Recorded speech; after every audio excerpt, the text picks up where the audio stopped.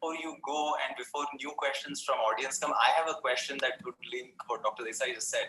So there is a conception, and maybe wrongly, but that these new therapies, cell gene therapies, will start to focus on very targeted segments of patients or illnesses or diseases, which may seem contradictory because we also have large patient population, and you talked about economies of scale to bring the cost down, especially in the Indian environment.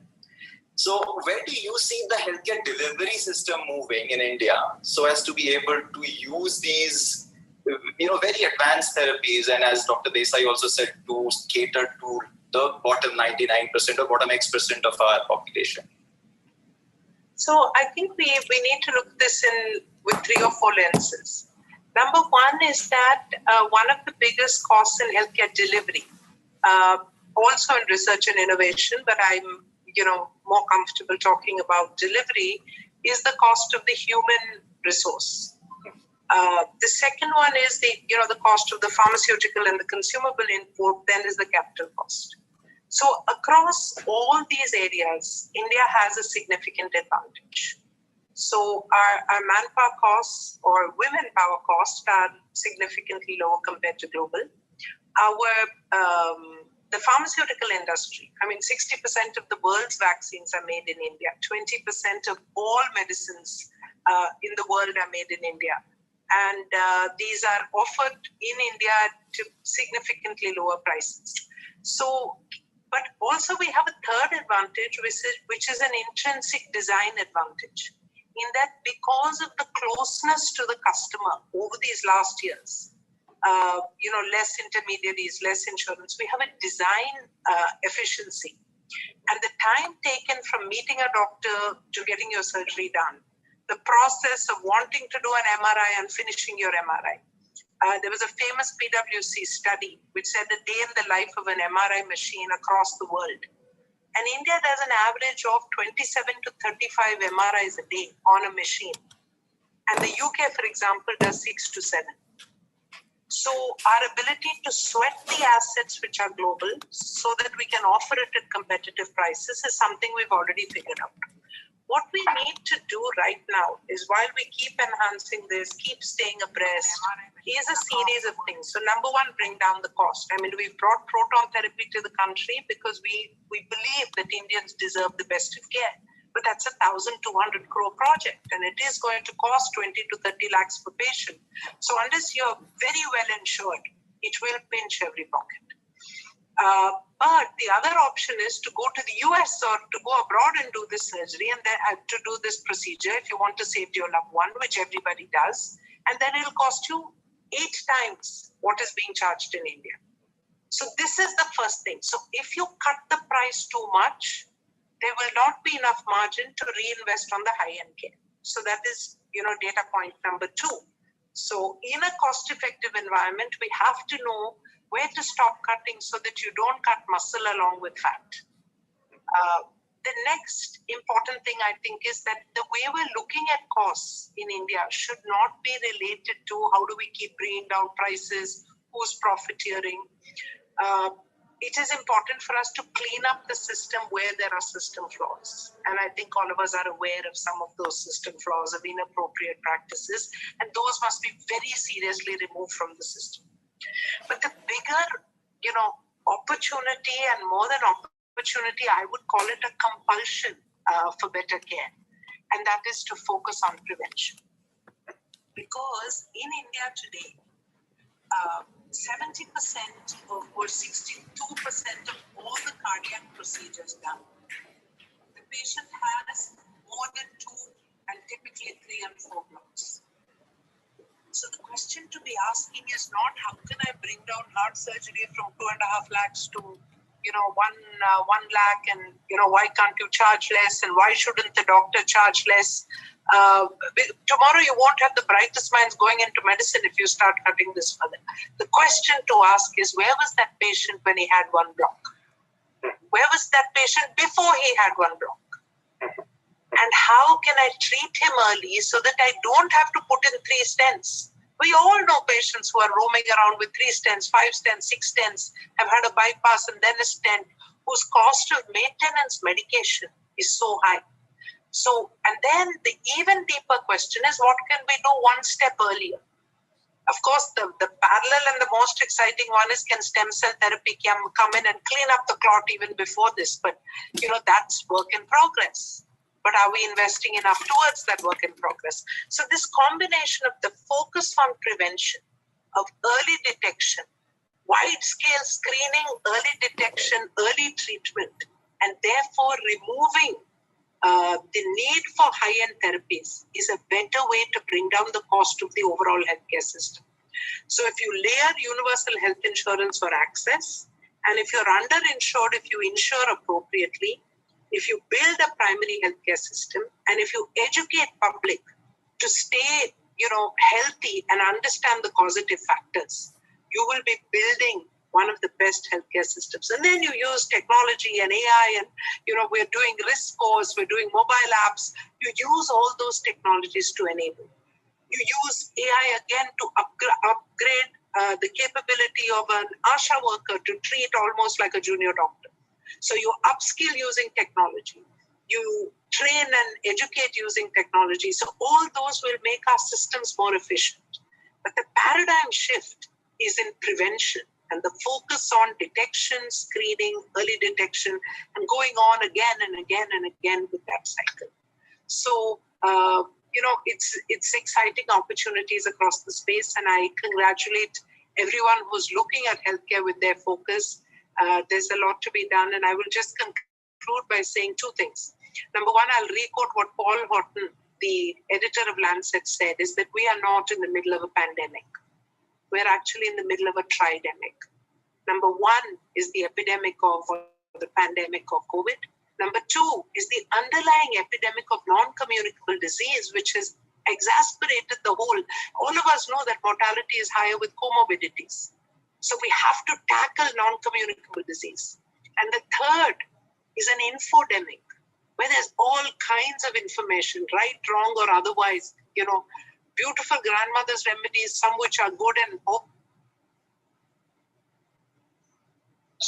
our geo cloud.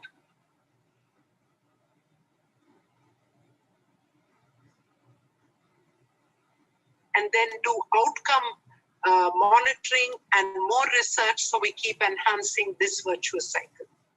I will end by saying that, I think this is the most noble profession and the best space to be in, because in addition to doing good for yourselves, you do good for the world and for humanity. And people have, so many have lost their lives during this time. So if anyone's looking to commit themselves to healthcare, you're taking the right decision. So with this, I'm going to excuse myself. It was a great pleasure talking to you. Very nice meeting you, Dr. Desai, and thank you, Dr. Dio. Namaste. Thank you, Dr. Reddy. We have a couple of minutes, 1 minute still. So, Dr. Desai, if you could hang around and maybe, talk about one thing that Dr. Reddy left with, which is move towards prevention, right, before we get to cure. What are the exciting opportunities using cell and, the gene therapy for Indian populations in that space, and how are you approaching it?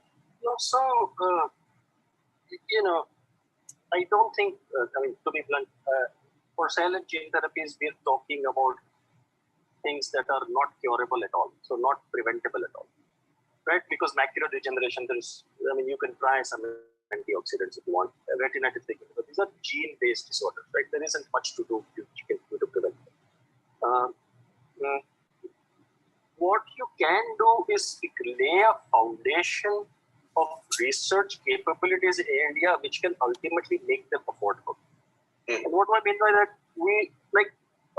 The first FDA, I just talked about the first FDA-approved gene therapy, right, which costs $450,000.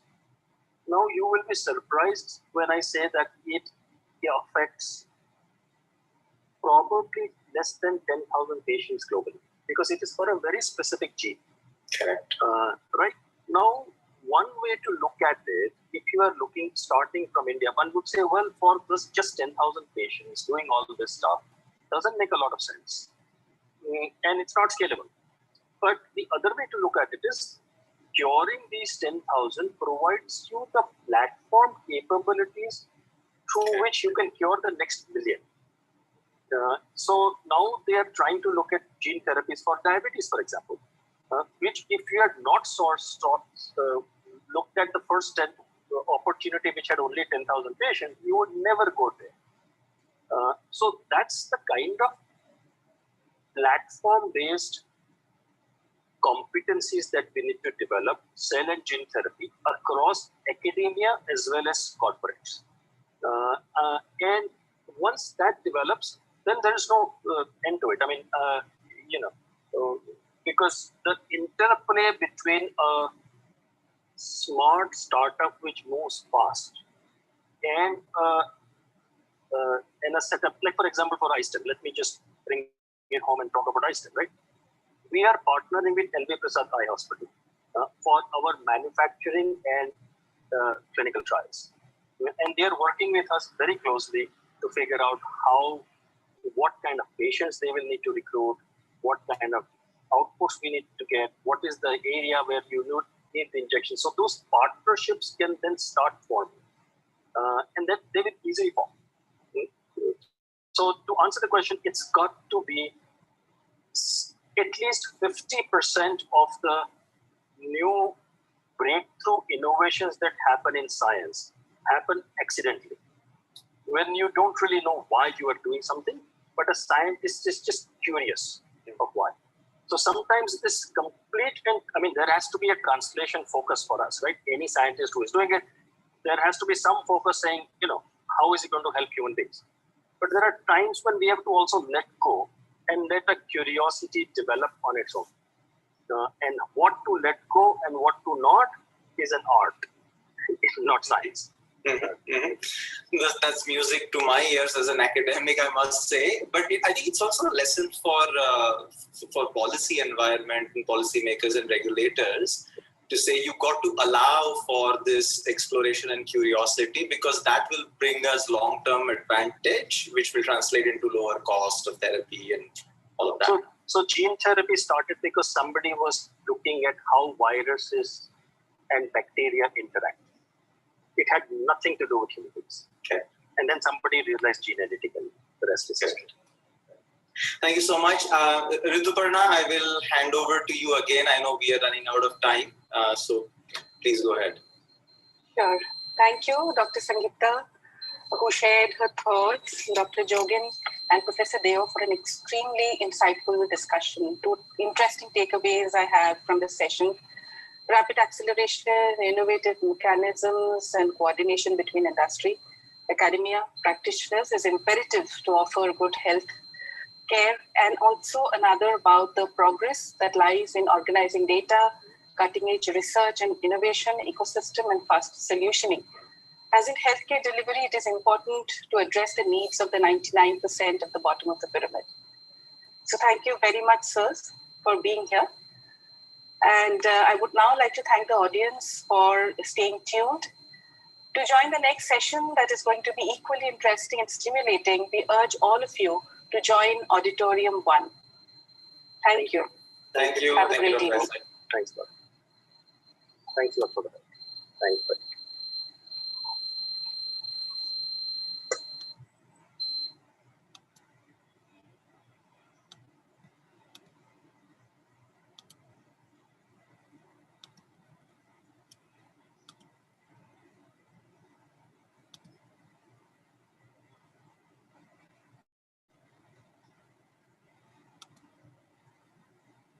In space as much, but I can tell you in general, in terms of privacy and guardrails that we have at Amazon, we let go of a lot of opportunities, even in the customer space, in terms of the kind of advertising avenues out there. We only partner with very few in terms of that is in line with the kind of data that we want to partner and exchange with. So it's very regimented in terms of how much both customers' data as well as sellers' data. And like I would not imagine, I'm not 100% sure of all the initiatives there, but from a general privacy guardrail, that looks like a very long reach for something to happen in that space. I would not expect that to happen. Okay. So I think we have run out of time. In fact, we probably are a little over time, but no, I would like to personally thank both of you, Arijit and Kishore, for a wonderful session. Thanks for your thoughts, insights, and things that Google and Amazon are doing in this space. I think this is a very exciting space to be. These are exciting times in India and worldwide, for digital technologies and e-commerce and retail. And no, I mean, in some way, shape or form, we all are involved in that. I, as an academic and as a researcher, of course, work in this space from an academic standpoint. But it was great hearing you. Thank you very much for joining us. And I'll hand over back to Deeksha. Thank you. Yeah. Thank you for having me. Our pleasure. Thank you, Professor Soni. Thank you, Kishore Thoda and Arijit Sarkar, for helping us understand what goes behind in building a robust digital ecosystem and enabling consumers to live a comfortable life. Completely agree that India is at a unique inflection point. So thank you to Amazon and Google India for investing in India and building products which are relevant and easy for consumers in India. Thank you so much for this discussion. Thank you. Thank you. It's been a privilege to speak. Thank you. While we're waiting for everyone to join the main Audi, let's hear it from our alumni about their experience of the PGPMAX course and how it has transformed their professional and personal journey.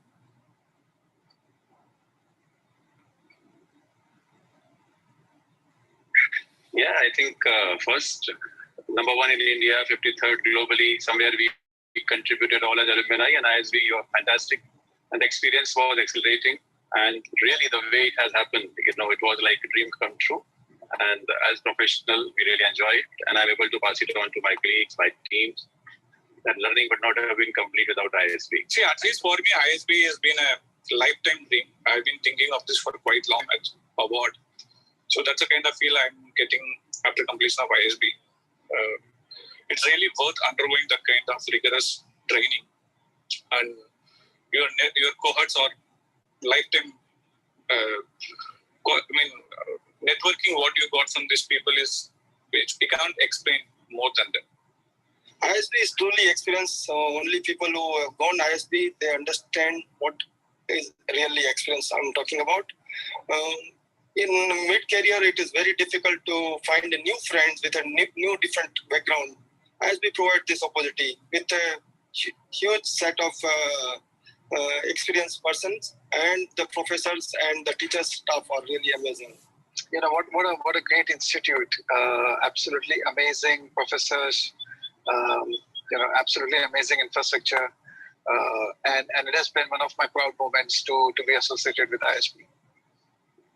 Has been very reflective, I must admit, because what ISB PGPMAX program gives you is access to a lot of global resources, be it your professors, be it different cases, different challenges across the globe who are industry leaders. And you can just pick up the phone and talk to them, even if it is at wee hours of the day or the evening. And last but not the least, it equips you with different models to engage with and solve business problems.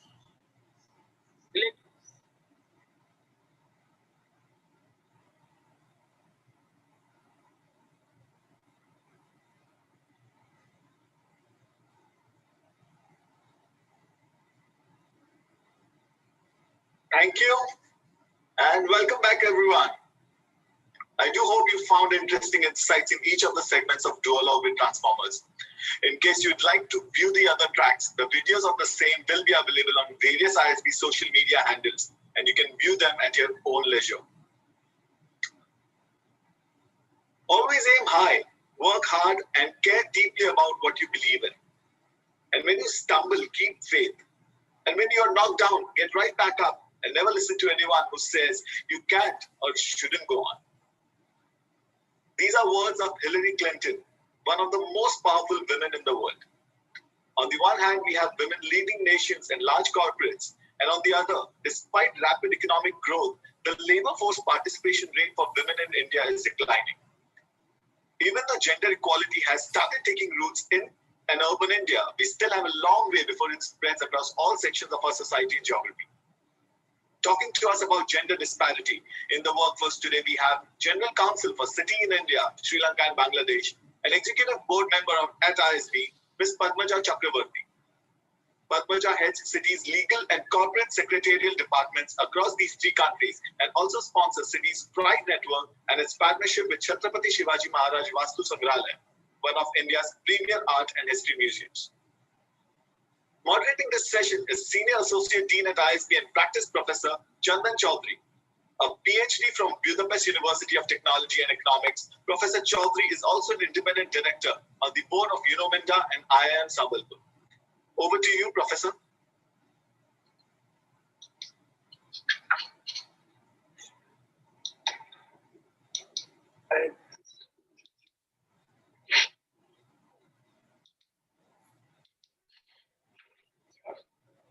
Yeah, the camera is not starting out.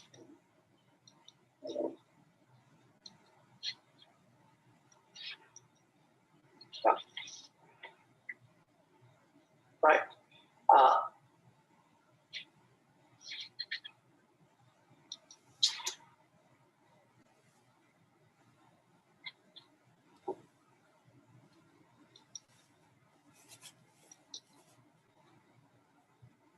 Pratik, can you hear me? Pratik? Audible. You're audible, Professor. Yeah, but here the video is not starting. Yeah, I think there's a little technical problem. Yeah. Anyway, I get started. Padmaja, it is great having you in this session.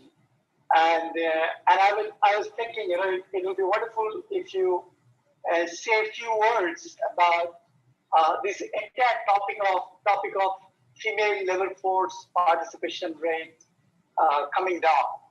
So some general comments, it will be wonderful. Certainly. I just want to start by saying a big thank you, Professor Chandan, to you and the entire Alumni Engagement Office for putting this together. I've been attending some of this and it's been absolutely fantastic. So it's an absolute pleasure to be here today and be able to not only listen, but also engage and participate. The first thing I just wanted to say is that, in terms of why we should even care, like why should organizations even talk about inclusive workplaces? Why does it really matter? And why should anyone on this call, at 7 p.m. on a Saturday evening, take the time out to listen? I think the biggest reason, and I'm giving people a reason to kind of listen and really engage in the next 1 hour, is because everyone who is a part of the ISB family, I am assuming, has a passion and an ambition to build a successful business and to be part of a successful business, whether it is as part of a large conglomerate, whether it is a startup, whether it is a completely digital initiative, regardless of what it is. The aim and the ambition and the hunger, I am assuming everyone on this call has, is to succeed. And it is an organizational imperative that to be a successful business today, you must build an equal and an inclusive and a diverse workspace.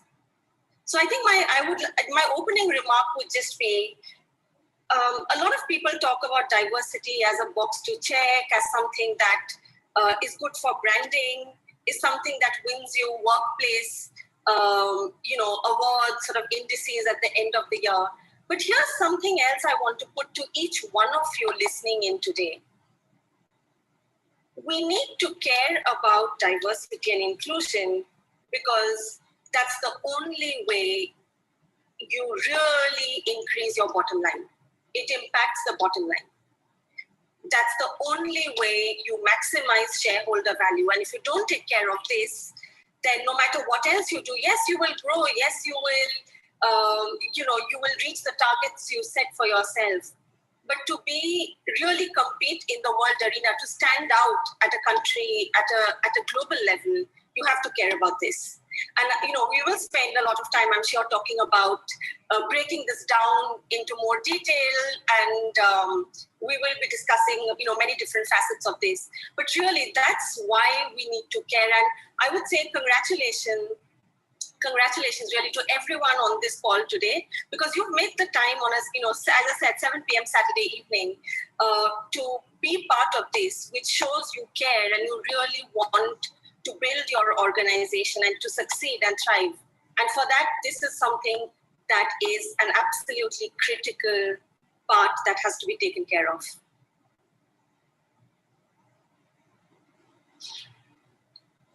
I'll pause there, Professor Chandan. I think we are getting. So that was, I think that was wonderful.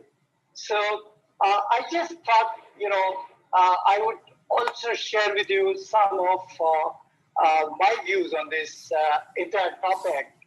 Now, if you look at what's happening in India, since 2005, we have seen that female labor force participation rate has been steadily coming down. So that's number one. And if you just look at the G20 countries, we are today the worst. In fact, earlier Saudi Arabia used to be the worst in terms of female labor force participation rate. Today we are the worst. So it has come down from almost 32% to now a little above 20%. So we actually did a study from ISB to understand why is it happening. We made an attempt to look at one dimension. Can India do something specifically in skilling women, and through skilling, can it really improve the female labor force participation rate? And we had some very interesting observations. First of all, we saw if somebody else is paying for the training of a woman, then the percentage of women participating in training increases. For example, you have this government's initiative of PMKVY program, where government makes investment in skilling. So men and women are allowed to go through training programs to acquire new skills or to sharpen the skills, to get certified and to get jobs. So we partnered with National Skill Development Corporation. We actually studied a lot of data, and we partnered with Hero Motocorp, which actually supported the research project. Now, our study shows that if the program is free, parents don't need to pay money, you find more women participating. In fact, percentage of women was more than men. Now, one interesting insight was more percentage of women got certified. We also found more percentage of women actually got jobs. To be very specific, some 70% odd people getting certified. Out of that, 92% of the women get placed. But for the same job, we found that women gets less salary. So at a country level, we got an average of 17% difference for the same job. So female gets less salary. So that was one. Second thing, we found that many women were actually dropping out from training. So we made an attempt to understand why women drop out. We found one of the main reasons was objection from family. Family members not allowing women to continue the skill training. That was number one. Number two, we found that there was this problem of marriage. The moment there's marriage, they give up the training program. And the third thing, we found that inflexible timing of the skilling. So these were, some of our findings. Just to sum up, as far as India is concerned, women contribute 17% to GDP, but women get less salary by 17% than men for the same job. So Padmaja, I would like to get started with you because you got a fantastic, career growth kind of work you have done during your professional career. For many of us, it is a great inspiration. For both men and women, it's a great inspiration. So we want to listen to your own story. We want to really understand, if you look at your growth, what were the success factors? Was it your hard work, commitment, not giving up? Or was it the kind of support you got from your organization? Or was it kind of support you got from your family? Or was it a combination of all that? So we want to listen to your story, Padmaja. Over to you. Certainly, Professor Chandan, I'd be very happy to share my story, as you said. You're okay with your camera? Do you want to take? I'm okay to pause for a minute if you just want to check. I just want to ask the technical person. Yes.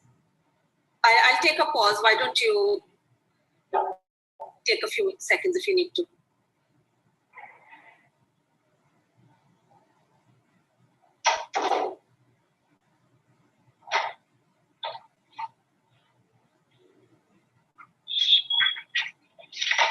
Yeah, just a moment. I'll just see whether we can fix. Yes, please take your time.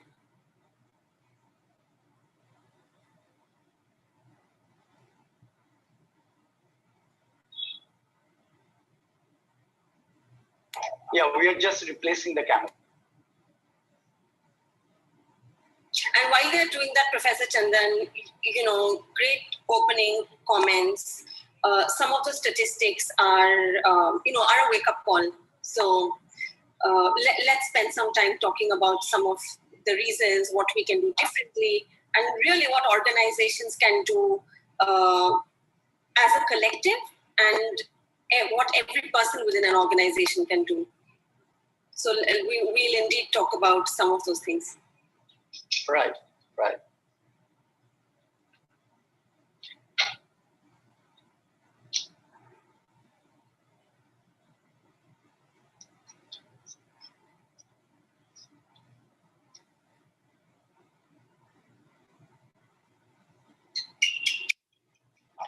Maybe, just to save time, Padmaja, you could... get started? Sure. Yeah, you could continue, and I'm trying to get the camera. All right, no worries. I'm very happy to do that. Right. I think the biggest thing that took place in my life, a lot of people do different things in their life, but ultimately, it's an accident of birth, like where you are born and the kind of family you are born. You don't choose that. That just happens to you. And I think I was incredibly lucky in that respect because my childhood, growing up in the family that I grew up in, I had incredible role models. And they were not role models that I saw at a distance. They were role models that I grew up with. My grandmother, for instance, incredibly independent-minded, and really sort of, epitomize the qualities. And this I'm talking about is in the early 80s. And at that stage, she really, lived life on her own terms. And I just grew up seeing that. So for me, it wasn't anything out of the ordinary. It was just how things were. My mother, for example, again, hugely inspiring. My mother would never take, an average. And I just want to just clarify that the environment I grew up in, it wasn't like, my mom was a tiger mom, a stereotypical tiger mom, and she really gave me a hard time for not working hard. It wasn't that. It was just that she aspired for excellence herself. And I just grew up seeing that. And there was a lot of thought leadership in the women around me. So they weren't just strong, independent women. There was a lot of independent thinking, and that was always encouraged. And the other thing I grew up with seeing, and so I have two elder sisters, so we are three sisters, and I'm the youngest of the lot. So again, with my sisters, incredibly driven, hardworking, doing well at school was just something that I saw them do every year on year. So for me, my environment was such that there was a huge premium on education and paying attention to that and doing well at that. And there was a lot of emphasis placed on having an idea of what you want from your life.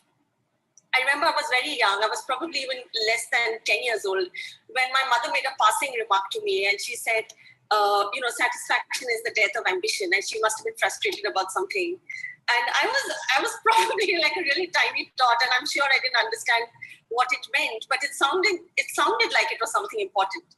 And it stayed with me, and eventually I did come to realize what that meant. So that was just kind of my environment growing up. And I saw a lot of emphasis being placed on thinking independently, having your independent income, not depending on anyone for the basics that you need in life. So I think, and I'm saying this because I think that really shapes you for the rest of your life. So, and we will touch on this later as well, Professor Chandan, I'm sure, just the importance of having role models in your life. The other sort of factor that possibly shaped me from a very early age, I had this huge admiration for excellence. It could be anything, excellence in sports, excellence in music, but I would see tennis players, like I would see, I don't know, how many people on this call, you saw Steffi Graf play, saw Monica Seles play, but these were exceptional sportswomen. Growing up in Calcutta, football was a big thing. So, you would see Pele, you would see Maradona, and there was just excellence. And for some reason, it really fired my imagination when any kind of excellence. And then to me, it sort of became a part of my thinking that I want to be excellent myself in what I do. And that was a very early sort of shift in my own thinking about what I want. So from a very early stage in life, I had an idea of what is it that I want to be excellent in? Because you could be excellent in many things. And I also came to realize that all of that excellence is the product of a lot of hard work. There is talent for sure, but there is an incredible amount of hard work. And, as I grew up, my sisters grew up before me, and I saw them go into academia and do really well in their respective fields. Today, they are leaders in their own disciplines.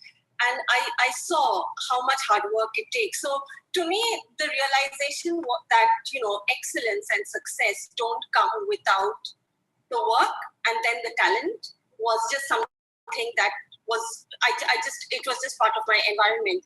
So that's kind of just, the factor, and that's part of my nurture. Like that's the nature and the nurture. And I'm talking mainly about, let's say, my school years. But then because there was such a big premium in education, and for some reason I wanted to be a lawyer, and I knew I wanted to be a lawyer when I was 14 or 15. So I looked at where could I get the best legal education.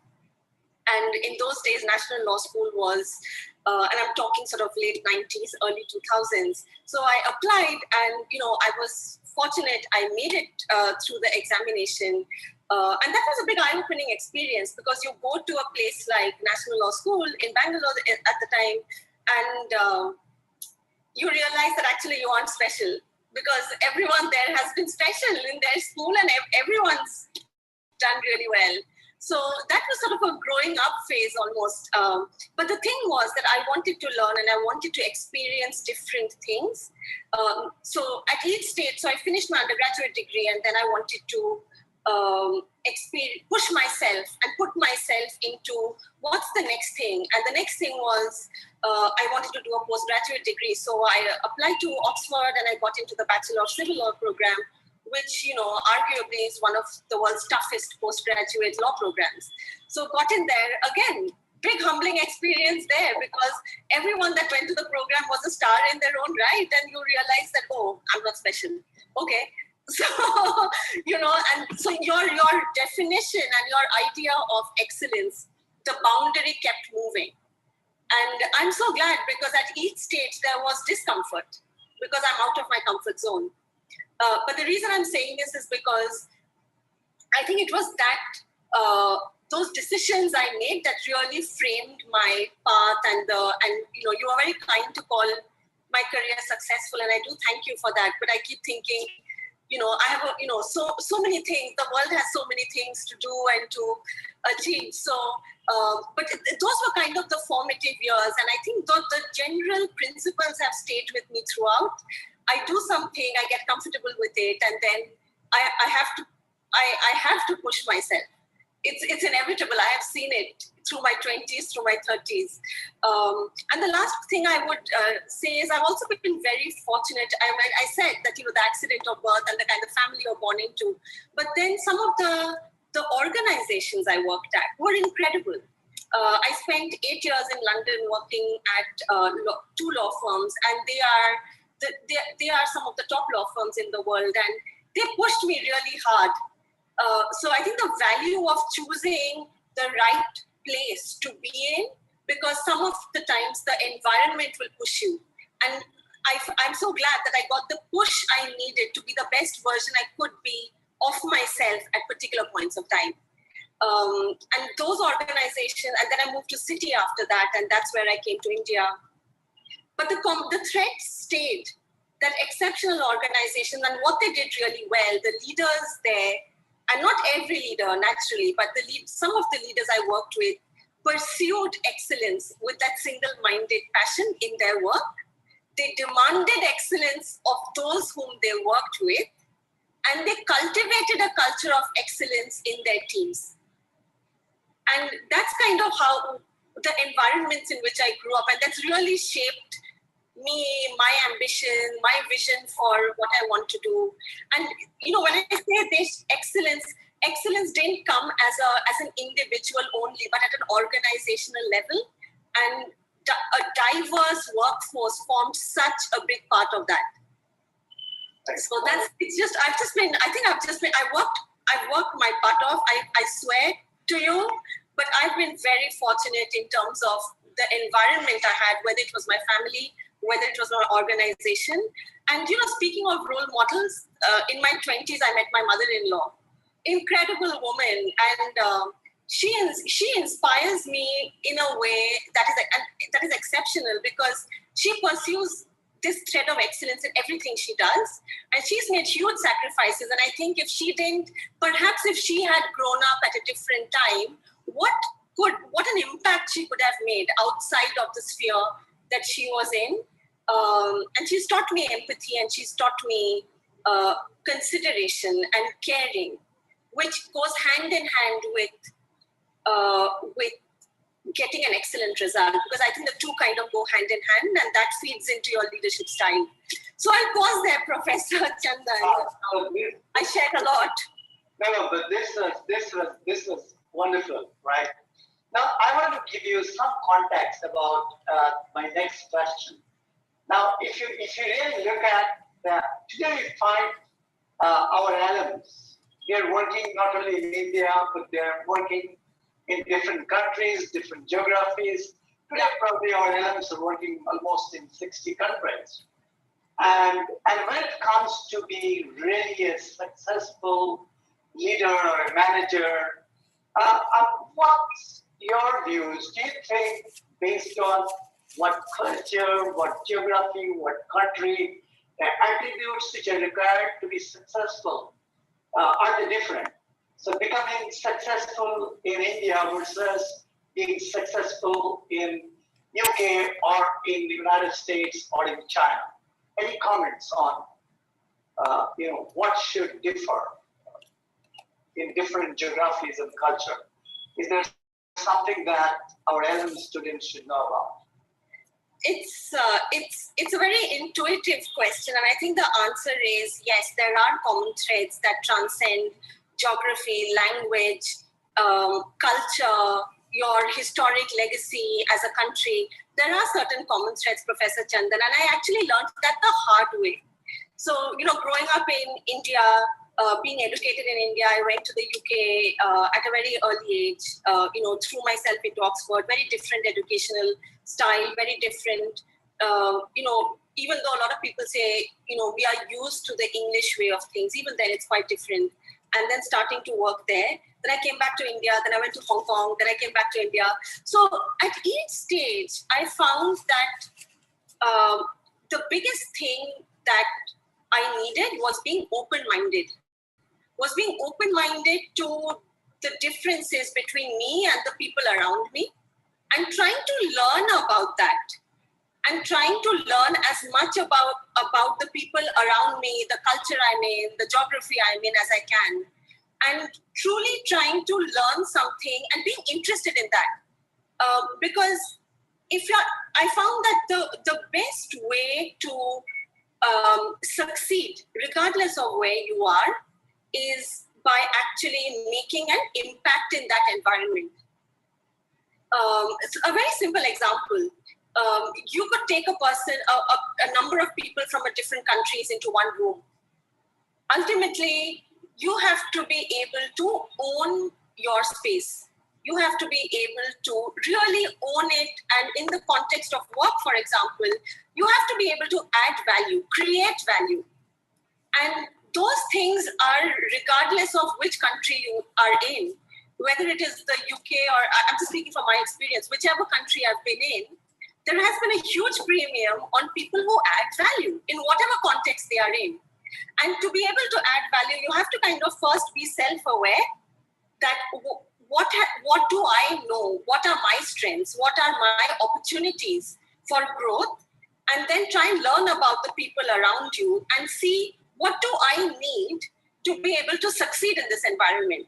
And Professor Chandan, I think everyone's definition of success is different. So the most important thing is once you've been able to identify what your idea of success is, then you have to, whether it is a conversation, an informal conversation over drinks, whether it is a meeting room with a lot of senior executives around, it doesn't matter what the context is. When you speak, you have to own it. And that comes from experience. It's a lot about confidence. It's a lot about having, it shows on your face. Are you open-minded or not? Do you have a smile? How do you carry yourself? And these are some of, because, I'm assuming that everyone who's listening in, everyone who's ever been at ISB, who will be at ISB, will have the substance. You will have the content.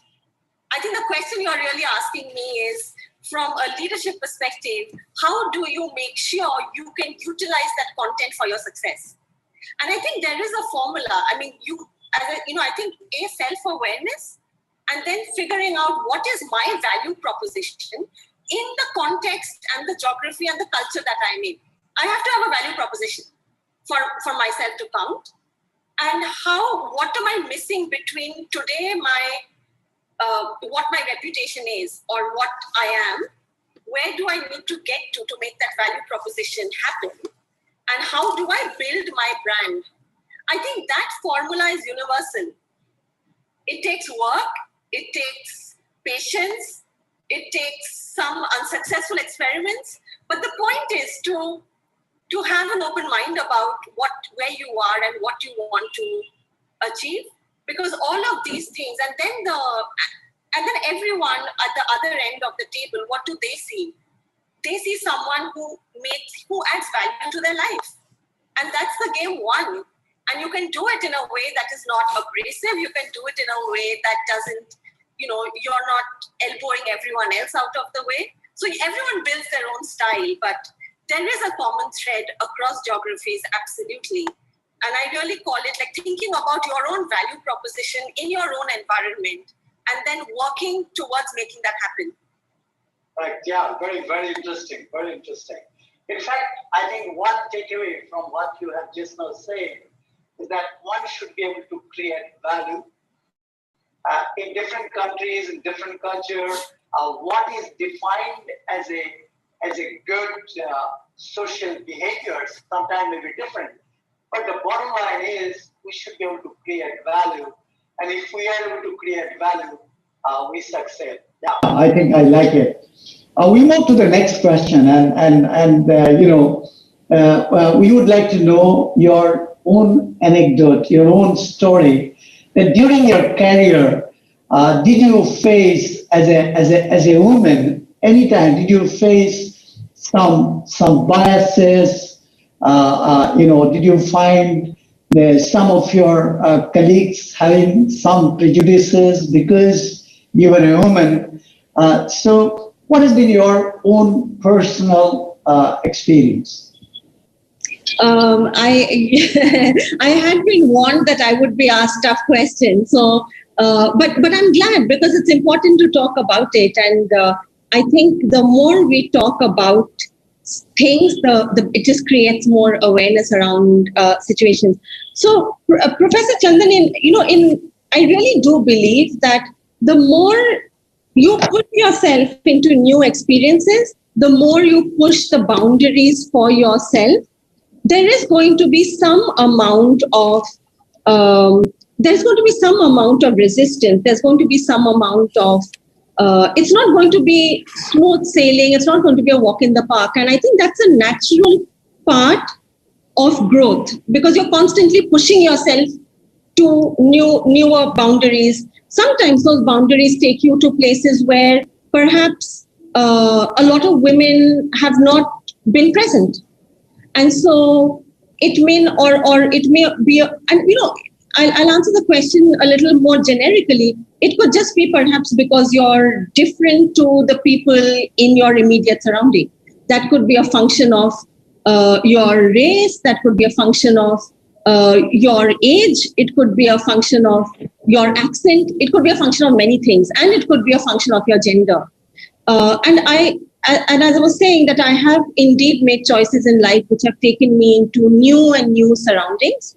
For me, the main thing has been, Professor, I always start by giving people the benefit of doubt. So in any engagement, because that's how I grew up. Like for me, my upbringing was very much sort of, it was no big deal. Like aspiring and wanting to, achieve wasn't unique to men. I saw that. So to me, it was almost like, of course, it was natural. So, I always give people the benefit of doubt, saying that, they're coming from the right place and they're coming from the right objectives.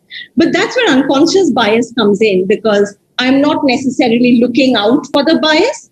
And perhaps I myself am not looking out for the own biases I myself might have. So where I have encountered conscious biases, Professor Chandan, I've given people leeway like once, perhaps even twice. But if I've seen a behavior repeat itself beyond a couple of times, then that's where I strongly believe that I hold myself accountable for speaking up for myself. And I kind of believe if I don't speak up for myself, I can't expect anyone else to.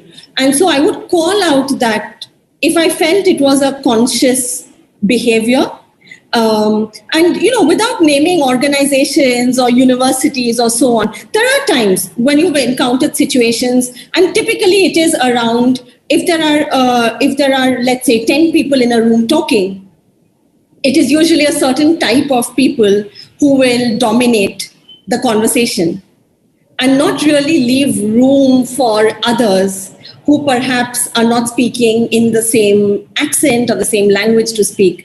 So I think calling out conscious bias is very important.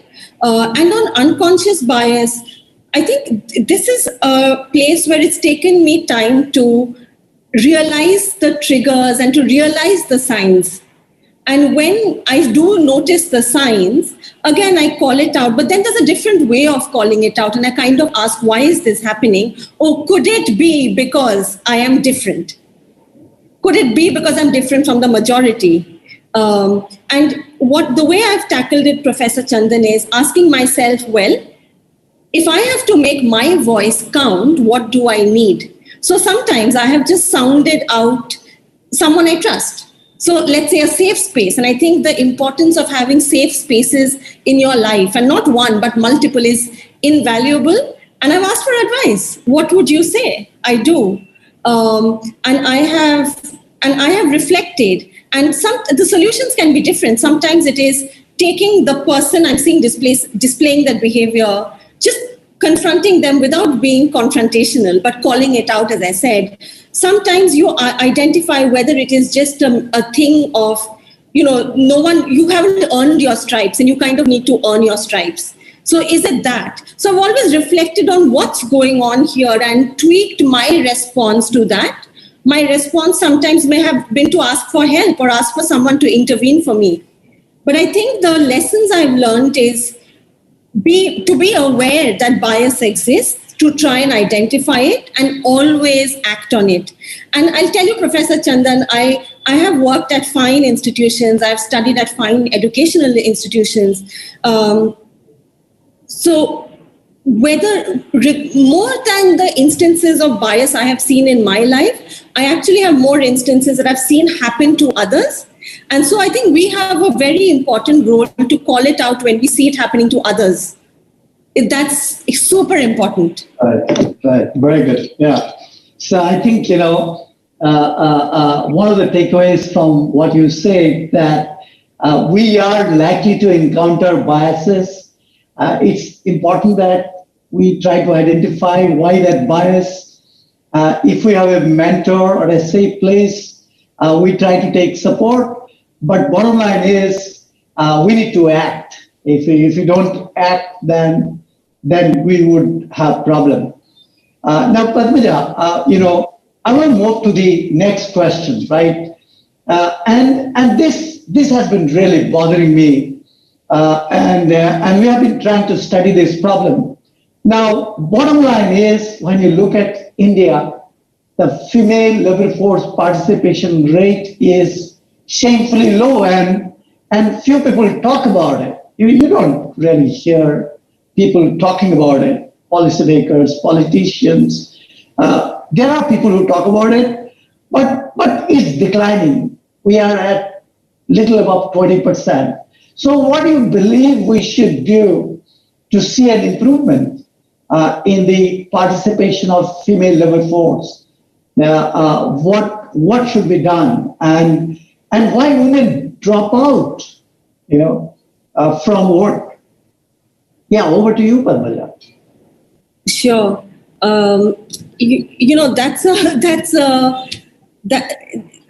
This question is perhaps going to be the most significant point of the hour that we spend together. And I say that because, ISB, what is ISB? It's a cradle for some people as they set off on their careers being businessmen and businesswomen. And it is a catalyst for some, like the PGPMAX program. There are accomplished professionals who attend this program. They're not at the start of their career. They've accomplished things and then they've come to this program. So for them, it doesn't have to be a cradle, but it's a catalyst. And it's a cradle and a catalyst to build successful organizations. And I think each one of the persons that ever passes through ISB or has anything to do with ISB, the greatest thing is the realization that we have to act and that it takes all of us. It is not HR's responsibility. It is not just senior management's responsibility. It is actually everyone's responsibility. It is not only the women leaders' responsibility. It's not just the women's responsibility. So I think the realization of, as I said at the beginning, going back to it affects the bottom line. You want to build a successful organization, let's bring the talent let's bring the female talent in. So I think that's just an organizational purpose, I would say, is where the biggest change needs to be. And it's very simple, let's just look at it this way, Professor Chandan. If you today, you want to, I was listening to, speakers from Amazon and other places before our session. These are companies that have grown exponentially. But that growth hasn't come only from targeting one particular customer base. So if you want to be a successful company, you want to attract as many customers. But if you don't know what the majority or pretty much a huge chunk of your customers think, what do they want? What do they think? What are their priorities? Then you're not going to act your bottom line. So it's very simple, actually.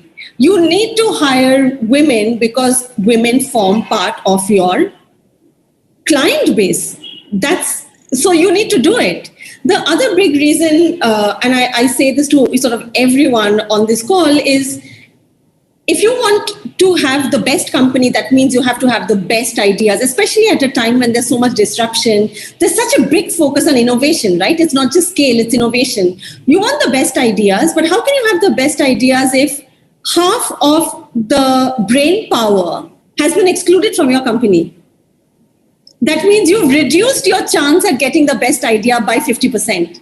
Yeah. And finally, your chance at creating an engaged workforce. You know, it's not only women who care about women, and a lot of people want to work at companies that value what their employees think. And you're not going to really get a lot of employee engagement if the employees see that the company doesn't listen to the women in the workplace. So I think there are very, very fundamental reasons why companies need to care. Now, how do you then translate that into actionables? And I think, Professor Chandan, it takes, as I said, it takes different ranks of people. So senior management, they are the ones setting the policies. They are the ones setting the tone of the company. They are the ones holding people across accountable for performing up to those standards. So the role of senior management is huge. But the role of senior, it's not only senior management's responsibility. You come to middle management. So you come to sort of your team leads, your people managers, and they have a huge role in setting. Would you say something about what should the role of women leaders? Because I was planning that we'll also give some time to audience to ask questions. So I think you have really shared some very interesting viewpoints. So I wanted to know what women leaders can do. What can they do such that we are able to attract women? What can they do such that within an organization we are able to nurture women, groom women, do succession planning for them? So what women leaders can do? Professor Chandra, at the beginning I was saying that, it's every leader's responsibility. It's not only a woman leader's responsibility. But I think it's a very important question because there are some things that women can do specifically, not absolving, other leaders of their responsibilities. I think the biggest thing is women leaders can inspire other women to aspire. Just by being successful, breaking that glass ceiling can be hugely inspirational, can hugely motivate. So, I work at Citi as I was introduced, and Citi has its first ever female CEO globally. So in New York, Jane Fraser will be taking over as CEO in February, and that announcement has been made. I was so excited. Professor Chandan, I didn't sleep very well that night because I was just hugely excited. And I think that's a huge thing, that you just need women leaders to inspire others to believe they can do it. So that's one. The other is, I think women leaders play a very important role in accountability and in really driving the message in a very visible way. And in calling things out if the organization slips in its own metrics or its own vision. Because each woman will have her own experiences. Each woman may have gone through things that she now sees others going through. So calling that out and paying forward, I think that's incredibly important. And I'll give you an example from my own life. Like Zia Modi, I think everyone on this call, Zia is pretty much, a household name in corporate India. She runs one of the largest and the best law firms in the country. She's an exceptional lawyer. She's an exceptional businesswoman. She heads AZB and Partners. And Zia has been a huge mentor to me from a very early stage in my career. And I feel that is something. She pays forward the investment made in her. I receive that. I benefit and I pay it forward. So there is a very big domino effect there, and it multiplies. And I think that is something women leader can do to inspire others, to really pay forward and to look for the warning signs in others through the ranks. So, and making yourself available, I think that's something we must do. Make ourselves available to the junior most member of the organization. Not be inaccessible, but be relatable.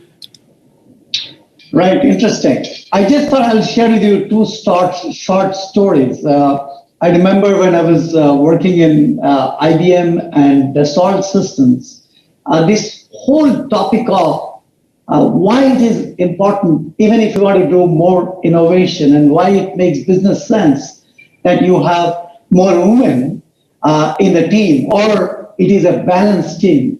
And as you rightly mentioned, we should not be losing out on the talent. And I still remember, the Bernard Charles, the global head of Dassault Systems, where I was a managing director. We used to have 11 managing director of 11 geographies. And when statistics were displayed about the participation of female workforce in our organization, not at junior level, but also in the leadership team, I was really feeling ashamed when first time my performance was assessed. And I remember Bernard Charles telling me that, Chandan, the problem is not with your country, the problem is with you. You got to believe that this is an important role and you got to make contribution. And over a period of time, I've seen some of my best team members in the management team were actually women. I'll move to the next question. And this question is I would like you to be as frank as possible and not try to be just politically correct. If you look at our own country, irrespective of which government has been in power, which political party has been in power, we have seen that female labor force participation rate has actually declined. And today, even if we compare with Pakistan and Saudi Arabia, we are worse. So something probably is wrong. Our policymakers are making changes. Are the interventions that government is doing, are they very marginal? What should be done to see some quantum jump in the issue of female labor force participation rate in our country? What can be done? Something which will be transformational. So it will be wonderful to get your frank views on that. Certainly, Professor Chandan. I'm going to say something that might not be particularly popular, but you did ask me not to mind the political correctness. I think if you think outside of corporate India, I think you were asking a question in a more generic way at a country level.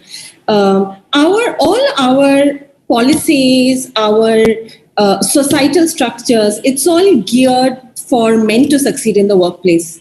Whether it is, the kinds of education that women are encouraged to go into, whether it is the amount of focus that is put on men's education versus women's education. And it starts at a very early age, right? Then women enter the workforce, but then, women get maternity leave of, now in India, 6 months, but men get paternity leave, if at all, of 7 days. So, what have we done? We have skewed the whole system to ensure that it is women that do the lion's share, whether it is of housework, whether it is child, bringing up the kids. And that's just how, so even if, you have a man that is actually willing to be an equal partner in a shared life, the fact is that that person is going to get 7 days of leave, whereas the woman will get 6 months. So the organization and our laws today, maternity is 28 weeks, is set up like that. And to really shake things up, you really have to do some of the stuff which enables people, should they wish to do, to actually go beyond what they currently do. So for a woman to get support from her partner, from her children, from her family, that means you have to make it possible for the family to run without the woman actually being there, which means you are changing things like at parent-teacher meetings. I know that, mostly the mothers will go. And if a mother misses a number of parent-teacher meetings, the teacher probably makes a remark. Whereas for the father, it's acceptable to miss as many, because the teacher just won't call it out. So there are changes that we have to make, whether it is from the very beginning, the way we bring up our boys. And again, I think my mother-in-law is hugely inspirational because, her boys growing up were taught how to clean, how to cook, how to do everything. And it starts from there, how we bring up our boys and girls. Then what support do we give the girls to really study what they want? How we make them aspire to excellence, and do we create that environment? It needs the family, it needs the law, it needs the government, and it needs the organization. Professor Chandan, you were talking about maternity, the laws in India, but when the maternity leave went up to 28 weeks, the number of women being hired dropped in a certain age group. Now, we've got to change that. Correct, yeah. I just wanted to share with you, that, studies have shown that in India, there are a lot of things that happen in the society. So a girl is killed before even she is born. And I still remember when I came back to India and I had my first child, I was so happy. I was distributing sweets, and somebody asked me, male or female? I first could not understand. I said, well, I got a girl child. Then the person said, Parvaile, next time you'll get a boy. Don't worry, you'll get a boy next time. I said, I'm happy. That's why I'm giving you sweet. So I think, if you are okay, I wanted to take a few questions from audience. Sure. I also wanted to encourage audience to type out on the chat if they have questions.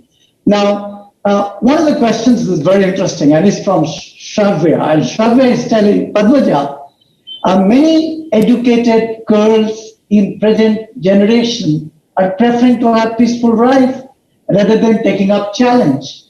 And she's asking, how do we bring about change in the mindset of young ladies? How do we make them more ambitious, and how do you motivate them so that they feel like contributing to the nation building? So that's a question from Shravya, and I will just... Professor Chandan, would you just repeat the first part of the question? I didn't quite get the first part. Many educated girls, they're not ambitious. Oh, got it. They want peaceful life. They're okay being, not taking up a challenging role. What do we do to motivate them to be more ambitious, to contribute to bigger cause, and not just be happy with a peaceful life and stay at home and whatever? I understand the question. Thank you, Professor Chandan. The line was a bit bad at the first bit. Shravya, thanks for the question. It's something that, has bothered me from time to time. When I've, met some people and I kind of think, you're so talented, you're brilliant, but why don't you want to aspire for more? And I really wanted to shake them and say, aspire for more. You have so much to contribute. But Shravya, I'll tell you one thing I've come to realize, that the choice is a very powerful thing.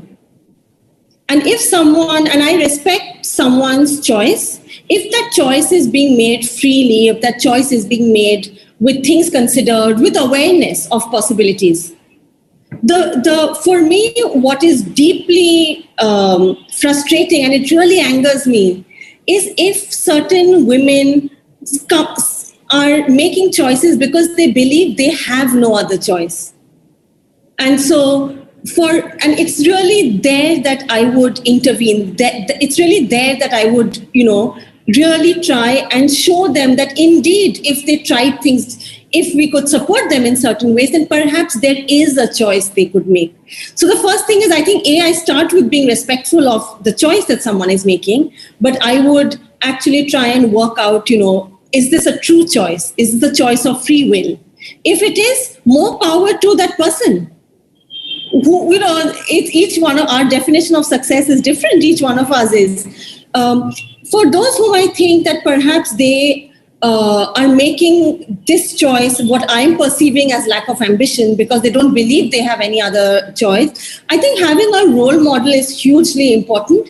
And Shravya, going back to the point I was making, having people you can see and you see how they did it, and asking for help. showing them that help is around, opportunities are available, and really showing them a path to that, and telling them it's okay to, put your hand up and say, I'm struggling with this, or I really need the help, or I need the support. The worst thing is a lot of women end up leaving the workforce because they feel they have no choice, because perhaps they've been put on a project that's, they went on maternity, came back, and got put on a project. It's a project that leads nowhere. They are just frustrated. They just believe the organization, I have no future here. And there you go, you've lost, someone. So that's kind of what I would say, that really to motivate someone, you really have to give them something that inspires them, and also give them the tools to overcome the challenges they are facing. They could be real challenges, they could be perceived challenges.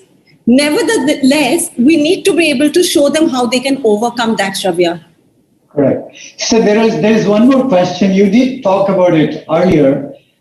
So the person is talking about unconscious biases. So what women should do, knowing that there are some unconscious biases. Any comments? Yes, absolutely. I would only say two things, Professor Chandan. Because I won't repeat some of what I said about unconscious bias, about, learning to recognize it, learning to question it. I would say two things, and because this question is posed specifically in the context of women, let's be slower to doubt ourselves. When we encounter a situation and we are being the subject of bias, sometimes we internalize it, or think, oh, it's our fault, or there's something we didn't do right, or and especially with unconscious bias, the system is geared to tell you that somehow it was a problem at your end. That's why, because unconscious bias comes from systems and practices, right? It's not an individual consciously doing something. So really learning not to doubt yourself first. And the second thing I would say is that resilience is a huge part of this, because everyone takes blows, and men and women. Because unconscious bias is, women are not the only one subject to it. It could come in the form of race. It could come in the form of your skin color, whether you're too young or whether you're too old. It comes in all shapes and forms, the targeting of unconscious bias. And Padmaja, the next question, is very interesting. The next question is that have you come across an article or a book, or based on your experience, a correlation between participation of women in the leadership team with the value that gets created for the shareholder? Meaning, shareholder getting more value when you see a reasonable percentage of women being there in the leadership team. And a resounding yes, an absolute yes, and unequivocal yes. And for the reasons that I mentioned before, that it has a direct correlation to your bottom line, because in your management team, you have people who can relate to your client base. You have people who are bringing up the best ideas.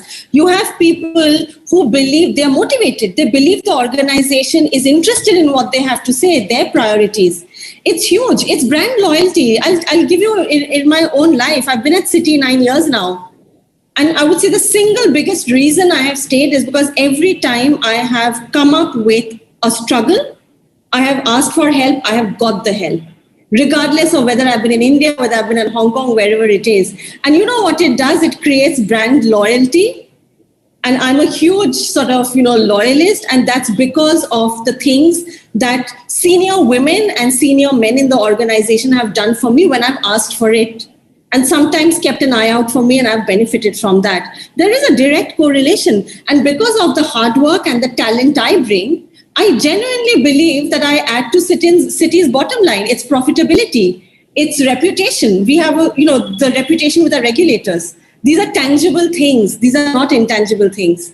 Correct. So yes, very interesting. I just thought, sharing with you as an anecdote. ISB was requested by Accenture. Accenture got a great commitment to enhance the percentage of women in the leadership role. So I remember they identified around 30 high potential women to groom leadership skills. And I was given the responsibility to act as a mentor for these 30 women. And I must tell you, Padmaja, it was a great excitement. So they were given project, they had to work on projects. We had formed teams, and they worked outside their working hours. Many of them actually set up a video conferencing facility in the kitchen room. So while they're conferencing after the office hours, while they're cooking, they're having internal discussion. Fabulous experience, outstanding projects, what these 30 women did. And I've come across many people, many students, many executives during my professional career, but these 30 women of Accenture left a great impression.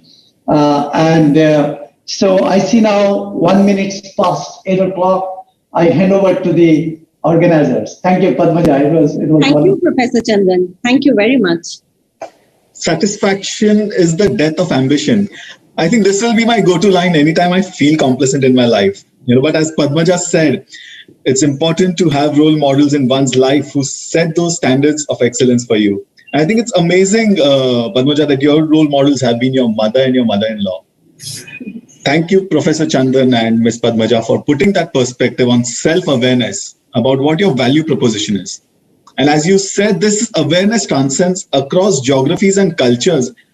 And yes, this idea just makes you put it right in front about what you bring to the table. In fact, we've had exceptional women leaders across our PGPMAX cohorts who have put themselves out there and not only trailblazed in their roles, but created a niche for themselves in setting standards of excellence. Yes. It's indeed a moment of pride for all of us that we've had such super achievers who've defined norms and changed the world around them. To name a few, we've had Bindu Krishnan, whose social enterprise, Siksha Dan, distributed 10,000 plus scholarships and empowered the underprivileged. We've had Mahua Mukherjee, whose startup, The Star in Me, received the top 10 startups of Hyderabad award and won the best software product in women-led category. And Rachna Jaiswal's efforts and accomplishments getting recognized by getting featured in Mr. Gadkari's 100 Successful Women Entrepreneurs in MSME. This list goes on and is ever growing. In fact, PGPMAX started with 9% women students in the first cohort, and it has now risen to 20% for the current cohorts. So I'm sure this number will keep on growing further. With that thought in mind, I would now like to request Ms. Padmaja to unveil the Women Power Gallery, which depicts the women alumni leaders across PGPMAX cohorts. Once again, over to you, Padmaja.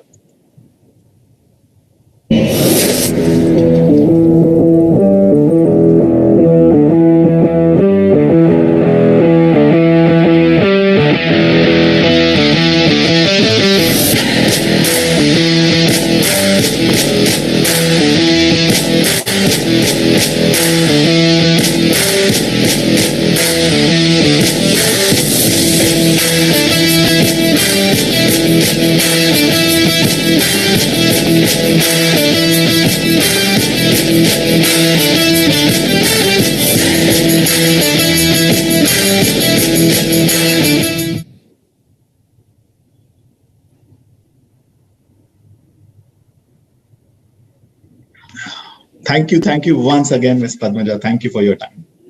Pratik, you're welcome. And I just want to say congratulations to each one of the terrific leaders who we just saw on that slideshow. Congratulations, and it's an absolute honor for me to have been asked to unveil that wall of fame. Delighted absolutely to do that, and I hope our engagement continues. It would be fantastic to continue to be in touch with each and every one of you. Yeah, thank you so much. I mean, it was a wonderful conversation, Padmaja. I must tell you that I have attended several conversations on this topic, but I must tell you this was one of the best conversations that I ever had on the topic of female level force participation rate. Yeah, thank you very much. I'm very glad. Thank you, all of you. Thank you once again, Professor Chandan, and thank you once again, Ms. Padmaja. Thank you so much. Thank you, Ms. Padmaja Chakravarti, for unveiling the wall, and congratulations to all our women achievers at ISB.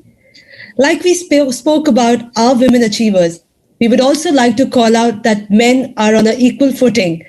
And one of our alumni, Akhilesh Srivastava, has written a book on a globally relevant topic, artificial intelligence.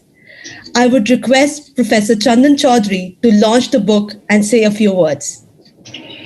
Yeah, so I must tell you this topic is very close to my heart, and this how is artificial intelligence tapping into construction industry.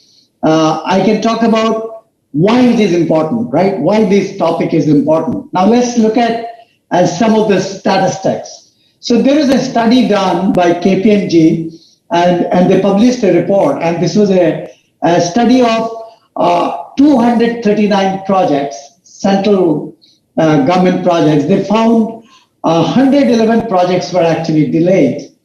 And the cost of the delay in terms of money was $26 billion. And you can imagine $26 billion, what all we can do to make our country a better place, to eradicate poverty, to improve primary education, primary health care. Now, there's one more study which was done by KPMG, and the study got published in 2019, I think sometime in the month of September last year. Now, that looked at a larger number of projects, right? 603 projects. Out of that, they found 45 projects were delayed. Delayed really, much beyond the scheduled time. In fact, the delay was by 49%. And the money value of that delay was $33.4 billion. So I think this is an industry which is using technology which are very, very obsolete. I believe artificial intelligence, machine learning can make a lot of difference. I'm glad one of the PGPMAX alum has written the book, Akhilesh Srivastava. I must confess, I have read the abstract of the book. I haven't read the book. I'm definitely going to read it. Congratulations to Akhilesh Srivastava. I'm, happy to be a part of launching this book. Thank you.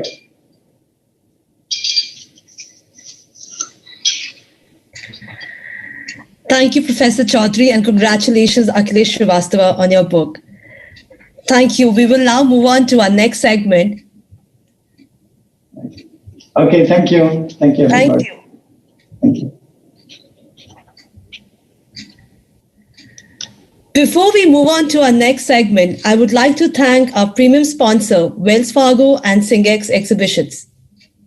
Wells Fargo India is primarily an extension of the technology, operations, knowledge services, and corporate support teams of Wells Fargo.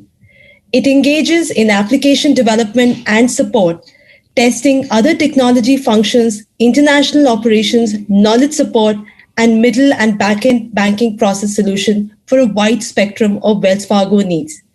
To find out more about Wells Fargo, you can visit Wells Fargo booth at the exhibit hall. Singex Exhibitions. Singex is helping manufacturing leaders leverage digital transformation to strike the right balance between ensuring staff safety as well as the revenue growth at IIoT India. To find out how they do that, visit Singex booth at the exhibit hall.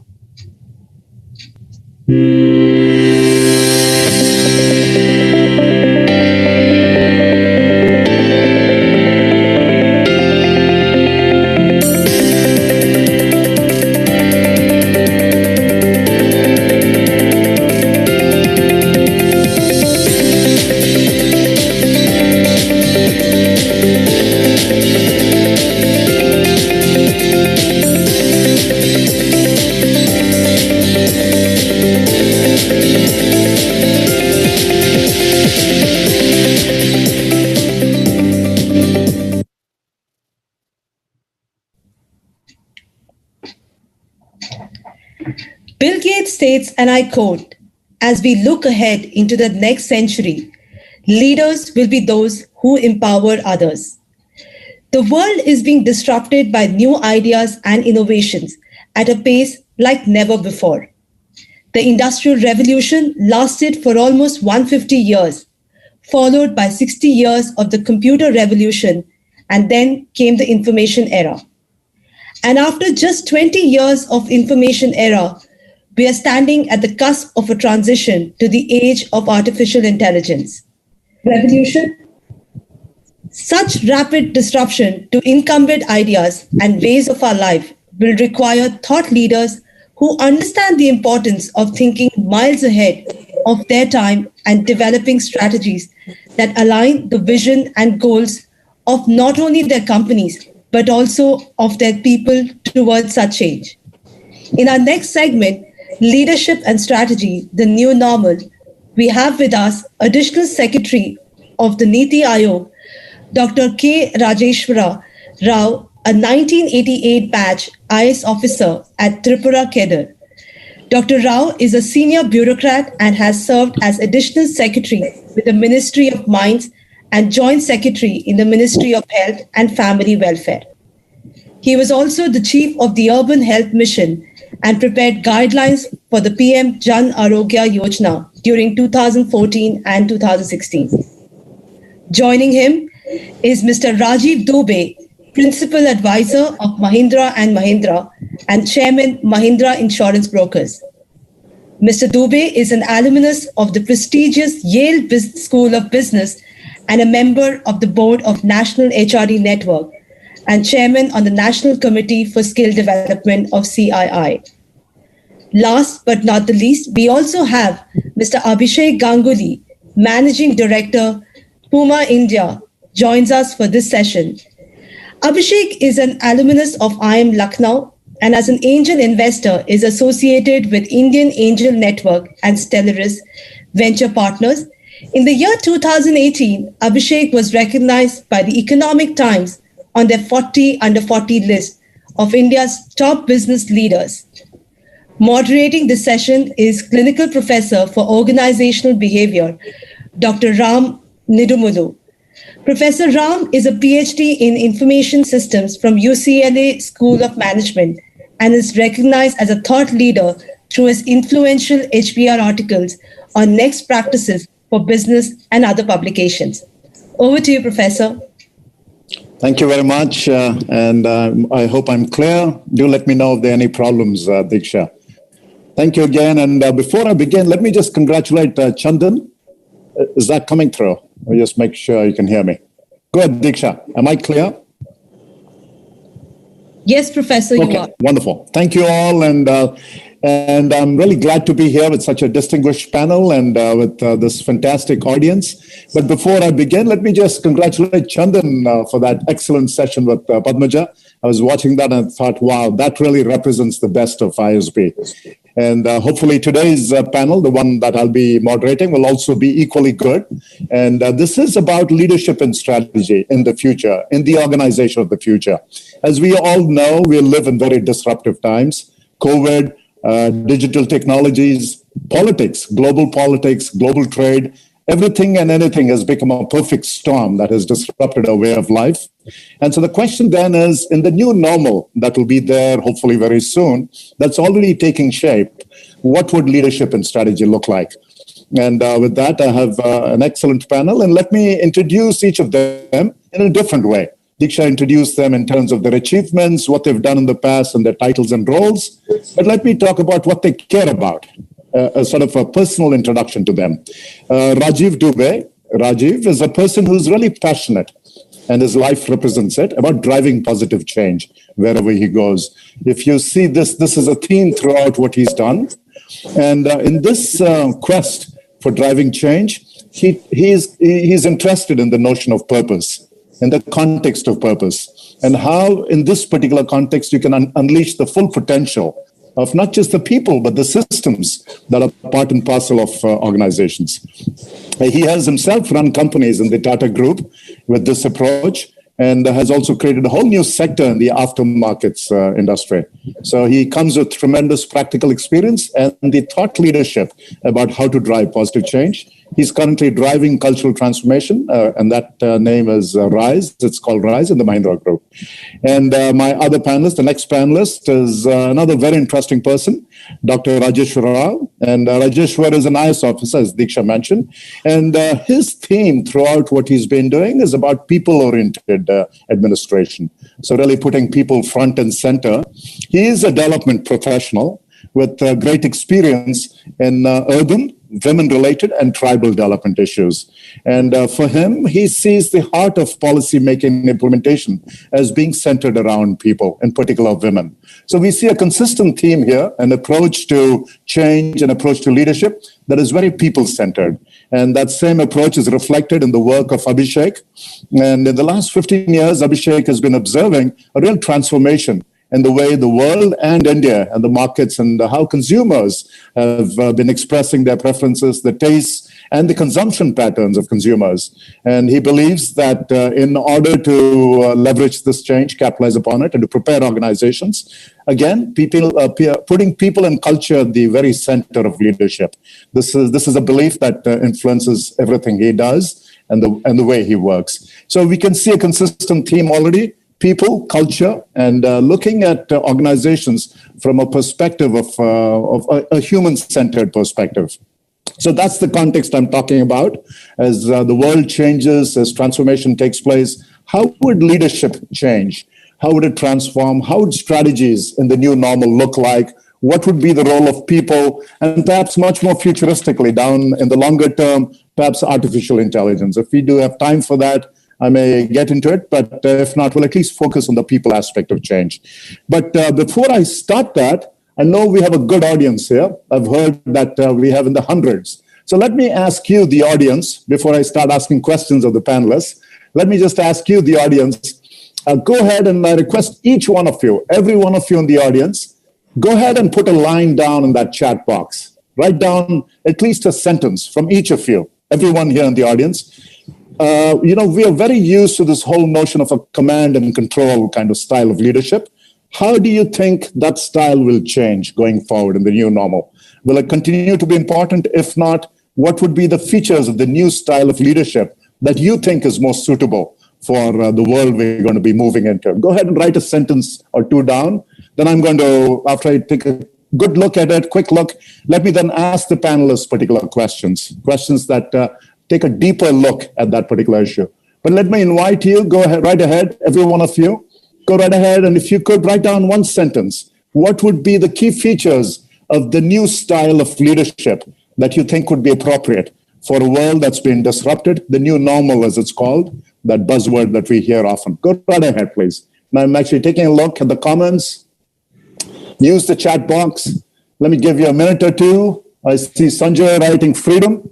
And go right ahead, others. What else would you think would be the key features? And that'll hopefully be interesting for the panelists also as I look at it.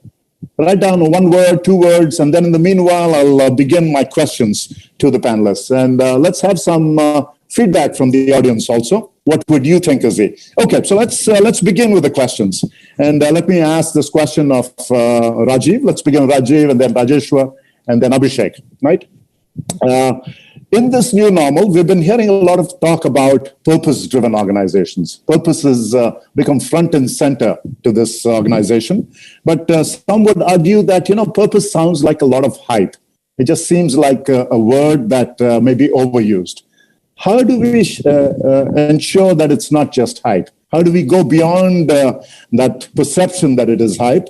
And what can we actually do to implement purpose? And why should it make a difference? And please feel free to use your experience. So how do you actually go about ensuring a purpose-driven organization? Rajiv, let me begin with you.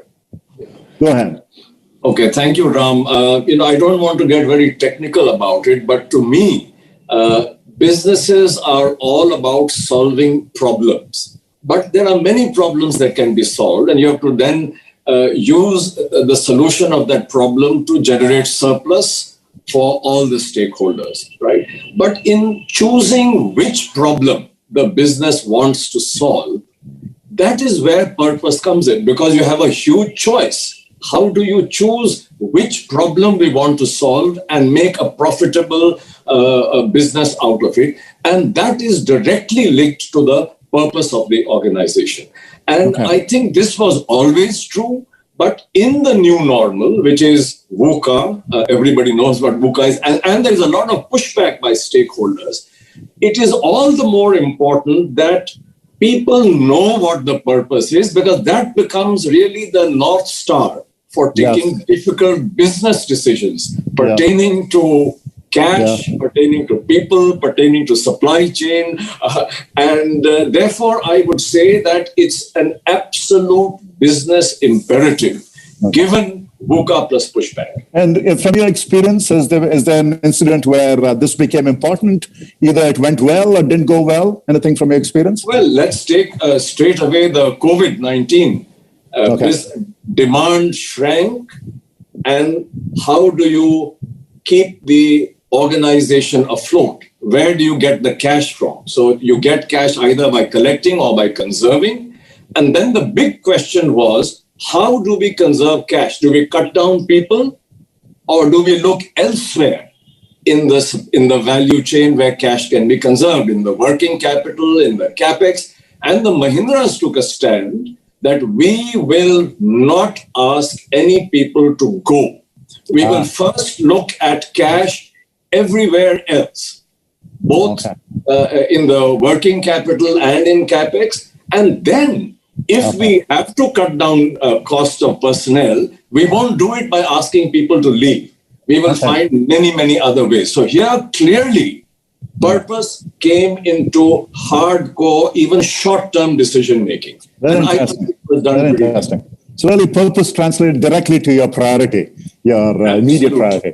Let me ask Rajeshwar, in the government, you're the additional secretary for Niti Aayog, tremendous responsibilities, a very large portfolio. How does purpose influence your way of leadership, and how could it make a difference in the coming new normal? And again, I use that phrase like a buzzword, but let me state it. How could it make a difference in the new way of governing that may be possible? Go ahead, please. Thank you, Professor Ram. This new normalcy and situation has given a lot of challenges to the entire civil services community in the district, state, and the union level. So, because of the emerging scenarios and situations, the sensitivity to address those problems in a time-bound manner, and also understanding what is the purpose of a program or a scheme and activity at the district level, at the block level, and also state level, which has helped perhaps to address these challenges. If I give a specific example, the PMGKY, Garibi Kalyan Yojana, which is a mega program in 120 districts, which was done by involving large number of stakeholders, understanding the requirements of these migrant workers and what can give them the relief.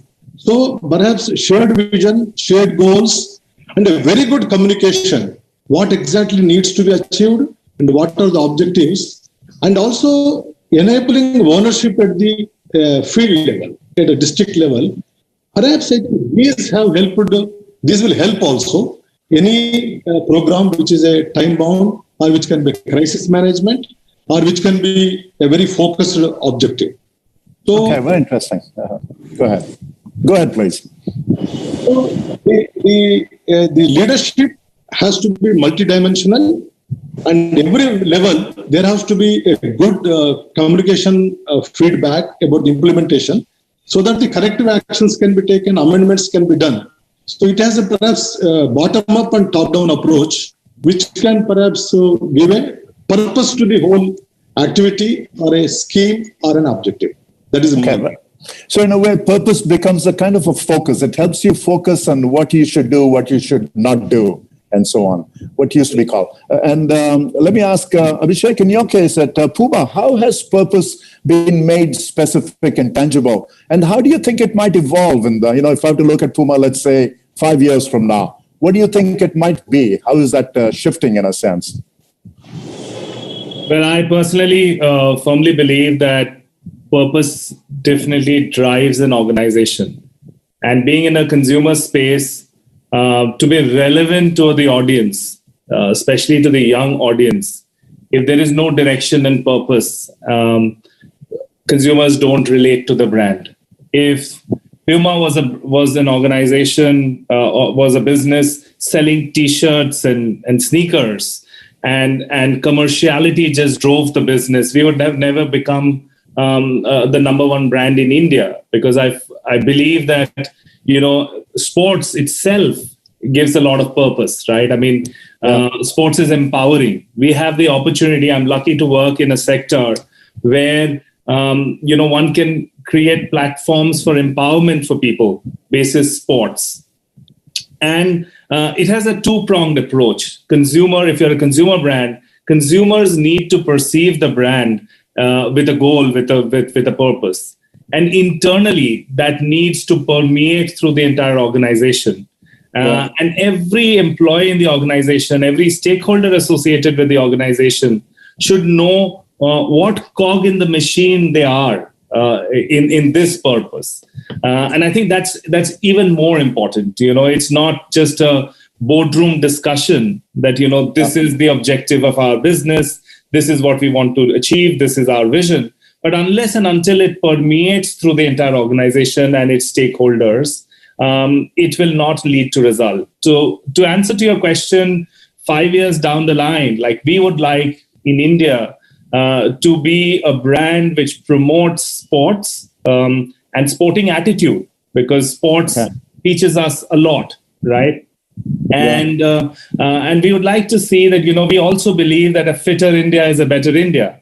And how as a brand are we contributing in that direction, while we also run a successful business machine which has a balance sheet. Okay. And so one of the things that comes up repeatedly is, as you go about implementing your purpose, one of the elements of that purpose is to be nimble in a situation where things change all the time, where you cannot predict what will happen. In fact, my question 5 years from now, who knows what will happen, right? So you cannot predict what will happen. You have to be very nimble, you have to be very agile, and so on. So how do you prepare for that? And, as part of that, will be asked a subsidiary question. That is another thing that's emphasized is constant experimentation, learn by failure, allow people to fail. But these all sound like wonderful things, motherhood and apple pie. How do you actually do it? How do you ensure that your company is nimble? How do you ensure that your people can learn from failure? And let me ask, Rajiv, go ahead. How do you go about doing that? Yeah. So I think there are two questions here. So let me take the slightly easier one first. You have to empower people to take decisions, and you have to constantly tell them that, look, we will tolerate failure within limits. It's not that we are telling people to fail, but we are telling them to try out new things, to experiment, and then not punishing them heavily if they fail, provided they learn from their failure and use it to create success. And what are some limits, you'd say? What are these limits? Oh, well, these would have to be defined. They would depend from situation to situation, right? But I often get the statement and the pushback that, are you encouraging people then to fail? And so the answer is no, we are not encouraging them to fail, but we know by definition that if you take risk, at least 50% of the time you will fail. And it's not that you failed, which is important, but what you did after you failed. Did you learn from your failure? This is the good old Silicon Valley. You worked there. That's the typical model for innovation there. Yeah, now comes the more difficult part. Yeah. How do you actually translate this into the behavior of people? It's very good for, the leadership at the top to say, yes, we allow failure, we want people to succeed. But the minute you get down into the KRAs and into the performance pay, there everything breaks down. So it's a huge challenge. And I really don't have the answer.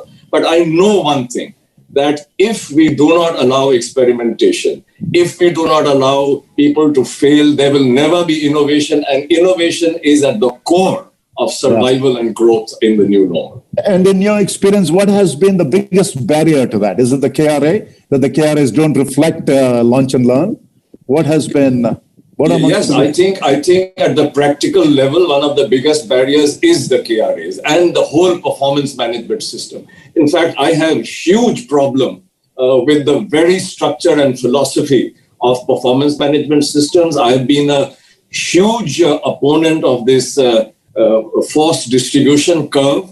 I was a lone voice for many years, but now thankfully, some of your big companies in the United States also say it. So now in India, we are also beginning to accept it. But I think it's a very fundamental way in which we structure the performance management system, which becomes a big, big barrier to this. The stack ranking system and so on. Okay. Yeah. Plus the KRAs and, linking the performance pay to every small direction. I mean, all these things may work in a world where everything was orderly and there was no fluctuation. But in the VUCA world, it makes absolutely no sense, nor do budgets for that matter. Sorry to be so vocal and so. No, but you're right. That's why the rubber doesn't meet the road. That's right. Yeah.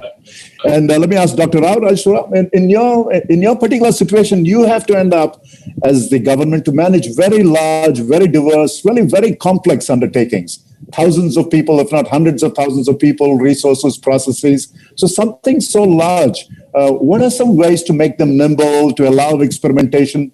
How do you go about dealing with really these very difficult problems? You can almost call them wicked problems. How do you go about that?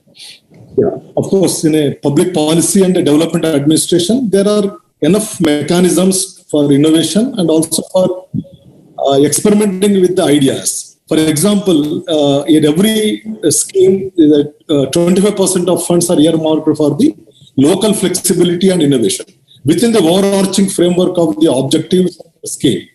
Okay. So, there are mechanism for experimenting and also for failures. Because when we undertake the evaluations, but not concurrently, but after certain times, then either the scheme is modified or either scheme is closed.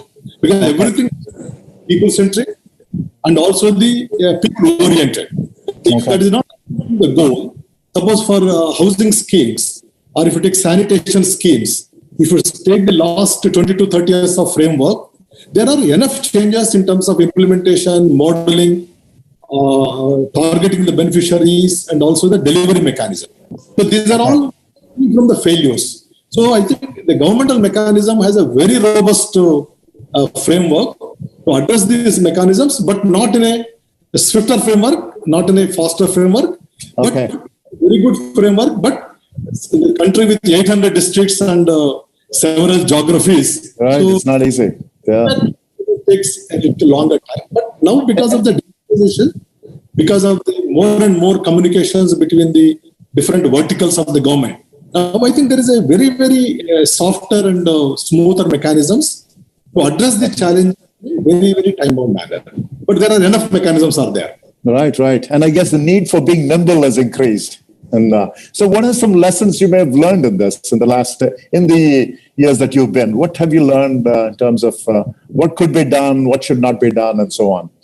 Yeah, when I was heading a project called Andhra Pradesh Urban Services for the Poor. So in the initial stage, our framework was a little different. But when we started interacting with the communities have given a completely different perspective, what they want, how they want, and what they need. So immediately what we, with the stakeholder consultation, we developed the new guidelines called Municipal Action Plan for Poverty Reduction, then empowered the communities, saying that giving the responsibility is not enough, but we have to develop capacity so that we will discharge this responsibility, so that the infrastructure is selected by them, supervised by them, so that there is a community ownership and also the quality and other aspects. So like this, there are several examples are there where when we talk to the stakeholder, who is the real person who own the benefits. If we talk to them, if we take their perspective in a smaller way, in a larger way, perhaps I think the more and more schemes will become very responsible and also the good quality implementation can be assured. Yeah. And in many ways, that is also the center, the core of design thinking and approaches like that, where you have to be extremely customer focused, what the underlying needs, the unstated needs of customers. Let me ask Abhishek, how does this work for you in terms of this nimbleness? I'm sure in your case, the tremendous competition that's there in your industry, you have to be on your toes, I guess, metaphorically speaking, on your toes with your shoes, right? So how do you do that, and how do you encourage perhaps even enable failure to take place and quick learning and launch and learn, it's called? How do you go about doing it? Well, Professor Ram, we need to be on our toes and we need to sprint together. Right. And run.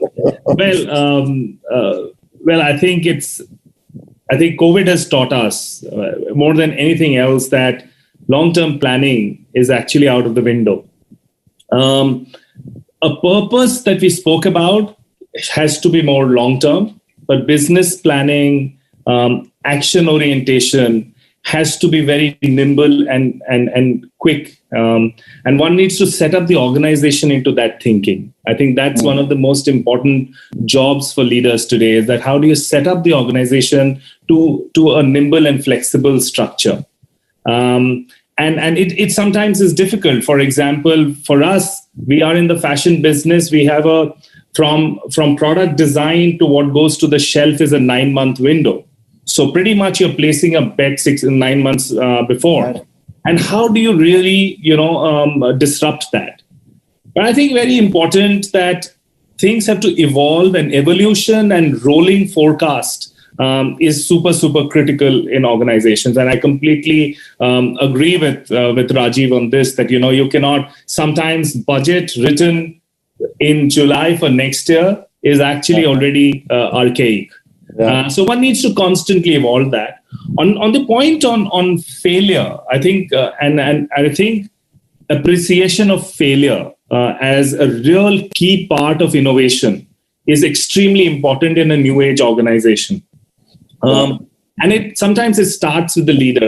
Anecdotally, I have gone in front of my team more than 3 times as I can think of in the last maybe 18 months, where I have in a town hall said, I have failed, right? This is the thought, this project failed. And that's when it starts. It's not just about promoting people to think to fail or ability to take that risk, but having the comfort to go and tell people it's all right. It's all right to fail, right? And it's all right to sometimes fail fast, because if we don't fail fast, then we don't get it right. Sometimes it's even good to be even 70% right, as long as we are doing it, right? And I think it starts with setting up the organization towards it, and also leading from the front to be seen as comfortable with that, approach. Okay, very interesting. So really leading by example. You yourself show, as Satya Nadella did after that incident about women, right? In terms of, I don't know if you know that experience, where he was criticized for his response to how women could handle delays and getting bonuses, pay hikes, and so on. And he did not give a good answer. And then he admitted to that. And very interesting. But, I could ask someone listening in the audience might say that all that we're discussing is wonderful. Purpose is wonderful. Purpose-driven organization is great. Learning from failure is wonderful. But often these command and control organizations don't enable that. And there are many of them around. So what could they do, a manager in the audience who's surrounded by an environment that doesn't encourage any of this, doesn't encourage nimbleness, doesn't encourage learning from failure, the KRAs are not aligned, there is no clear sense of purpose? What do you do short of leaving the organization? What do you do? What advice would you give such a person? If I can just begin, anyone, if you'd like to take that, what would you do?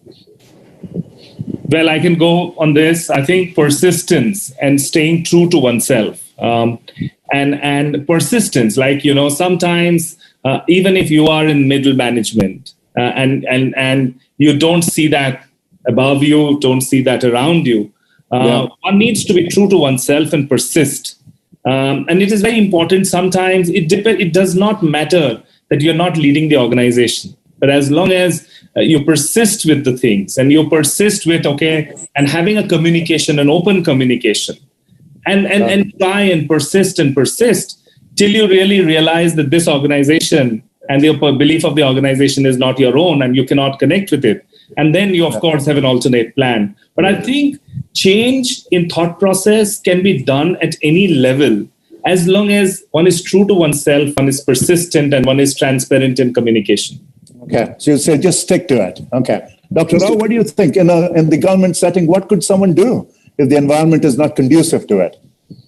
See, there are inconsistencies in the approaches by the leaders at various levels. There is no uniform approach. But what happens generally, if you are not agreeing with that, if you are really sincere and you are very professional in your approach, then you can convince the immediate boss or the superior officers, saying that this particular approach has a problem and which can lead to these type of difficulties, so that enough opportunity to try these two models which have been tried elsewhere or which can be tried afresh.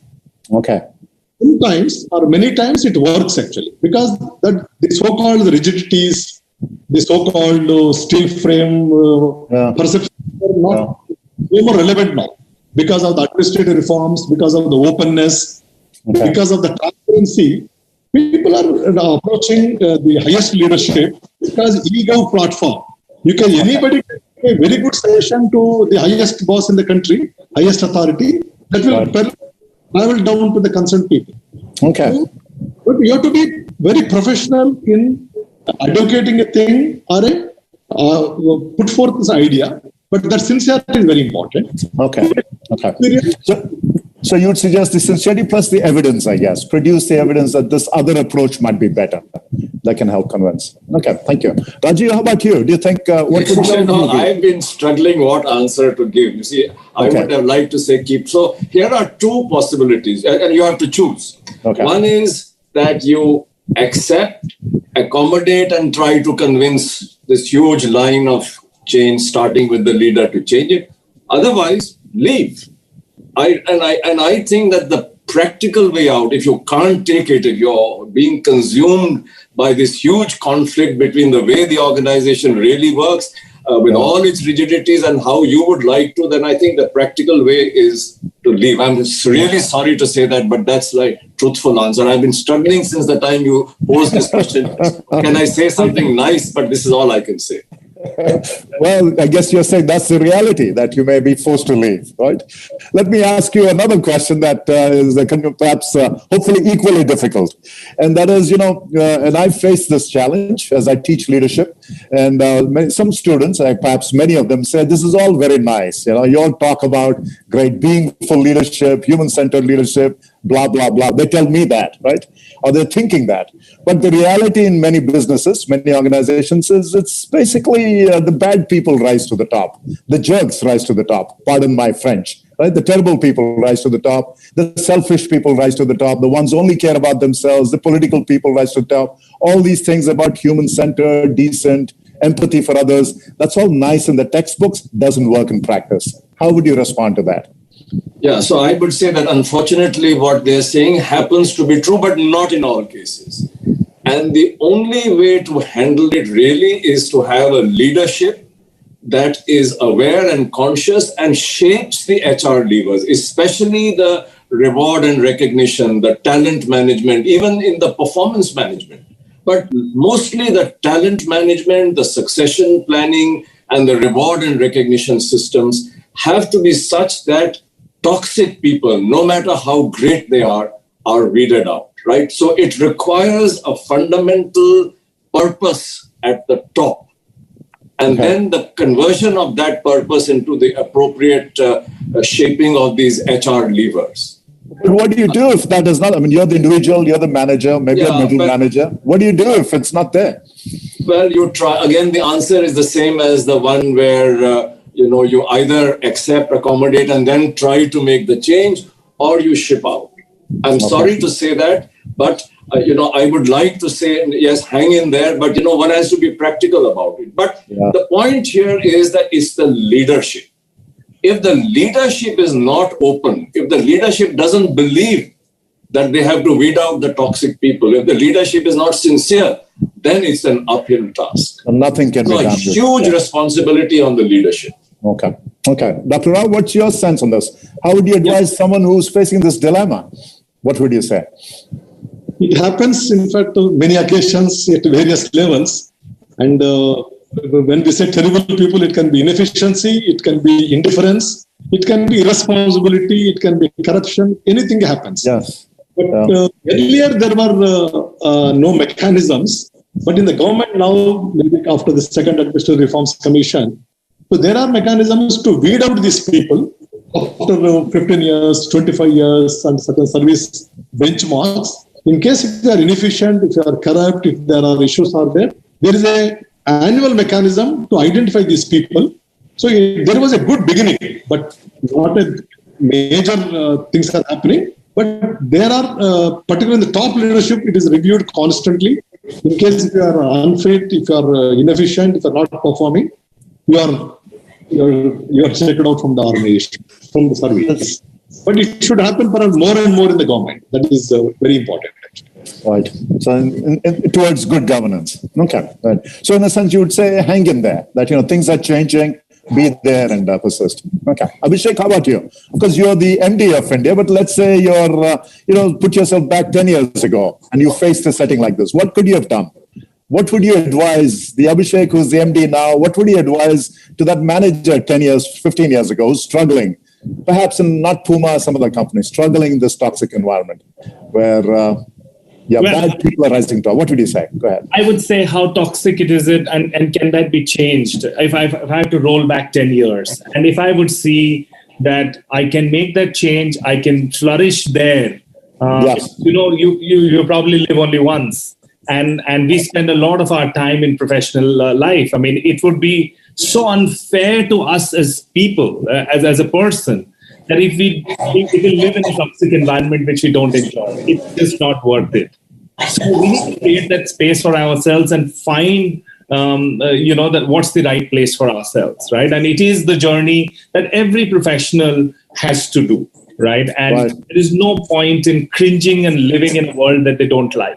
Right. So that would be my advice if I had to give one. And secondly, I think I'm an optimist on this. Having met a lot of business leaders across industries, I believe that to say that the toxic make to the top and those who are not people oriented, that they're very pushy people make to the top. I think it's a very it's not the right analysis of the real situation. Yes, there are leaders who are driven, and sometimes when you're driven in business, you have to be competitive. You have to sometimes be very sharp, and sometimes you can have some rough, sharp edges because of that as you drive your business together. But that should not be seen as a toxic leader, right? And let's make no mistake. Why do we need purpose? Because business environment and consumers relate to it, and hence those who have it will succeed in the long term. Successful business leaders, I can never imagine that they are bereft of people orientation, because it's very simple. If you run an organization of 3,000 people and if you're not people centric, you're not maximizing potential. And then how are you successful, right? So you feel they would not succeed. Okay. Yeah, that you run a successful business and you're not people. Right. So in a way, perhaps I've taken a stereotype, maybe exaggerated just to make a point, I guess. Right. So let's take that further. And let me ask you this. So we've talked about at least three themes, right? Purpose is going to become very important in the new normal, the shape of organizations in the short term. It's also going to be very important to be nimble, to allow experimentation. It'll also be important to emphasize these kinds of capabilities that not so much related to power and politics and so on, but competencies. Where else do you feel? What would be, if you were to go forward 5-10 years, what do you think would be very surprising about leadership going forward? What do you think would be very different from what perhaps we're used to now in the new normal? Let me begin with you, Abhishek, and I'll just ask Dr. Rao and then Rajiv. And go ahead. What do you think might be? I would say it's not just leadership which has to evolve, which I'm sure has to evolve, because the world will evolve. Businesses will evolve. Consumer preferences will evolve. Industries will evolve. There will be change. And hence, I think having an approach where, if today I'm at an X place as a leader, if I continuously don't upgrade myself, learn new things, and move myself in the right direction, I will not be relevant as a leader or as a business.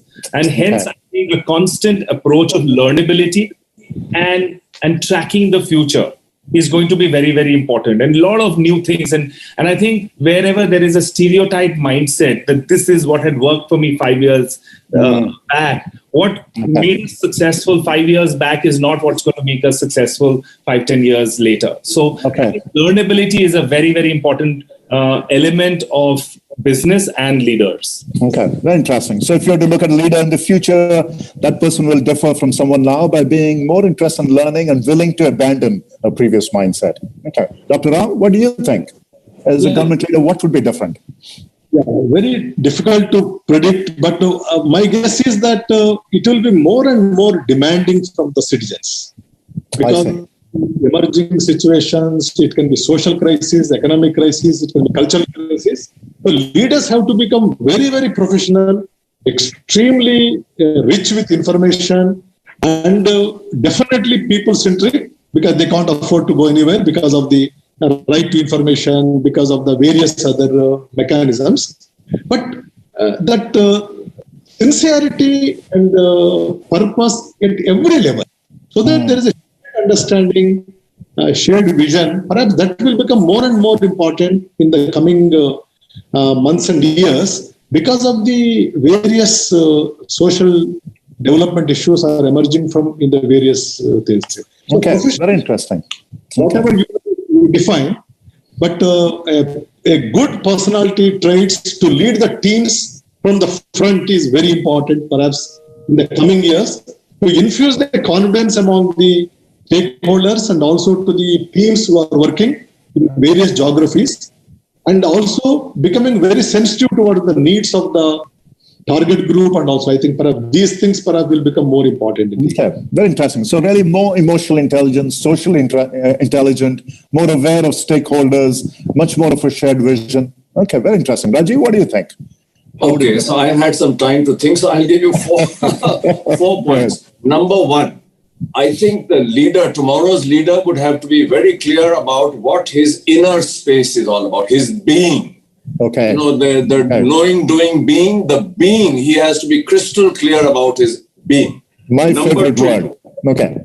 Number two, authenticity will be very important. Do I say what I think and do I do what I say? Number three, ability to use the whole mind, you know, combining left brain and right brain, logic, intellect, rationality with empathy, connection, intuition. Okay. And last but not least, being open to all possibilities that exist by not being a prisoner of your own past, either success or failure. So I would put these 4. Okay, very interesting. Very interesting. In fact, I work in the area of being for leadership. Go ahead, Dr. Rao. Go ahead. It's going to be a new thought in me. Yes, absolutely. Go ahead. It has to be to have an inner peace, because otherwise the person who is disturbed cannot take a right decision. And second, I think that he has to be very logical and very calculative in respect of public sector, private sector. These things perhaps will add further value addition to his existence and survival as a leader. Very interesting. So left brain, right brain, it'll be not an or but the and. Left and right, logic and the heart, and so on. Rational and Abhishek, how about you? Well, I mentioned learnability. Then I think the other thing which is critical, and I'm looking 5-10 years, you know, I'm not looking at overall what is relevant to leadership. I'm looking ahead 5-10 years, and I feel that with India having more than 50% of population below 25 years, ability to lead young minds. And sometimes it's not even leading, it's facilitating young minds and giving them a sense of expression, right? I think that is going to be a very, very important element for future, given the demographics of our work population going forward. So I think learnability and ability to lead young minds. Okay. Really enabling them to express themselves. Perhaps, Rajiv, go right ahead. Yes, absolutely. Sorry, I must put it, add further confusion. Yes, I absolutely. think tomorrow's leader has to be a great philosopher above everything else. Very interesting. And why so? That seems, why so? Very interesting. Why so? You know, because all business decisions, finally, I believe, are philosophical decisions. Ultimately.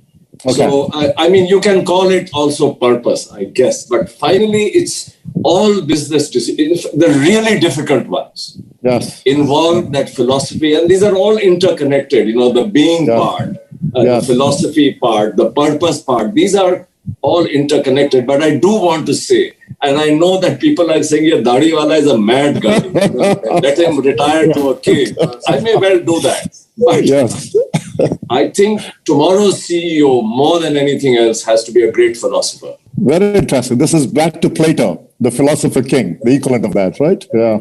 But in addition, in combination with the other things I said, yes, not just philosophy. I understand. And, that explains my interest in ancient Indian philosophy for the very same reasons. Very fascinating. So in a way, I think we're all saying that there almost needs to be a new philosophy of management for the new normal, right?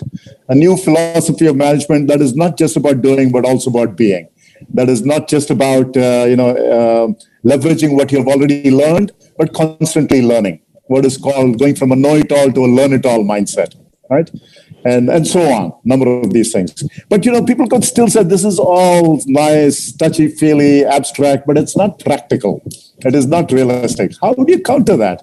That this is too much philosophy, too much gyan, right? How would you counter that? Yeah. Dr. Rao, what would you say? Yeah, I think it's a very, very interesting observation.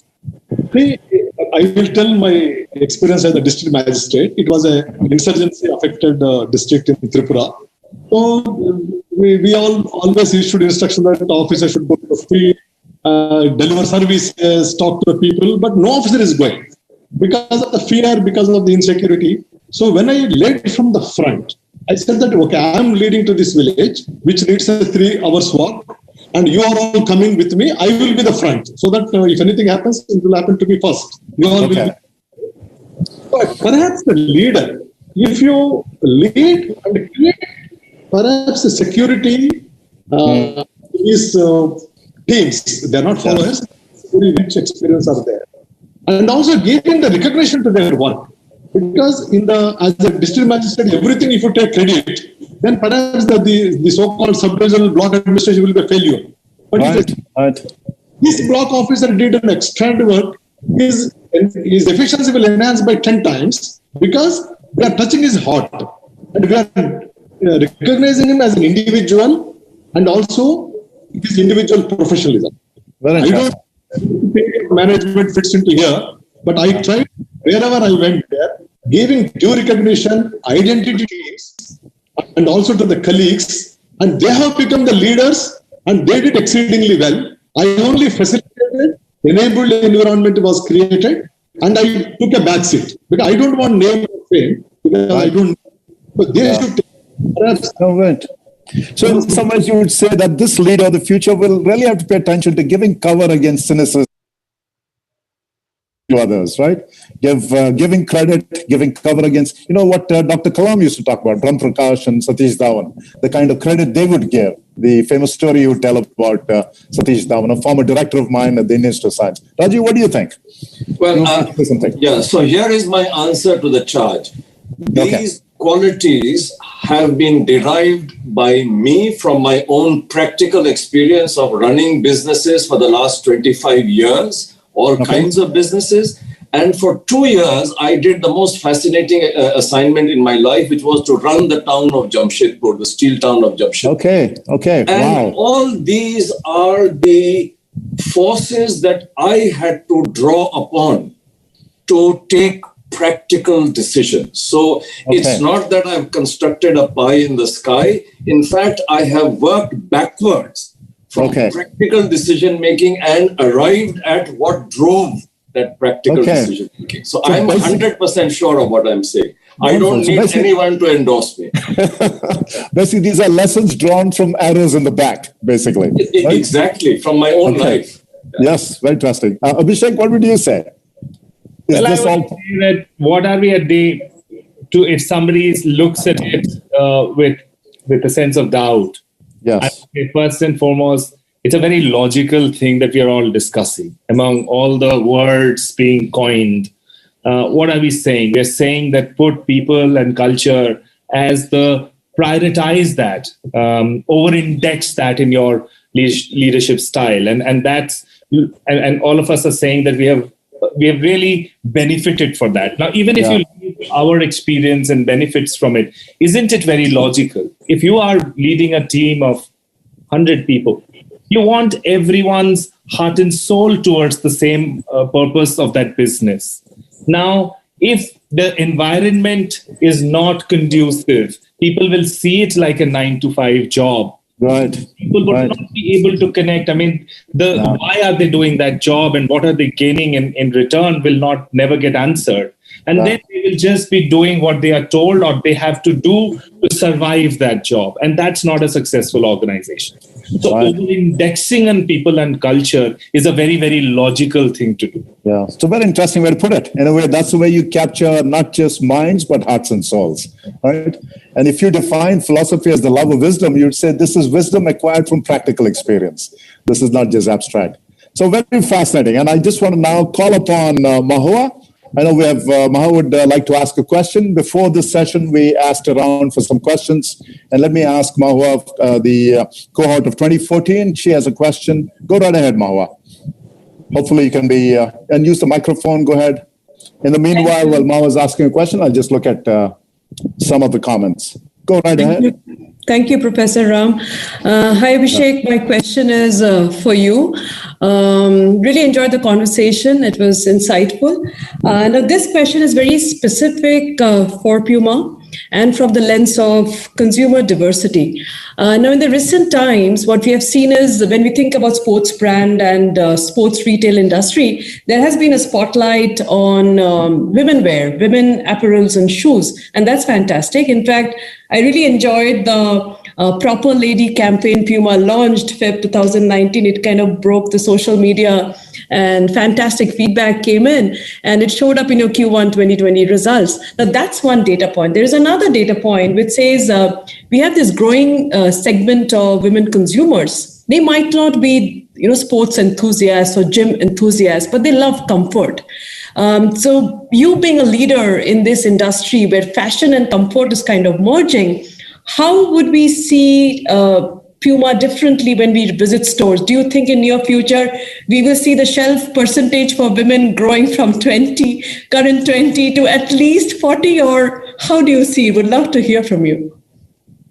Well, it's very clear that you can't win India without actually having a very successful business in the women's category. And at the end of it, we as a sports brand, and I'm glad you mentioned our campaign Proper Lady, which was about giving women, Indian women, a platform to think that, not to get bogged down by stereotypes, but to question rules that women for ages have been asked, right? And I firmly believe that our success going forward is a lot to do with how we can continue to provide such platforms.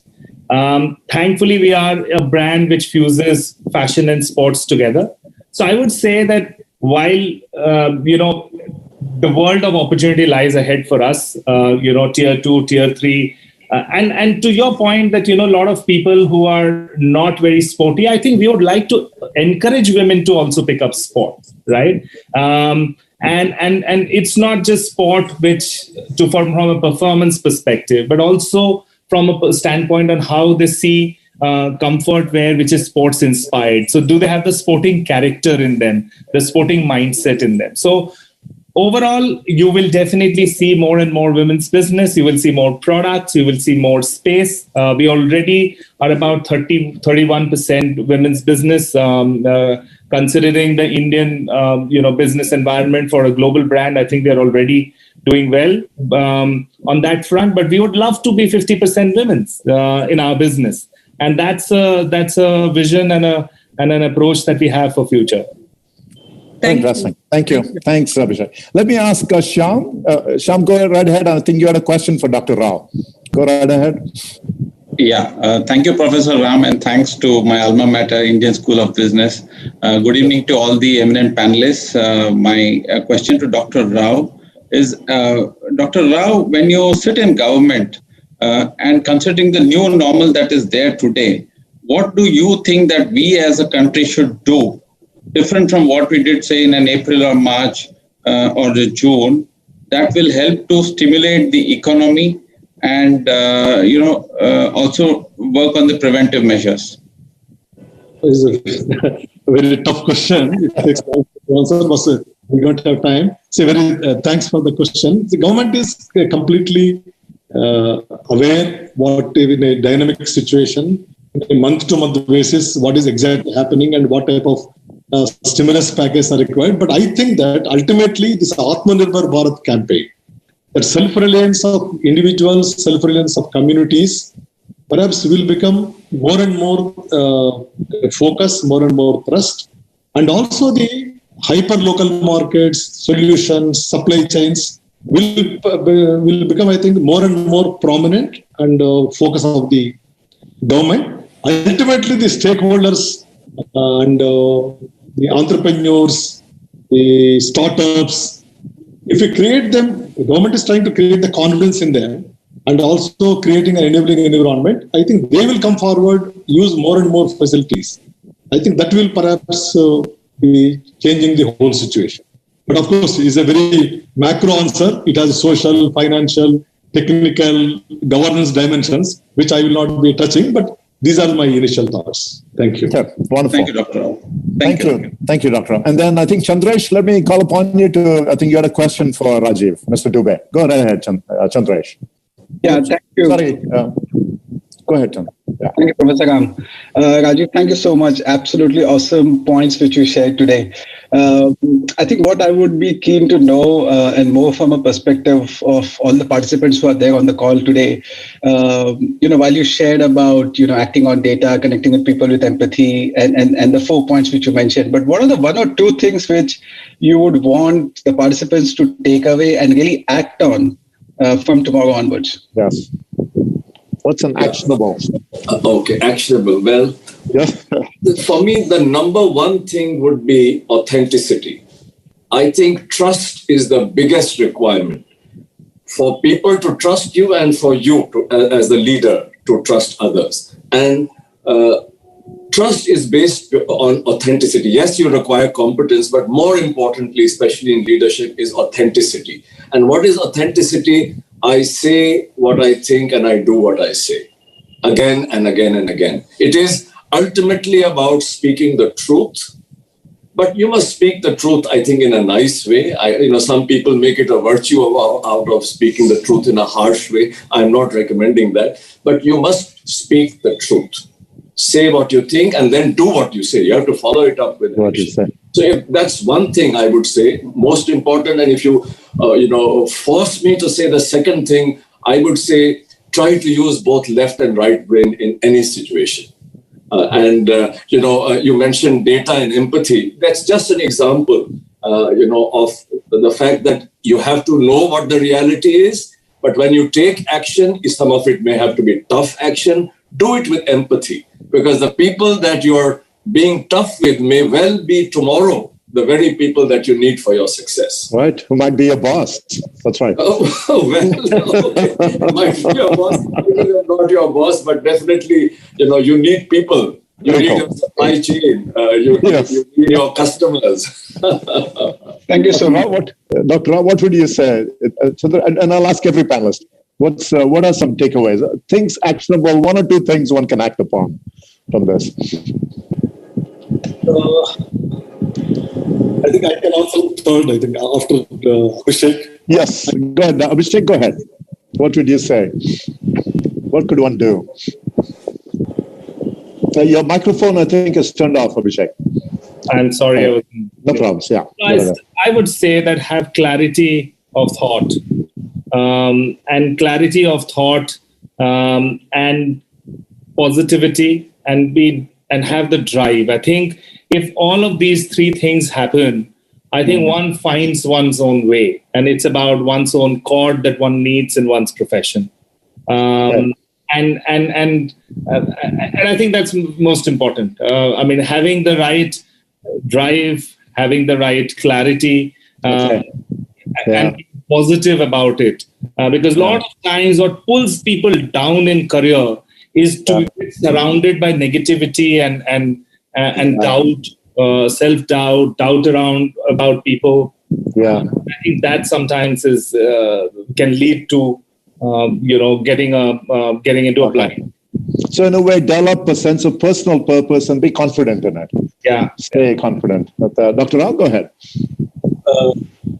Put in your heart and soul and do it. Whatever you do with complete sincerity and involvement. Perhaps that is very critical for and being optimist. Always be optimist and very good positivism. Yeah. Or positive energy within the teams, within the groups, and encouraging attitude, encouraging whatever is a good work, whatever is small work. Perhaps these 2-3 things. Yeah. Very interesting. And I guess all this is needed because of the kind of disruption we are seeing, that this kind of positivity, this sense of purpose, this kind of trial and error is especially needed in a world that is increasingly getting disrupted today. And on speaking of which, I saw some of these. Go ahead. So I'm looking at some of the comments here. And one interesting, a few questions that I wanted to ask you. One is about conflicting objectives. How do you move? Clearly, in a VUCA world, many things will be in conflict. There will be contradictions. How do you move forward in this kind of contradiction? It is dependent on the situation, but any sense of guidelines on how to move forward to deal with conflict and ambiguity and paradoxes and so on. Anyone? Go ahead, Rajiv. Yeah, you have to accept that you have to live with it. And I think philosophically, our own Hindu philosophy prepares us rather well to go with conflicting points of view and hold them at the same time. There's no getting away from it. Yes, yes.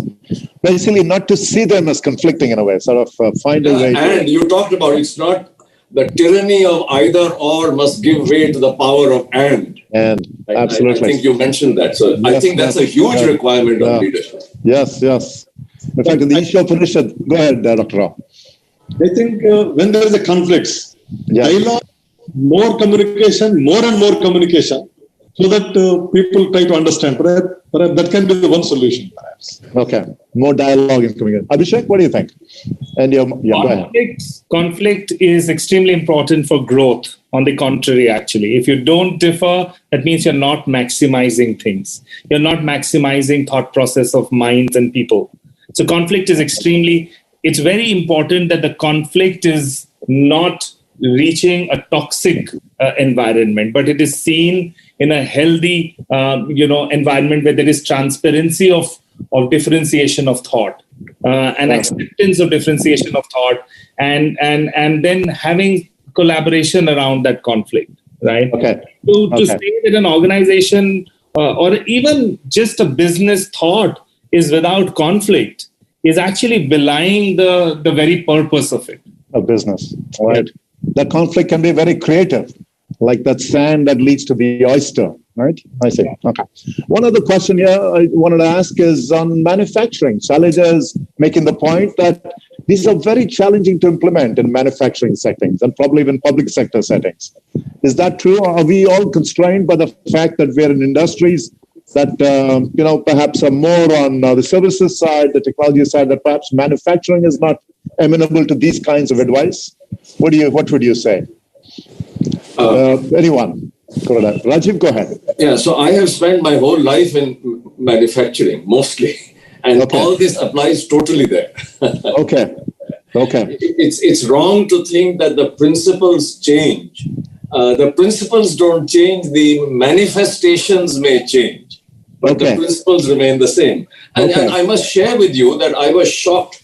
I was asked to give a talk to the Navy, senior naval officers in Visakhapatnam on the RISE movement, and it contained all these things. And I apologized to them before starting, saying that, look, I'm saying things which may not apply at all to the armed forces. And do you know what they told me to a person after I finished talking about all the things we talked about? They said, look, it all applies equally to us. So for sure, what applies to services applies to manufacturing. I have no doubt about that. So really, it's not sector dependent. It's not particular to any. Dr. Rao, what do you think?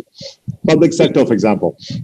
I agree with you. It is not a sector dependent. It's a larger issue, perhaps, which influences the same problems are there, same challenges are there in the sector also, which has to be addressed. Okay, very interesting. So let me ask the final question, and this is the question I want to end with. This is about labor. I know all of you are very concerned about this. This is something you bring a lot of expertise to. Rajiv, you're in the ILO. You're a member of the ILO. And the issue is, with all these changes taking place, there's a real concern that our labor opportunities are really going to be affected. With technology, with the disruption, with all this. What do you think? Is there going to be a real downside to it, or is there going to be an upside to it? If I'm in that, let's say I'm in that position, should I really be worried? And if I'm, what should I do about it? Anyone? Go ahead. Maybe shall I just say? Go ahead. Rajiv, go ahead. Absolutely. Yeah, so Ram, can I just ask? I'm not clear what the question is. The question is very much to do with labor. And this is the impact that all these things we're talking about, including automation, including technology, AI, and so on. Yeah. That all these forces, so far we've been looking at them positively as opportunities, but they may pose a real threat to labor. And if so, is that true? And if so, is there anything that can be done about it? Yeah. So first is very true. It is definitely going to be very true. I have no doubt in my mind that in the short term, in the transition period, technology will cause a lot of job losses. And I think it's a huge problem that we have to live with. And I think in that context, this whole skilling, retraining, employability, and social protection systems have to become a reality. So I think it's an absolute problem. And while in the future, we know that projections say that more jobs will be created than will be destroyed, this transition period is going to be really, really difficult. And the sooner we engage with the problem, the better it is, because I think it has the potential for becoming a time bomb and leading to a lot of problems. And I'm very happy that, the Indian government at least seems to have come out with some kind of a framework for social protection systems in the informal sector and because that's the bulk of the Indian economy, 93%. Okay. So it's a real problem. Until now, we have not engaged with it.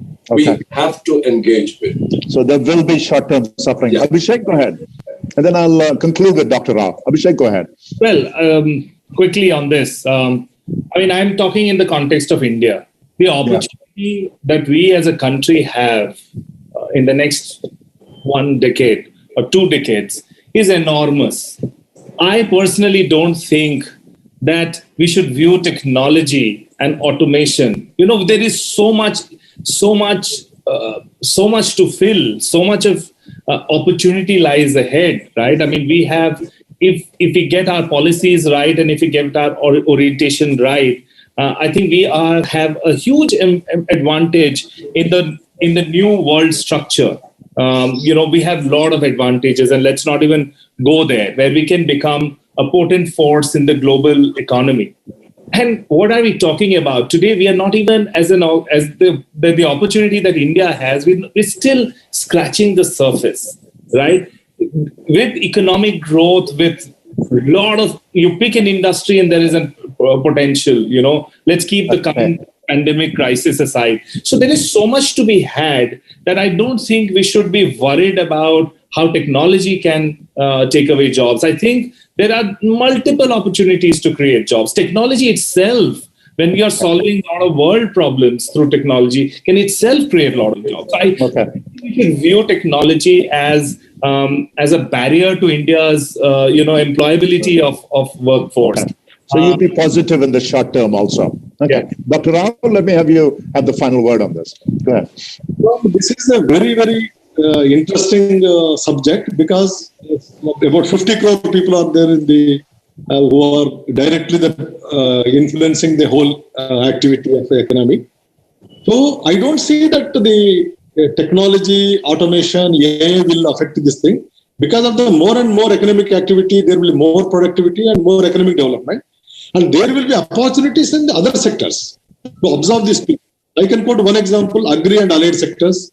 It can be textile sectors. It can be animal husbandry, which there is a huge potentiality. We have not tapped the full potentiality. So with the skilling, reskilling, upskilling, creating enabling environment for these startups and also for the young entrepreneurs to tap the local markets and local economy, perhaps will trigger, I think, massive amount of jobs.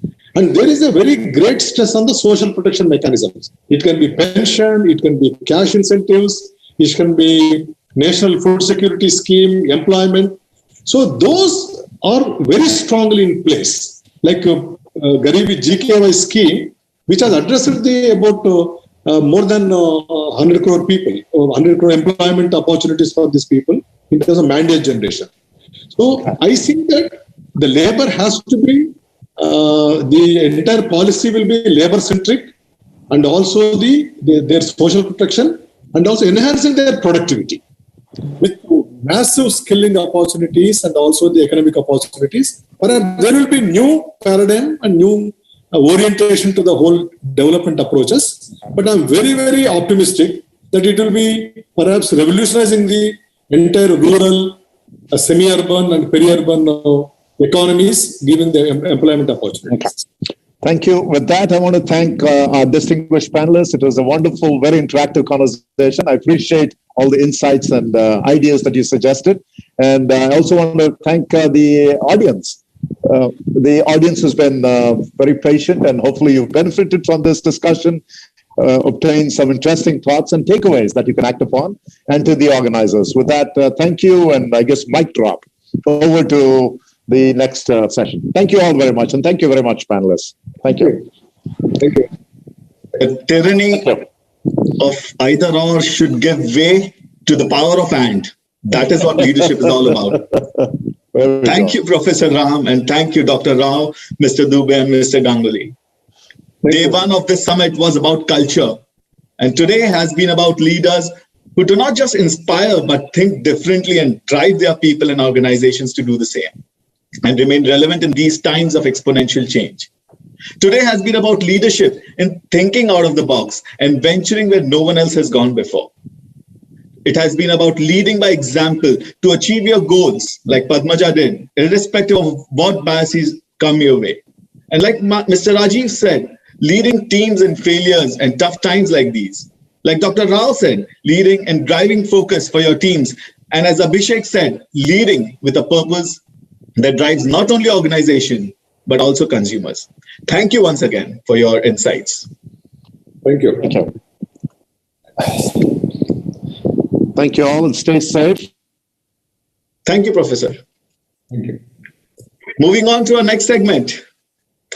As Henry Ford rightly said, leaders of the future do not find faults, they find remedies. In the final and most awaited segment of the summit, we have founders of 6 companies who have dared to invent the future, present their startups to a panel of highly successful venture capitals. It is their Shark Tank moment where one or all of these ventures may leave the stage with an investment deal in their pockets. Ladies and gentlemen, please welcome our panelists for this session. Mr. Prasad Vanga, founder and CEO at Anthill Ventures, a speed scaling platform for early growth stage startups in media, health, and urban. Mr. Sanjay Mehta, founder and partner at 100x.vc. Sanjay is currently invested in more than 100 startups in diverse sectors. Mr. Vinay Bansal, CEO at Inflection Point Ventures, an early stage investment firm with a network of 2,000 plus angel investors and investments in 40 plus startups since its inception in 2018. And Bobby Lau, founder at Magespire and partner at True Global Ventures. Bobby today joins us from Hong Kong. Moderating this session is Assistant Professor of Marketing and Academic Director for the Center of Innovation and Entrepreneurship at ISB, Professor Arunachalam. Over to you, Professor. Thank you so much, Mr. Pratik. Welcome to all of you. Thank you. I know it's little late by Indian standards, maybe even too late for Bobby at Singapore, but we promise you this is the most wanted event of Ballista. We have latest ideas which are going to come up with some novel solutions attacking some important problems. Without much ado, I would like to once again welcome esteemed panelists. Such a honor and delight to have you, Bobby, Prasad, Vinay, and Sanjay. Thank you so much for taking the time. Before we get started, I just want to make sure I set some ground rules here because the real action is going to start now. Okay? Now, we are going to go in the order of alphabetical order of PGPMAX alums. We are going to give 5 minutes each for the ventures to present. Post that, we will have 5 minutes for the panel members to ask them questions. I request you, all of you, to straight away unmute yourself and ask questions. I will keep a time and I will warn the ventures about 4 minutes into their presentation so that they have 1 more minute to wind up. And after all the presentation is done, if we still have any more questions, we can still talk to the ventures. So I just want to reiterate the 2 important stakeholders for the session today are the 6 ventures and the 4 panelists. So feel absolutely free and confident as to how you want to maneuver through this session. Okay. With that, let me welcome Mr. Aravind Venugopal Nair of the venture NeuroPixel. Aravind, over to you.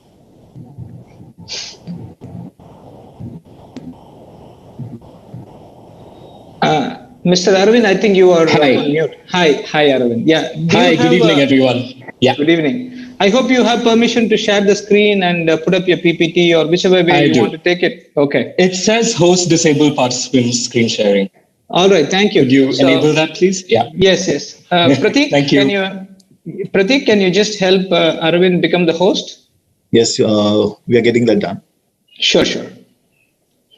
All right. In the interim, how are you feeling today, Aravind? I'm excited. I'm super excited to be able to present to you all. First and foremost, thank you very much for giving us the opportunity to show our startups to these eminent panelists. Super excited and raring to go. Thank you. It still says disabled. It says I'm the co-host now. Yeah. Whenever you say you're ready to go, I'll start the timer. Okay. Wishing you the very best, Aravind. Absolutely. Let's go for it. Thank you very much. Thank you. Good evening, everyone. Yeah. My company is neuropixel.ai, and what we are essentially is an AI-powered image manipulation company. Tall words, but let me explain what I mean by that. Yeah. So the fundamental problem that we are trying to solve is that high-quality photo shoots for advertisements are expensive. They always involve models, photographers, stylists, makeup artists, and expensive equipment.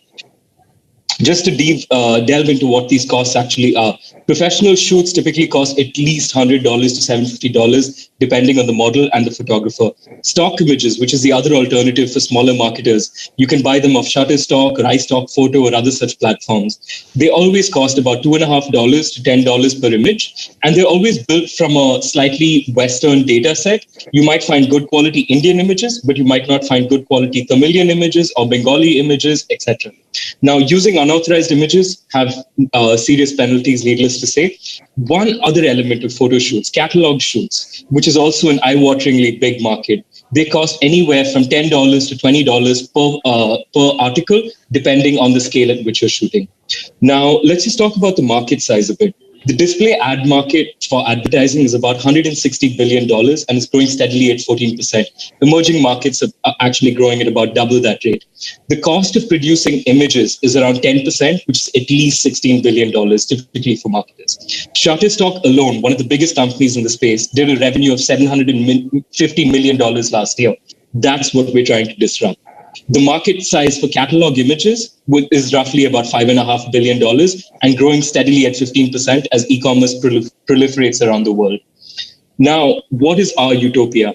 You have high-quality photo shoots that are cheap and fast, a wide selection of stock images across genders, age, expressions, and you can modify any image for hyper-personalization like never before. You can stand out. Instead of using one image set for the whole country, you can stand out by using different image sets for Tamilians, for Bengalis, etc. We can reduce that cost by 90%, we believe. And catalog shoots will be easier than ever before, faster, cheaper, and most importantly, have a high degree of diversity and inclusivity. What I mean by that is most catalog shoots today are shot on thin, tall, beautiful models. While that has its value in setting an aspirational quotient, it is often not relatable to the majority of customers. That's what we're going to solve. The core technology behind our solution is called generative adversarial networks. It's a form of AI where you train the model on millions of photos and the generator creates forgeries. And then you have a judge, which will keep sending it back to the generator until you find a high quality result. Now let's talk about what this can actually do. These 6 images on the left look like real people, but they're not.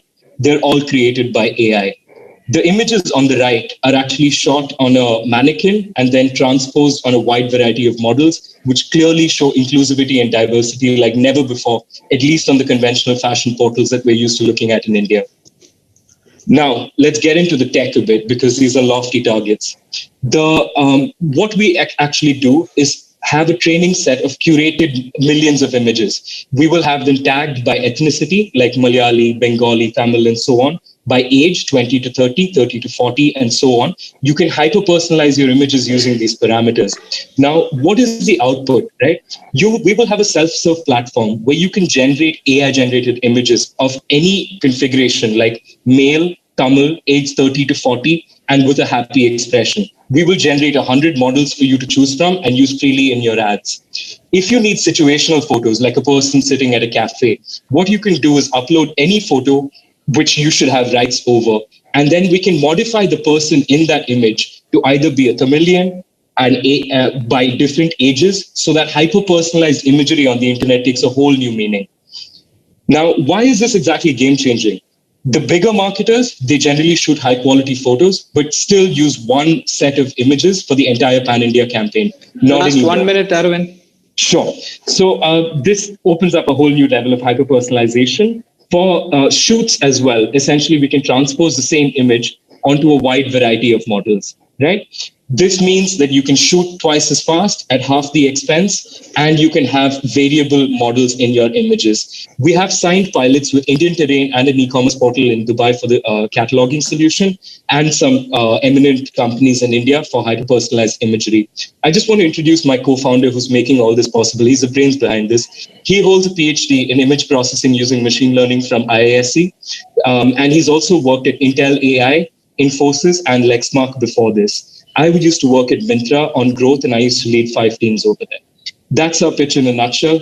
Again, thank you very much to the hosts of this wonderful event and to the panelists for taking time out of their schedule to speak with us. Thank you, Arvind. I think it would help if you go 2 slides back where you had the roadmap, and then I will get the panelists to interact with you. Bovi, I know you are interested with AI and technology. Would you like to start off asking any questions you have for Arvind, please? Sure, 1 second. So you mentioned about your total available market size, right? So what is the serviceable available market, and also serviceable obtainable market? So the global market stands at about $16 billion for creating e-commerce imagery or digital marketing imagery. You mentioned that. Yeah, we feel that that is addressable, but in the short term, we would be looking at the Indian market, which in itself would have a market size of about $250 million, which is what we're targeting initially. For cataloging, it's about $5.5 billion. Within India, a single company like Myntra, which is a leading Indian fashion retailer, they spend about $13 million annually on catalog. That is what we'd be targeting. And why do you think you are the best team that can solve this problem? So my co-founder has actually worked on this for years. He is a master in his field, and it's using his previous experience that I'm confident that we can solve this. Furthermore, the research on GAN, if you look at the last year versus just 3 years before, it's actually about 10x times the number of publications. So this is a technology that is very close to maturity. We're about 95% of the way there. We just need to push it over. So it is a technology that is definitely going to change the market in the next 2-3 years. Yeah. Okay, thank you. Thank you. Arvind, hi, this is Prasad. What are some of the regulatory issues in modifying images, especially people's images? So as far as regulatory images are concerned, we are generating AI-powered images, which is not infringing on anybody's copyright. So we are the owners of whatever image that we create. We're creating it on millions of other images. So the semblance to any one person is extremely, extremely unlikely. In the event, for marketers who upload their own image and create hyper-segmented images, they should own that image themselves. It is like they're using their own image for any presentation. So if they have one shot image from a photo shoot, we help them hyper-personalize it on a whole new level. So they should own that first starting image in the second case. Okay. And where is the product stage right now? I mean, where are you exactly on your milestone? I mean, sure. Have you done pilots? Yeah. So we have a very rough sort of 0.5 beta version ready. We should be having a beta, the backend complete by about December.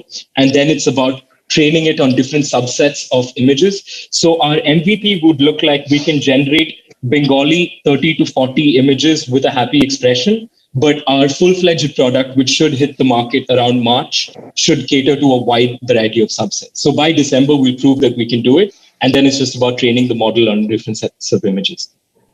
Yeah. Okay. Arvind, what's your purpose of being here? Is it to raise funding or to validate the idea?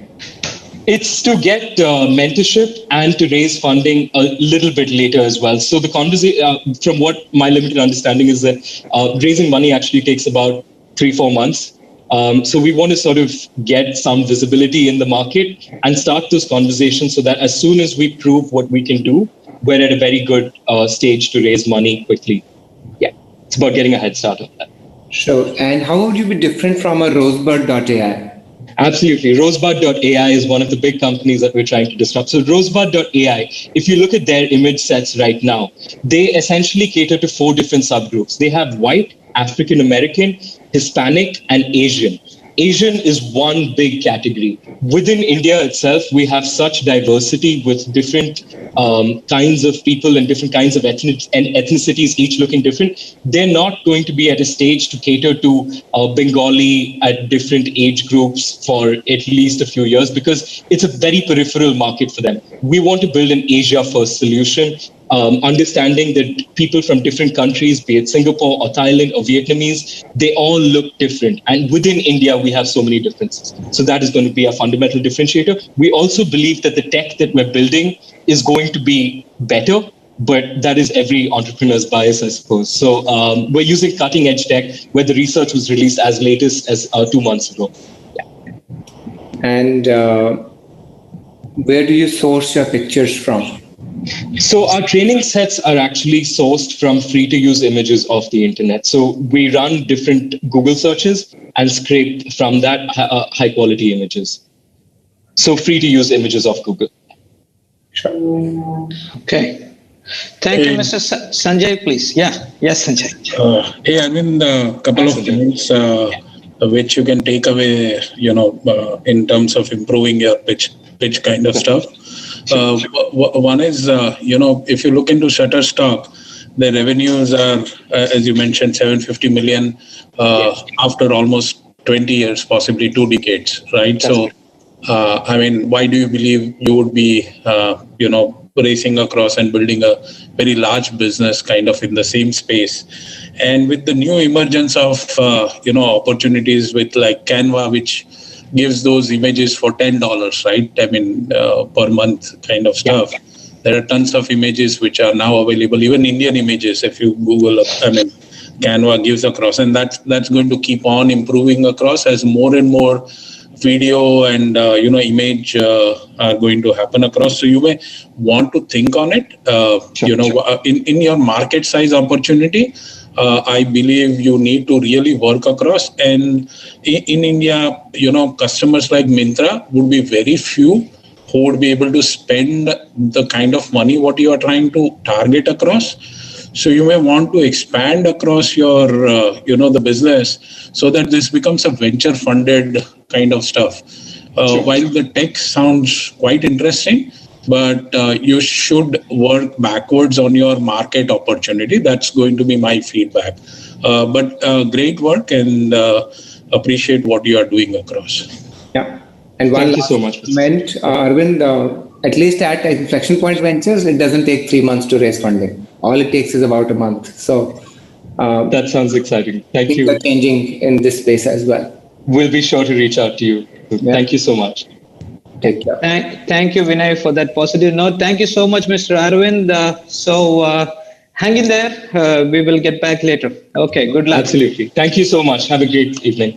Thank you. So, Prateek, let's invite Mr. Ashish Harioke from BankX for the next talk, please. And if you may kindly give him the access right so that he can also share his PPT and talk. Mr. Ashish Hari of BankX. Yeah, take your time, Prateek. No problem.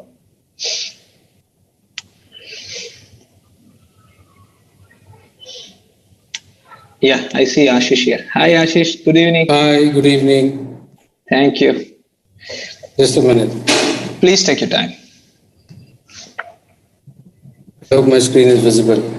It's just getting started. Yeah, if you want, you can move it to the presenter mode. It's still in the edit mode. Yeah, if you like. Yeah, good evening, panelists. Good evening, Mr. Arunachalam. No problem. I am Ashish Shok. I represent a company called BankX, which we want to start. I am a banker with 20 years of experience and with HDFC and ICICI in India. We have partnered together with two other bankers and we would want to start this new bank in India. Now, the intent is, what's the problem today? We've got 1,500 commercial banks in India, including cooperative banks, and there are thousands of credit cooperative societies. They do not have the bandwidth other than the top 5% of the banks to provide internet banking or mobile banking solutions to their customers. We actually want to create an application that will focus on a customer for his optimum use of banking, his investments, his lending, and enable them to aggregate all their existing relationship across financial service providers for every single user. With account aggregation now being made available by the Reserve Bank of India, we would be able to aggregate every customer's liability as well as asset, business, and put it on a single platform, and then give him a one view of what he can do online and in one platform. Now, we would want to be the front end for all such entities who cannot provide net banking solutions to customers. We would want customers to have a single platform for their investments, whether it's a loan product that they want. So a proprietary solution that we would want to give. Along with this is a bid for loan, because a customer in India, when he wants a loan, he goes to the top 2 or 3 banks that he knows. And essentially, he chooses what's the best option for him. But if we want to create a situation where we can rate him basis his CIBIL and put up his bid to our partner banks, and the banks can look at the customer, his background, and they can offer him the loan with whatever he requires, and he can choose the loan. So it is kind of a super DSA that we would want to go to and would want to become. So here we are best of both worlds, where the customer gets the best loan rate possible, as well as the bank gets a customer that they would not have got in the normal course of time. So this is a front-end journey that we would have. In the first 18 months, we would start to look at aggregation of the asset and liabilities for the customer, start bill payment, digital lockers is pretty basic. And then we would start on the mutual front end, where we can think about providing him the investment options, the trading options, the bid for loan, the loan syndication that we talked about. And after 5-6 years, we could look at an NBFC license and then become a neobank, as and when RBI starts providing licenses in the days to come to neobanks in India. We would want a segmented approach in this, because we know that every segment will require a different way of working, like government business, where we have a large opportunity for direct benefit transfer, digital seva kendra. We've got education segment, we've got a housing society segment, we've got senior citizen segment, we've got basic small niche segments like dairy development. We've got salary credits, so a customer might be getting a salary credit in Punjab National Bank and he might not be getting the best rate for personal loans. But in a loan aggregator model, we can provide him the cheapest loan or the best credit card that's possible, and he might not be a customer of a particular bank even, and still get all the benefits that he has by being on our platform. So one such segmented approach that we said, that I'll just give an example for. Ashish, 1 minute, please. Yeah.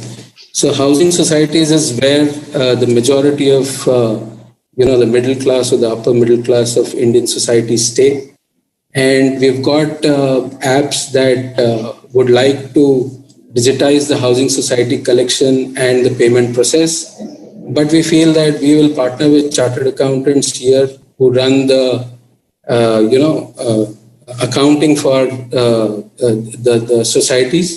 We'll get them onboarded with us so that all the residents of the society will log in to make their payments, and then they'll be able to use the plethora of services that we have. And as long as the account aggregator is a big pull, seamless transactions for investments as well as loan is where we think that the customer will come to us in the days to come. So why us? We have been in the distribution side of the banks that we have been in, whether it is HDFC, ICICI or Kotak, and we know what the customer needs, what is his requirement, and we're very strong in distribution. We know a lot of people in banks and cooperative banks, and we'll be able to get the tie-ups done. We need a strong technology partner within us to be able to set up the stack and to set the ball rolling in the first 18 months, and we need to start doing that. So this is the basic transition that we have of our administrative setup. Ashish, I don't mean to stop you, but I think a few other things can be taken up during the question answer session. Don't make me feel guilty. My apologies to you for abruptly stopping. But I think if we just go one slide back, I think that's the important why us slide. If you just go there, and I'm going to open up for questions with the panelist, Ashish, if you just bear with me. I see Vinay preempting. Vinay, do you want to go first? Simple question, there are too many players in the market, Yes. And others, deep experience. So how do you plan to compete? Right. So for example, if I look at Open, they are offering a very specific solution of collection and payments for SMEs, and they don't even let me proceed ahead if I don't open an account with, say, an ICICI bank. So it's pretty restrictive, and they are tying, so they don't have a shared technology platform where they can amalgamate all the asset and liability of a customer on one platform and make it seamless for him. They're tied with a particular bank to make a transaction. So already IndusInd Bank is already into that shared platform that they have, that RBI has rolled out.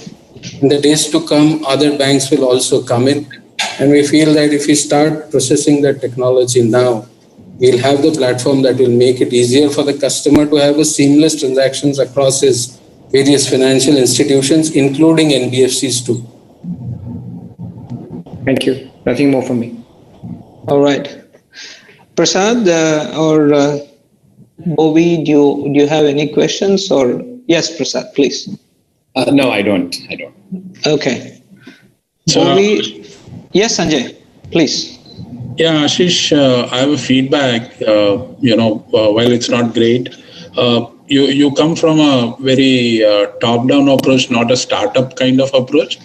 The kind of presentation with the team, the breakup. You don't even have a CTO right now or a partner who can do this kind of stuff. So this is more like a private equity plan which you are trying to build across, not a startup way. How startups we see across, which have the tech stack and the basic idea ready, while they may not be as domain expert as what you are, but definitely you are quite into a very different way of pitching across, which is more private equity driven, not a startup way of doing the pitching. So you may want to realign yourself if you are looking to raise money from venture investors. Okay. Yeah, actually, we've already got basis our face value, I'll call it. We have already got seed funding to the tune of 10 crores. That's around $1.5 million. So that's what I'm saying. That's not seed funding. People raise a couple of crores. That's seed funding. This is not seed funding. So you come from a very different high up kind of stuff. So this is not a right platform in terms of what you are expecting across. But good luck to whatever you are doing across.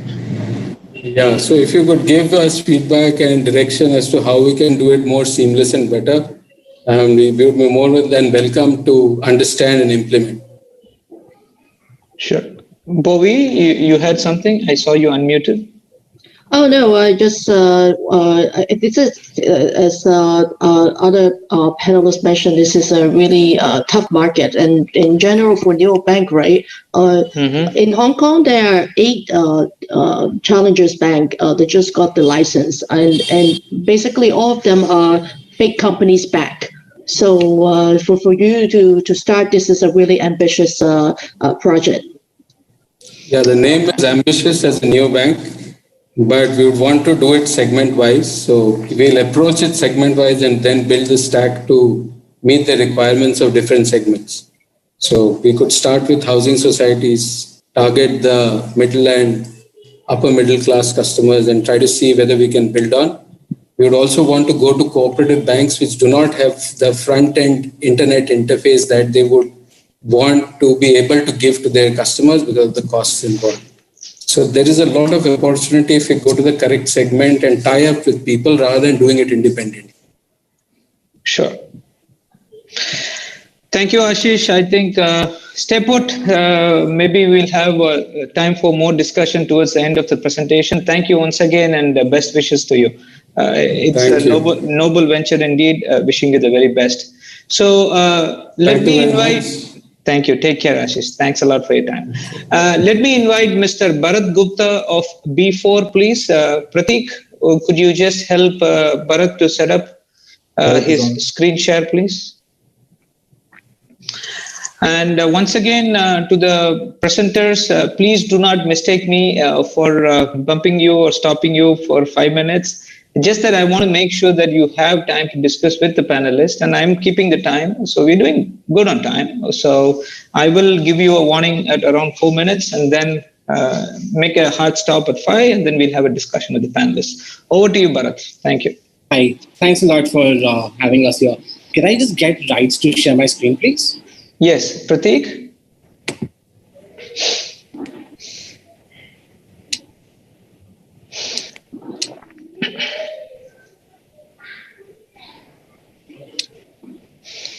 Are you good, Abhinav? You okay. Thank you so much. Yeah, whenever you say, we'll start. So good luck. Right, perfect. So I'm Abhinav. I'm a founder at B4. So at B4, essentially the question that we're asking ourselves is that why is shopping for high value, high replacement categories such as durables, be it TV, washing machine, refrigerator, air conditioners, or even some key electronics, why is the retail for these categories still a predominantly offline activity? So that's the question that we started the company with. And the big insight that we essentially got was that shoppers have a really hard time selecting the product online. So what I mean by that is that let's say I want to buy myself a washing machine and I go on to a leading e-commerce platform and search for washing machines. I am faced with the option to select between 500 or 400 very similar seeming offerings. And that is a confusing place for a shopper to be. There are some tools today which can help the shopper navigate through this matrix, but those aren't appropriate. So for example, there are buying guides which use a lot of jargon to educate the shopper about the features, but doesn't really help them as much in terms of making a decision. We also have things such as user reviews, but those reviews don't come with a lot of context. So for example, if I'm looking to buy a gaming laptop, I want experiences from similar users to help me make my decision. If I'm buying a gaming laptop and I'm getting a review from, let's say, somebody who uses Chrome, that is not very helpful. And there's no way to find that sort of a match today. Also, user reviews are typically very mixed with the product experience, with the experience of delivery, experience of installation and transaction. This situation that this creates essentially forces the user to go through multiple touch points and land up either in an offline store or talking to somebody who's supposed to be an offline or a shopping expert. And this results in the research online by offline behavior, which we see across all these categories as a predominant customer journey. The problem with offline stores and the recommendations that they can provide is that they're deeply biased by the brand that they are servicing. So, for example, the leading retail stores don't really have a lot of sales staff on their payroll. They have brand brand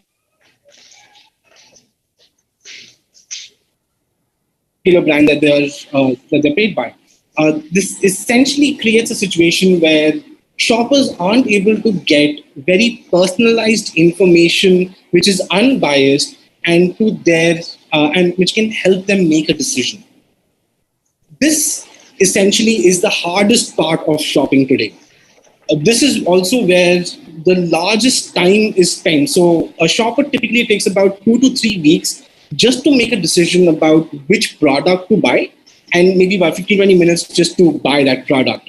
So the biggest mental space, the most time investment is actually spent in this process. And today this process is broken.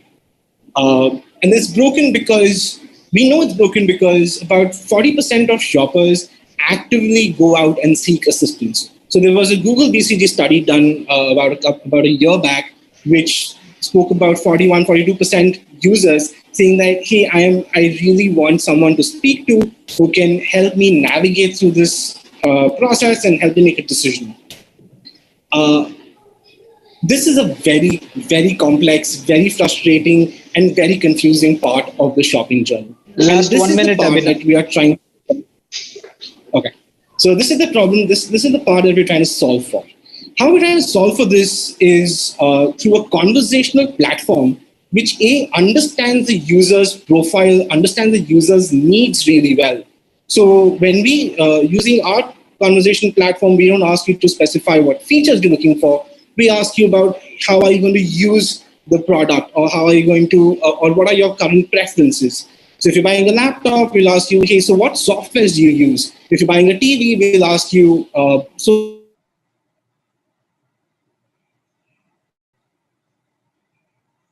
what do you create a profile for a user? And we match this across thousands and thousands of profiles that we have existing in our database, and use that to match and create recommendation sets for that particular user. We believe that recommendation is not like a one-shot activity where my recommendations, the user these recommendations. In fact, this is a conversation. So we allow the user to talk to our chatbots using natural language text, voice, or predefined options to ask us questions, to answer more questions and to answer nudges which can help them arrive at a better recommendation set. And once the user has found the perfect product for them, we direct them to the best transaction opportunity that they have. Thank you, Abhinav. I think we will take up a few more points during the discussion section. Being a marketing professor, I have lots of things, but I'm going to resist myself, and I'm going to quickly start off with Mr. Vinay Bansal, please. Thanks, Professor. I think my simple question will be, why wouldn't Amazon do something like this, which is very great at AI, has a lot of products, has a lot of data, and a lot of customers. So Amazon can easily do this. Amazon can easily do this in the sense that they have some of the data that they from the users. However, being a fair platform, which is a marketplace, it's hard for them to recommend one product for a particular user over the other, which creates lots of complexity in the way that they treat their vendors. So we're looking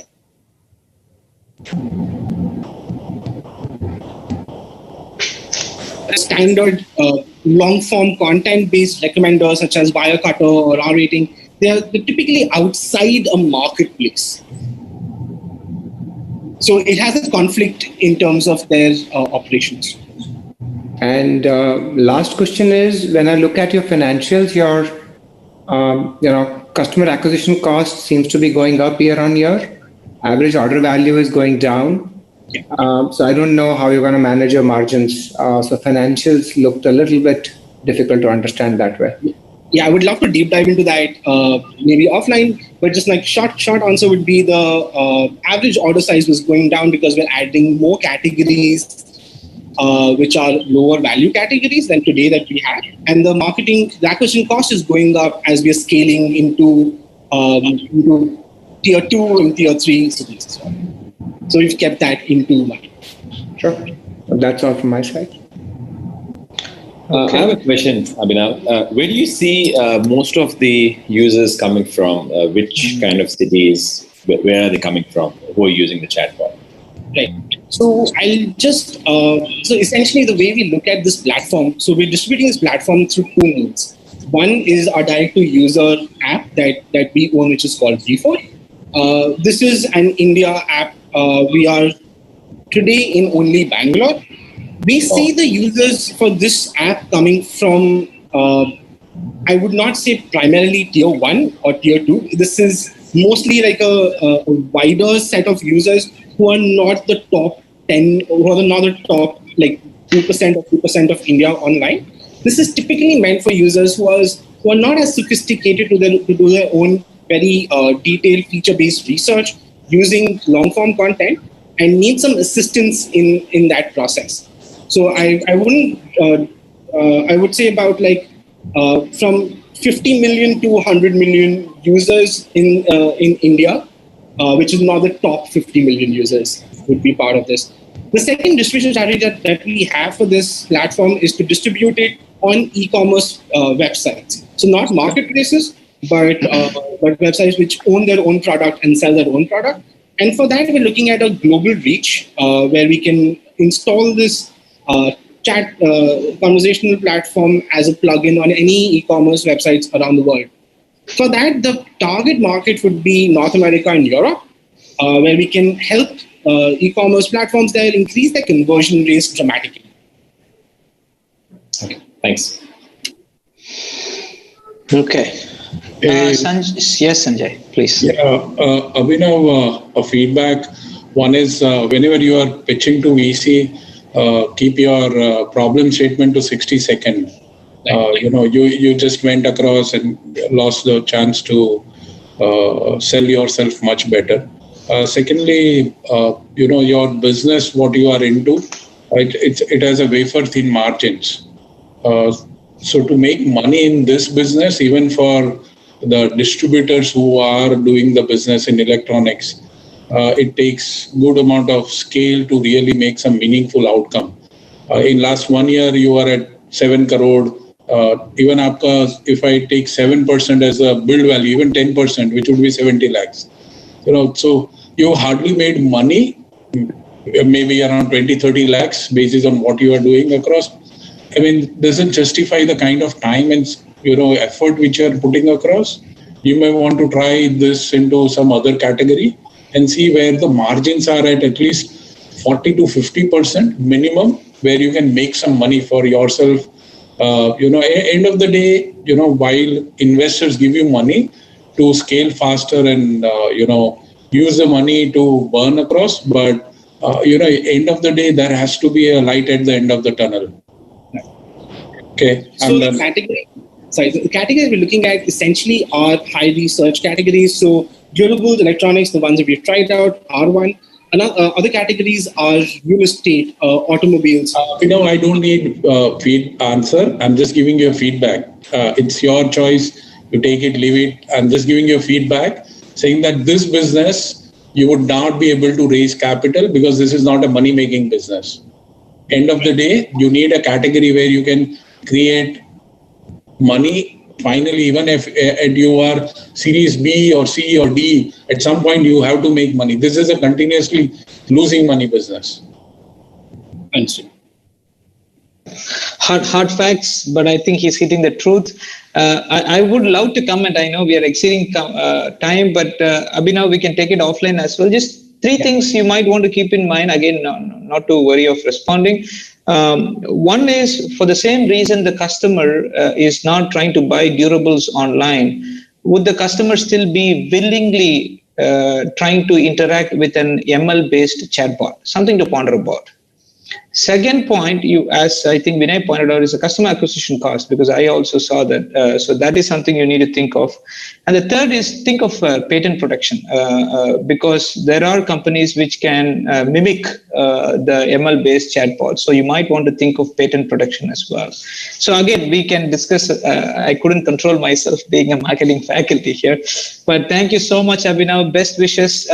While we say bye to Abhinav, may I request Mr. Bhaskar Jain of Fast Kitchen.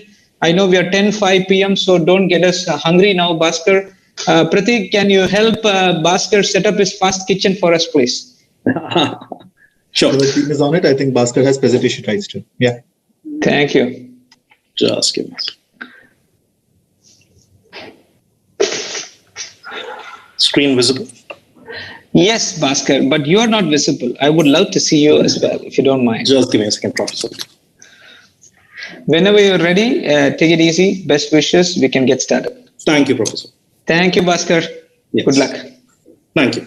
Good evening, ladies and gentlemen. I'm Bhaskar Jain, co-founder of Fast Kitchen, an early revenue stage startup aspiring to become the largest kitchen as a service player in the market.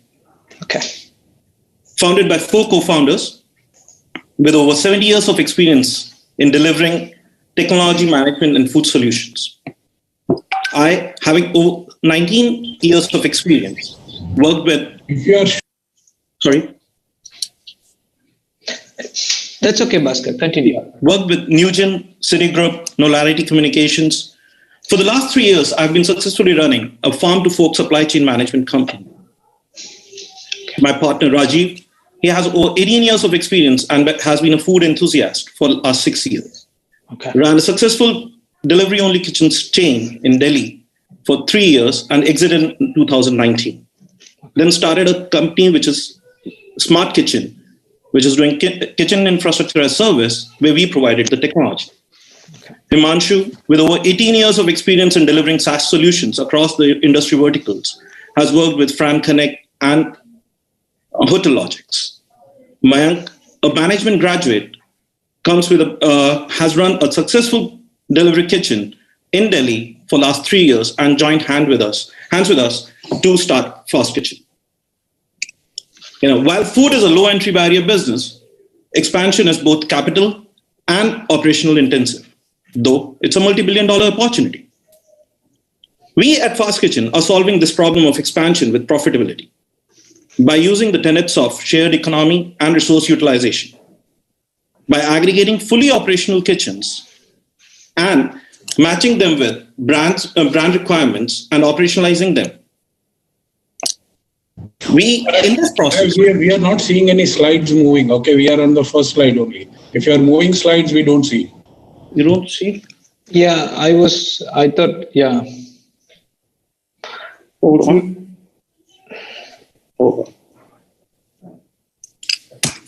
It's not. Is it a PDF, Bhaskar? No, it's a PPT. Okay, now it's better. Yeah. It's better. Oh God, That's fine. This fine? Okay, that's fine. Yeah. So this was the team screen, and then sorry, I didn't know. I didn't realize this. No, we were all taking notes. Don't worry. You were very eloquent. Please. Okay. In this process, we, as any other SaaS company, track business metrics such as ARR, CAC, churn percentage, and our unit operational metrics are more in alignment with e-commerce. In the above, what we have done is we have decoupled the brand creation and outlet operations for a food brand. This giving focus for the food brand creator to manage the brand and standardize their cuisine and keep the intellectual property at their own end. While the outlet level operations are being taken by the Fast Kitchen foodpreneurs who are looking to earn an extra revenue. In this process, we are saving approximately 12% for the food brand. Okay. All this that we are talking about is to be done on an AI-enabled platform that is in development. The 4 tenets of this platform are sales management, expansion management, growth management, and tracking. Tracking is the most important part, which video monitoring, image processing, and predictive algorithms for inventory management. Since our launch in September, we have a strong start. We have multiple local and regional food players joining us for a POC and have signed up an MOU for over 30 locations. As a kitchen partner providers, we have tied up with OYO and other multiple players across Delhi NCR. And we have been able to make deep inroads with the Zomato and Swiggy as food aggregators. Like any other SaaS player, we earn revenue as a fixed fees plus variable component and expect to make 3 to 5% of the monthly sale, which will result in 120,000 to 240,000 annually for each POS. Last 1 minute, Bhaskar. Right. We are looking to raise 2 crores in this round, have a 15% commitment for 15% from an angel investor. The major spends that we are looking at in this round is for technology building and operations. Thank you, ladies and gentlemen. Thank you so much. Super, Bhaskar. So I think we have lots of time to discuss. So Sanjay, would you want to go first, Sanjay? Sure. Thanks, Bhaskar. I could not understand. So basically, who is your customer? Who pays you that money? The brand pays us the money. So let's say I have a food brand. Right. I go to Fast Kitchen, and then what would you give me? Okay, so you have a brand, right? So let's say I am a Wow Momo. I have a brand. Right. Now as a Wow Momo, how would you serve Wow Momo? So you have a food brand called Wow Momo, which has a central kitchen where you have standardized your product. Now, in order to reach across Delhi NCR, you would be doing a lot of capital expense by opening your own stores. Instead of doing that, what we are doing is we are getting you operationalized kitchen, which are being run by foodpreneurs all across the city, and enabling, and you provide them the food, they finish it and hand it over to the delivery guy. So the finishing happens in the. So I as a Wow Momo, Sorry, Sanjay, you're breaking. Sanjay, you're breaking. Yeah.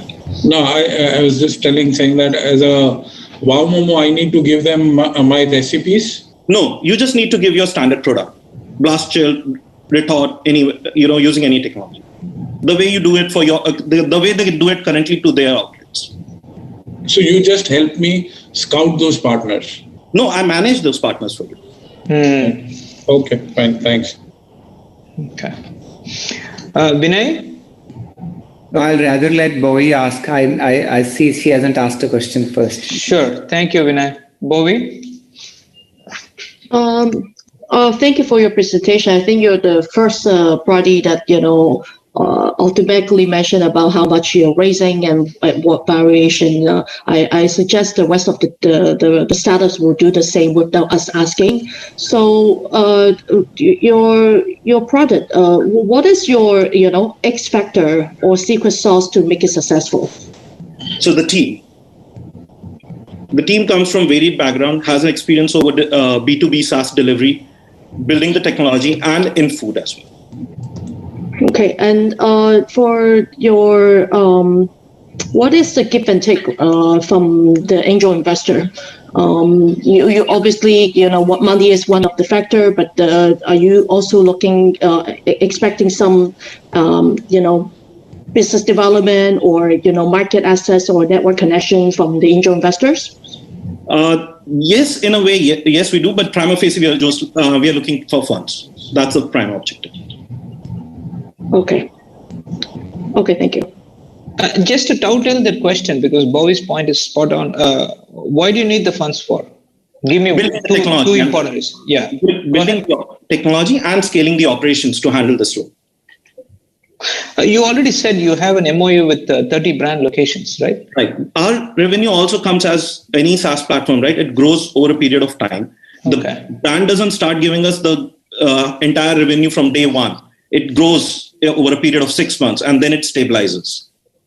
Building technology, could you elaborate? What do you see in the near future? What is that you want the technology to do more for Fast Kitchen? Okay, so in the technology, what we're doing is we are keeping ERP as a backend engine where we're doing the transaction management, matching algorithms, because kitchens would be coming onboarded with us. The brands would onboard with us. They have different requirements. We have a different sanity list for each and every one.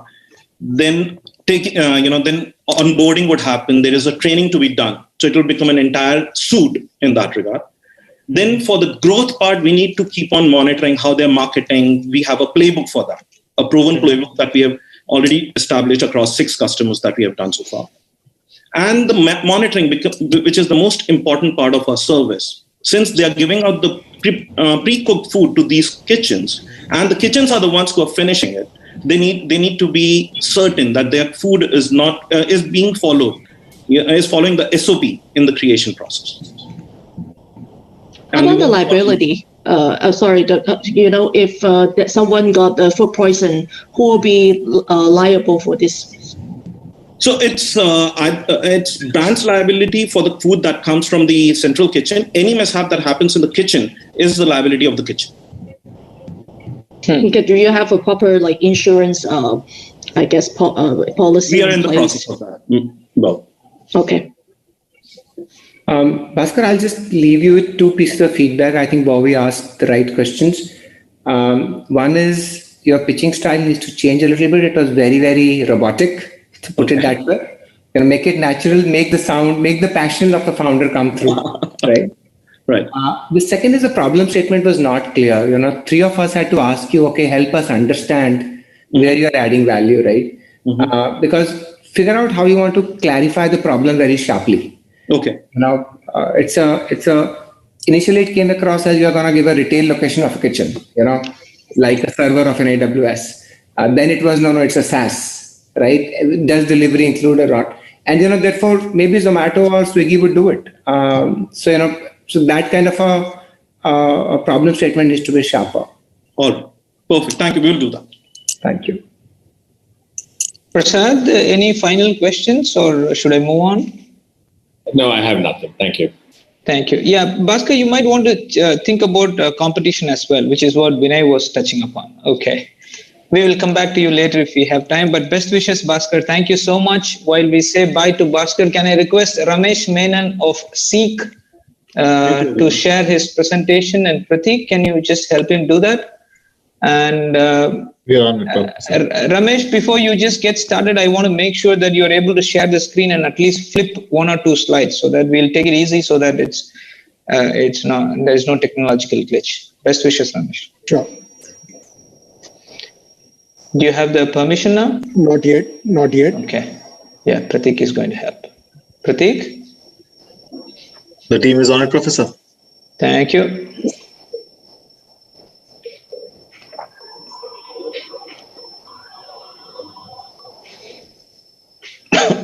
Excuse me.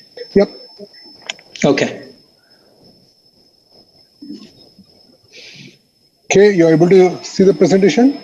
Yeah, I'm able to see the first screen, first slide. Ramesh, can you just flip and show me? You're able to do it properly? All right. Good to go. Whenever you say, we're good to go. Okay. I'm good, Professor. Thank you very much. Thank you very much, Professor. Good evening, all. I'm Ramesh Menon from PGPMAX class of 2015. My venture Seek. Seek is a business intelligence platform that evaluates, implements, and measures organization-wide change. So what is it that we exactly do? The only constant factor in business is change. Yet stats tell us that about 70% of change initiatives fail. Stats also tell us that 66% of change success is related to talent. So what happens traditionally in any change management initiative is majority of the investment with respect to talent goes into communication and training, which is knowledge acquisition or knowledge building. Fact of the matter is, unless and until the knowledge is not put into action, nothing changes on the ground. So for a change to be effective, every employee in the organization need to go through a change journey, which involves, first is a buy-in, why this change, what is it for the organization, but more importantly, what is it for me as an employee? Why should I change? The next comes the sense of urgency. Okay, I do understand I need to change, but I need to change now. If I don't change, what are the costs? Then comes an unlearning part, unlearning the current way of doing things. Then only comes learning the new way of doing things. And then comes implementation. And the most critical part during implementation is ensuring that the implementation challenges are addressed immediately. Because if you don't do that, it becomes very easy for employees to go back to the old way of doing things. So what is it we do? And what you'll also notice is across organization, this change journey would be very specific to an individual based on his engagement level within the organization, based on his skill level, based on his tenure within the organization and other factors. So what we do is using behavioral science and artificial intelligence, we make collective change in employee behavior that is aligned to the organization need. Why is it important or where it is more relevant? Regulated industry where cost of human error is very high. Human dependent industry where the feet on ground makes all the differences. So currently our focus area from a regulated industry is pharma manufacturing. On the human dependent industry, we are focusing on retail and sales organization. How do we do this? The basic principle which Seek uses is reinforced practice, feedback, motivation, and critical mass. What we are saying is if you do an activity daily, you get regular feedback and you are motivated to do that activity on a daily basis, over a period of time, it becomes a habit. And the moment you hit critical mass, that is for any organization, 45% of its employees, it becomes a sustainable change. One of the examples with this principle is the Swachh Bharat campaign, which government of India is driving. This, along with persuasive technology, which most of the social media platform uses, our mobile app interacts with every employee on a daily basis for not more than 5 minutes a day in their personalized change journey to make the organization change happen. How are we unique? Only platform that delivers a coordinated and personalized aspect of change. The journey so far, it's been 6 years so for now. The first 2 years went into product development, then couple of years into product validation and market validation. And the last 1.5 years have been business validation, that is profitability. So we have hit profitability since 1920, subscription-based revenue model. So far worked with 17 clients, about 10,000 plus employees spread across multiple locations around the globe, at this point available in 6 different languages. Coming to the team, it's decades of experience in the space of psychology, behavioral science, business and technology. So my partner Deepa, she comes from psychology, behavioral science space, close to 18 years of experience in that area. She's also a leadership coach to many of the senior executives. I have over 23 years of experience in the business and technology space. So what next? So what we have today is a validated product, a validated business model, and an automation level at 60%. With 4 years of data from pharma, retail, and sales organization, we have enough data available to build the AI rule engine so that the automation can be done to 95%. And by doing that is when we can do scalability and thereby exponential growth, for which we are looking at a funding. The immediate need is 3 CR for the next 15 months. Another 2 CR for 12 months post that. So it's a 27-month plan which we have put together. I would like to stop at this point and put most of the time for questions now. Oh, wonderful, Ramesh. Thank you so much. Yes, please. So managing change, in large organizations, primarily got to do with 2 types of resistance, right? Technical or political. Okay. So, technical can be dealt with, training or knowledge. Political needs to be dealt with very different types of interventions. Yeah. It's largely consultant-driven approach for managing change, and that's why the McKinseys of the world or the Accents of the world exist, right? Yeah. So, and I've led change in large organizations like GE and others, and I think, during that phase, we tried many toolkits, but it still needs to be managed at, from a very active and visible leadership to driving it across. So there is a lot of, that's why, as you said, your product is 60% still, what do you call automation? Yeah. So I'm just trying to struggle to understand, how is your platform going to help people move from one state to another state? Sure. So let me take an example of pharma industry. So what generally we do in pharma industry with the data we have done, and there the main aspect of the problem statement is quality. With FDA audits and regulatory audits on rice, quality is the predominant concern. And what they say is get my employees do what they're supposed to do. Now here, through behavioral science, there is a framework where we have defined any problem statement is put into 16 dysfunctional behaviors. So that is defined. What is the content related to that in the pharma industry is defined. At this point, currently what we are doing is we are manually linking it. We need an automation tool where it is linked automatically. So for example, quality, in some cases, the problem statement is complacency. Or I've been doing it for so many years, why should I change now? And this has given me result. So tackling such a person would be totally different than someone saying, for me, the problem is diligence or time management. Under pressure, I do mistakes. So what the tool has done, or what we have done so far, is able to identify these different journeys, and the content for each of the journeys available. We link it. At this point, yeah, there is a good amount of manual intervention to link it, and that's why I said we are at 60%. I'd like to see the platform at some point. Definitely. I would agree with Prasad, and looks like I and Prasad kind of come with the same background. I spent 10 years with GE, led large change projects myself.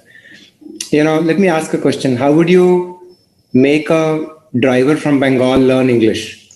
Okay, we have done this for a driver from Kerala learn English. Company is ID. We started with grooming for them. Okay. The typical, because they walk around with their ID t-shirt, ID van, and the way they carry themselves hits the brand. A simple tool of a selfie challenge where they take a picture of their van neat and clean with their shaven every day morning over a period of time was able to get into that grooming practice. Now coming to English learning, this is more what I would say, there are audios and videos.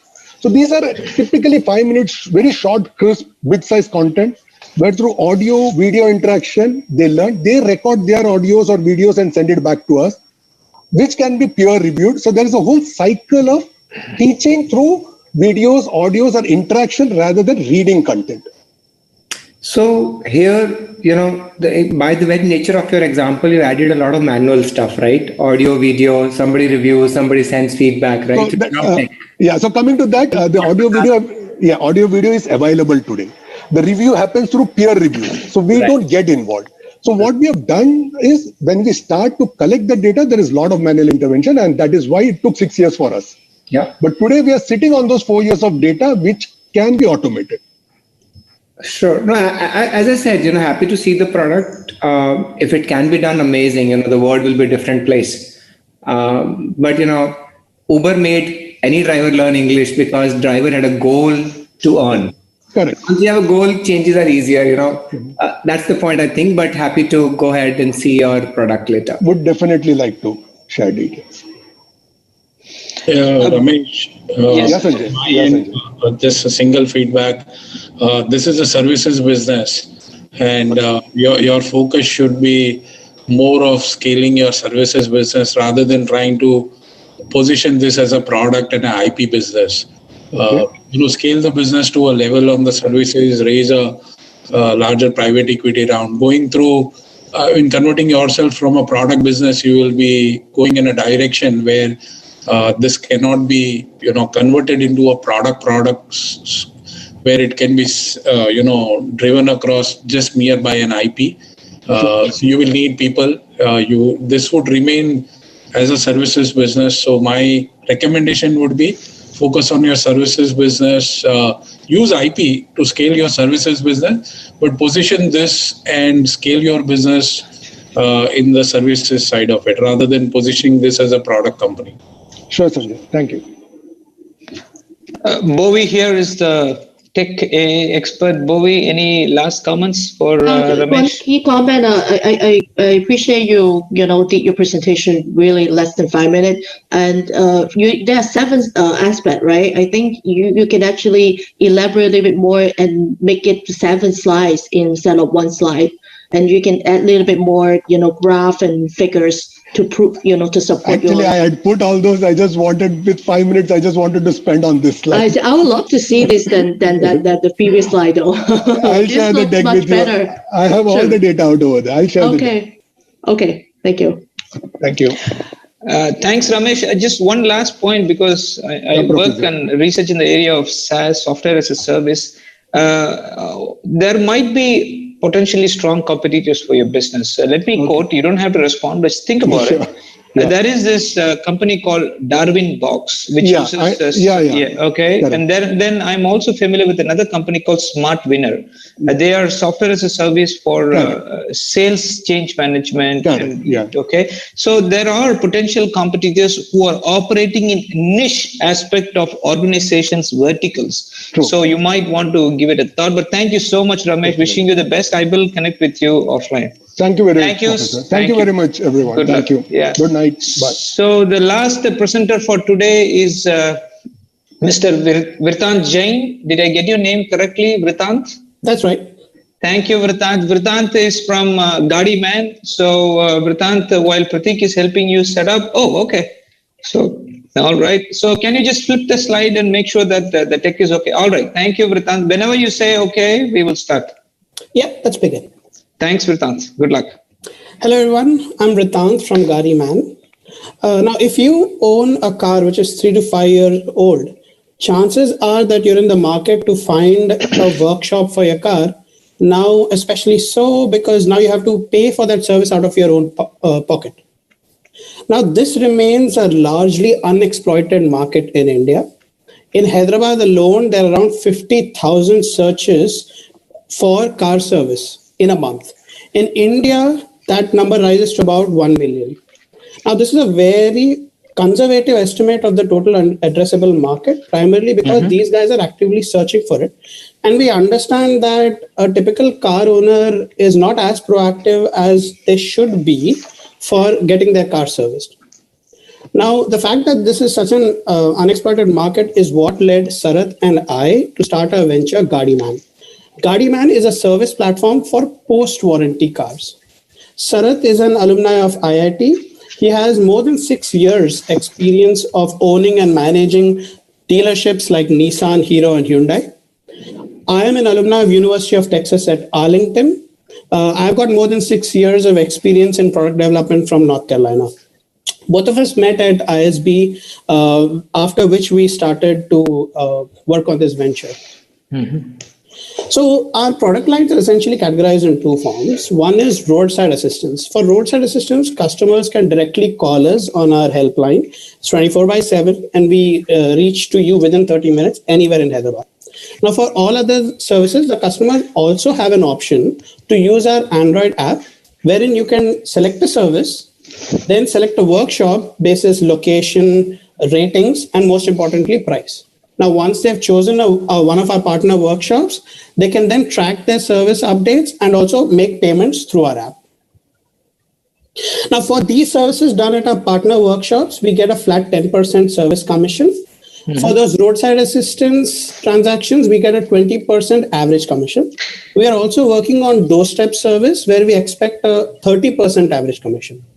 Now, in future, we could also look at revenue opportunities like annual insurance subscriptions, spare part sales, CRM subscriptions for software from these workshops, etc. We're doing fairly well today. In August, we saw a turnover of 1.17 lakh when we started. In September, that increased to 4.39 lakhs. Now, we've ensured a geographical spread across Hyderabad, but we have some focus areas where we market specifically. We are able to help emergency breakdown customers within 30 minutes anywhere in Hyderabad. And that has given us a lot of fairly positive reviews on the Android Play Store. The source of customer acquisition so far has primarily been digital marketing. But parallelly, we are also running service camps across Hyderabad in brand name apartments like My Home Jewel. Now, these service camps have helped us build a lasting relationship with customers.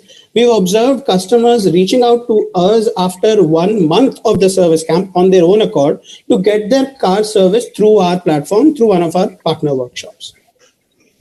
Now, at Gadi Man, we believe that in this market, an Indian customer is not looking for the cheapest car service, but they're looking for the most reliable car service at a preferred price point.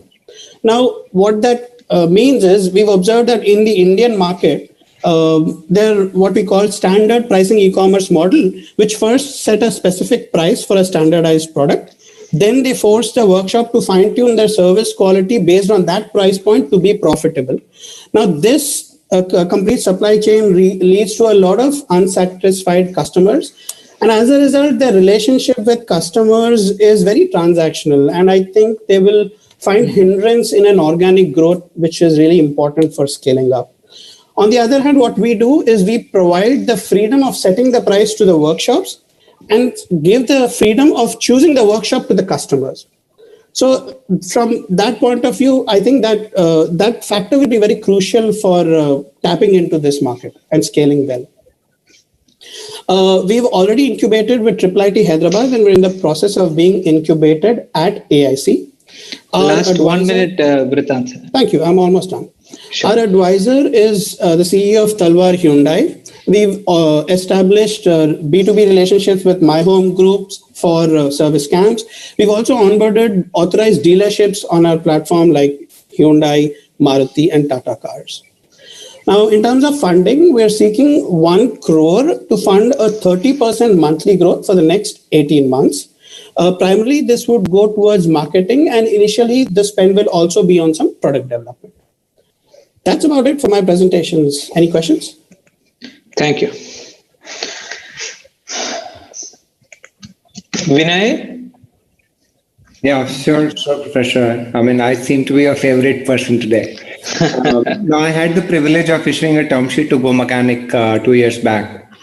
So I think you need some more work to be done to be able to, do what Go Mechanic did. These are also very recent startups that are scaled so well. That I think is very critical, and they have the first mover advantage. So something to think about is where I will kind of pause and let kind of others also speak through. Vinay, do you mind if we reach out for a one-on-one elaborate conversation? That's not a problem, Britant. Anytime is fine. Thank you. Britant, before I move on to Sanjay, could you just flip on to the next slide of the valuation? And then I would request Sanjay for his comments. So Britant, a good presentation. You covered most of the aspect. The only challenge which I see across right now is your differentiation to the existing players is hardly anything. It's the same stuff which you are, it's an incremental change. There's nothing where it says across this is a disruption which you are bringing, and existingly these are well-funded companies, and how are you going to compete against? So if a space has got multiple players and each one of them have been well-funded, it becomes difficult for any startup to break into unless you got something really path-breaking, which I could not see across in the space. So you may want to think across still. Everybody is scratching the surface, but yes, VCs have taken position, the investments have gone into it, the market is opened across. So you may want to think it quickly and get into the pitching with a much path-breaking differentiation. Thank you. Feedback received loud and clear. Thank you. Yeah, I guess just to add to Sanjay, we have experience with 2 companies. One is RoadZen and the other one is SpareSub. I think most important part is to have that. What is it that you want to achieve? Like RoadZen came in as a roadside assistance platform, and then it transformed into an insurance company now. So basically, they went in and started doing roadside assistance for AXA and acquired customers. And now slowly they've started acquiring companies that are in roadside assistance, areas like survey, video survey, and now they've become a large insurance company. So where is the vision going is what you have to think. Is there an area that you want to go deeper in? Because as Sanjay said, there are a number of players in the market trying to do the same thing, right? So SpareSub, for example, is only wanting to sell spares, and that to a certain category of spares. Can you go deeper and wider in that space is what you got to think. Yeah. Thank you. I think what you said makes sense here. Bovi, any final comments, thoughts, please?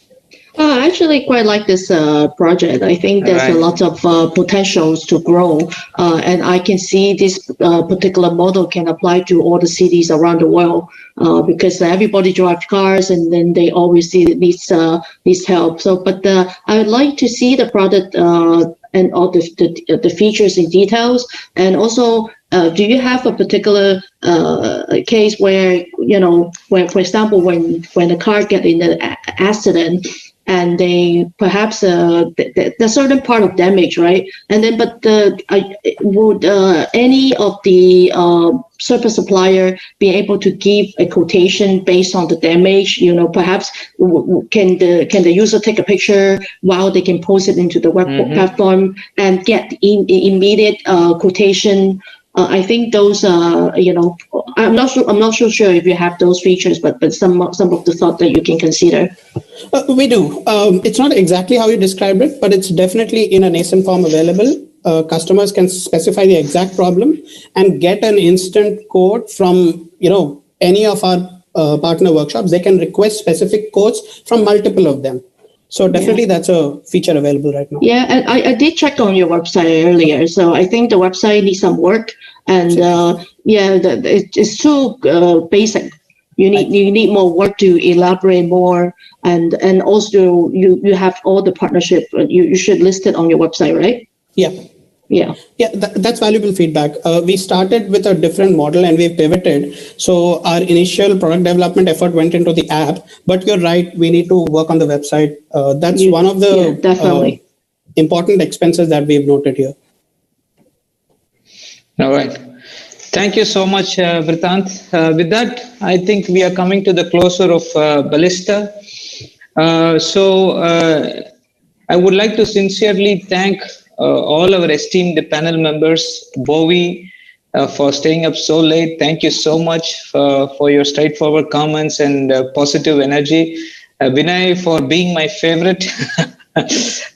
Thank you so much. Sanjay, thanks a lot for your hard questions, but those are the things which every venture need to think about. And Prasad, as always, you have been our brand ambassador, our supporter of ISB for a long time. Thank you so much for taking the time. These guys, friends, I tell you, for them, the money value of time is so huge.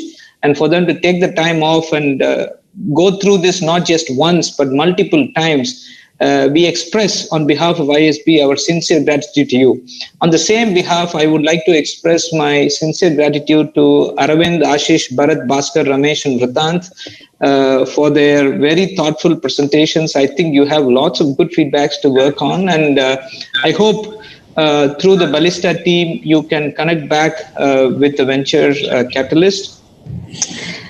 Friends, before I hand it over to Shravya or Pratik, I would like to know that, see, this is a teamwork, guys. We are at 10:40 p.m. in India time and very late in Hong Kong, Singapore. There are 4 names which I need to mention. Amareshwar, Pratik, Mitesh, and then Shravya of our alumni team, along with our super boss, Dibendu Bose. I'm not sure if he's here. He must be tired.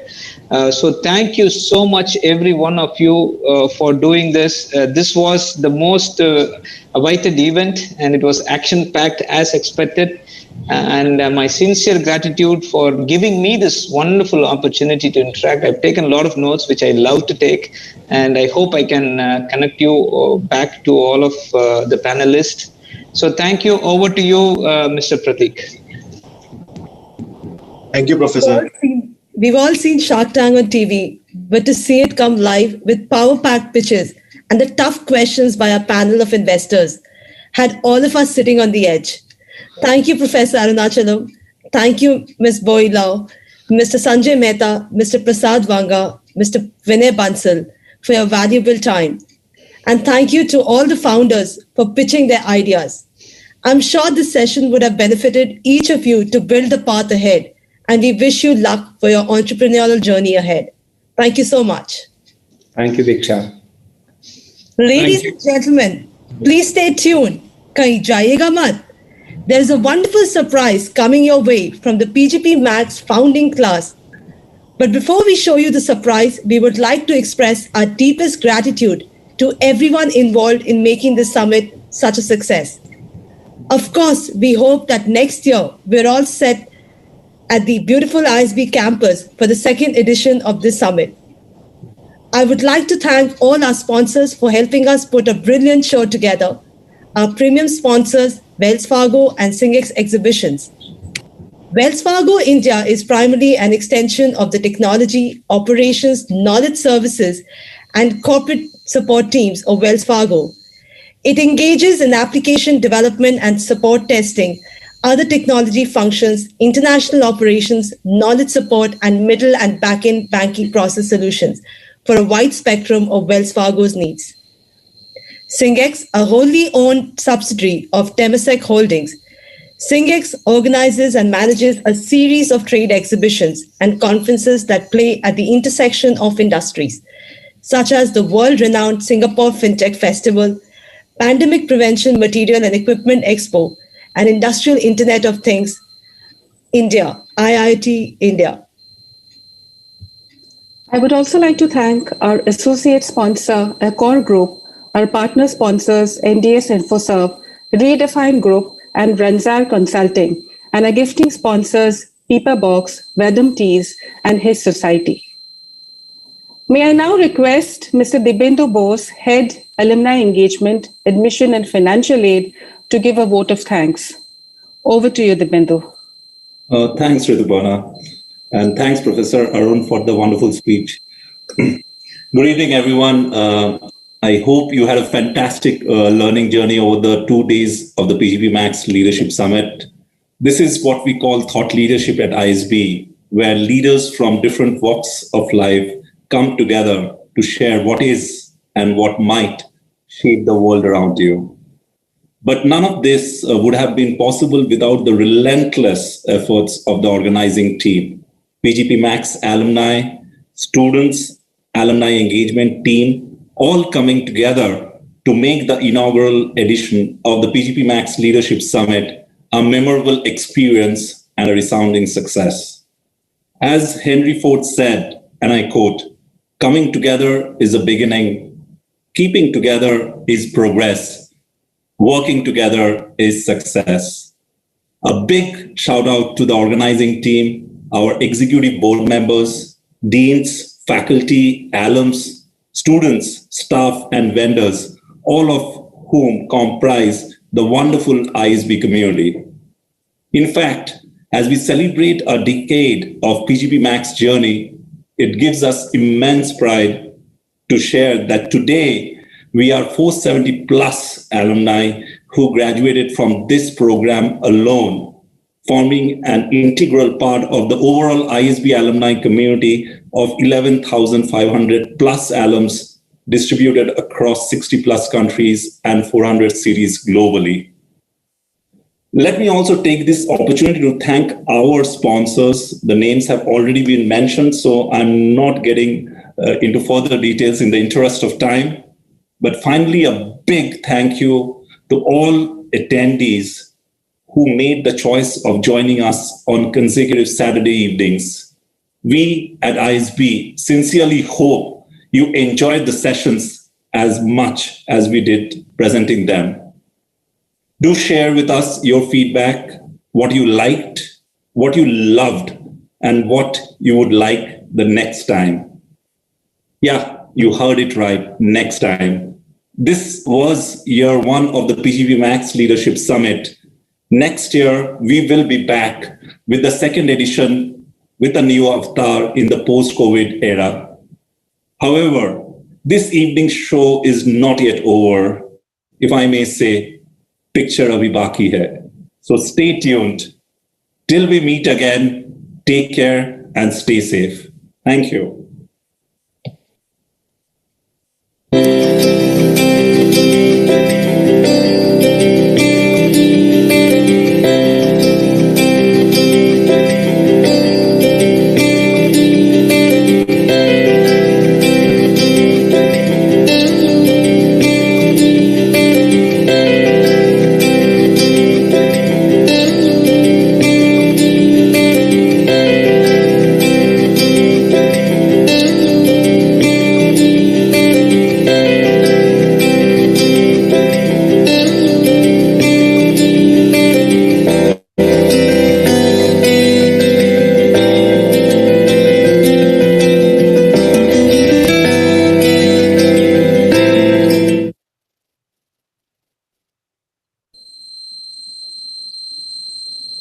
thank you, Dipendra, for your words of encouragement.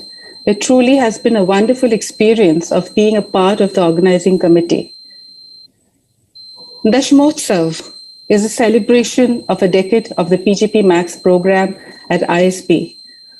A C-suite level executive management course where not only do you build foundations to take on bigger roles in your corporate career and entrepreneurial journey, but also contribute to the social sector with a purpose to make a difference.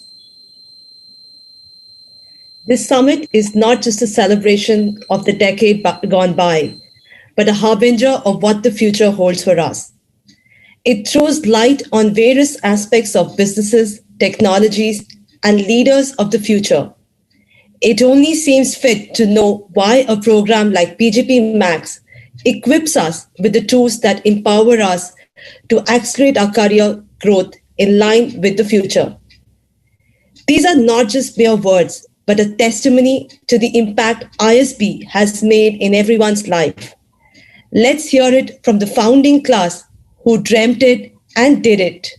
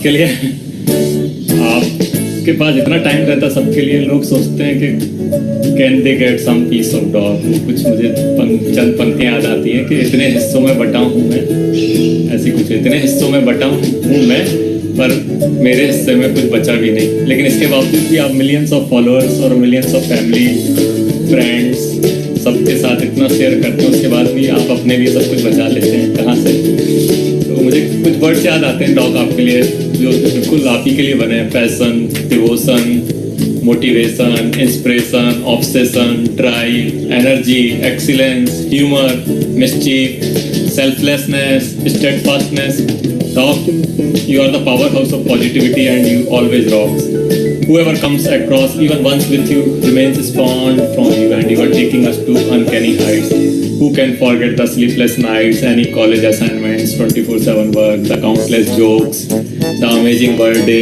happy birthday today to you and many other parties funny moments trips networking with people you are at the helm of all affairs personal or professional you are always there to solve all issues a quality that instills confidence even amongst the most reclusive souls your personal touch is enviable and transparency unquestionable you are royal personality, unmatched, a friend, philosopher, and a guide, a leader not peril.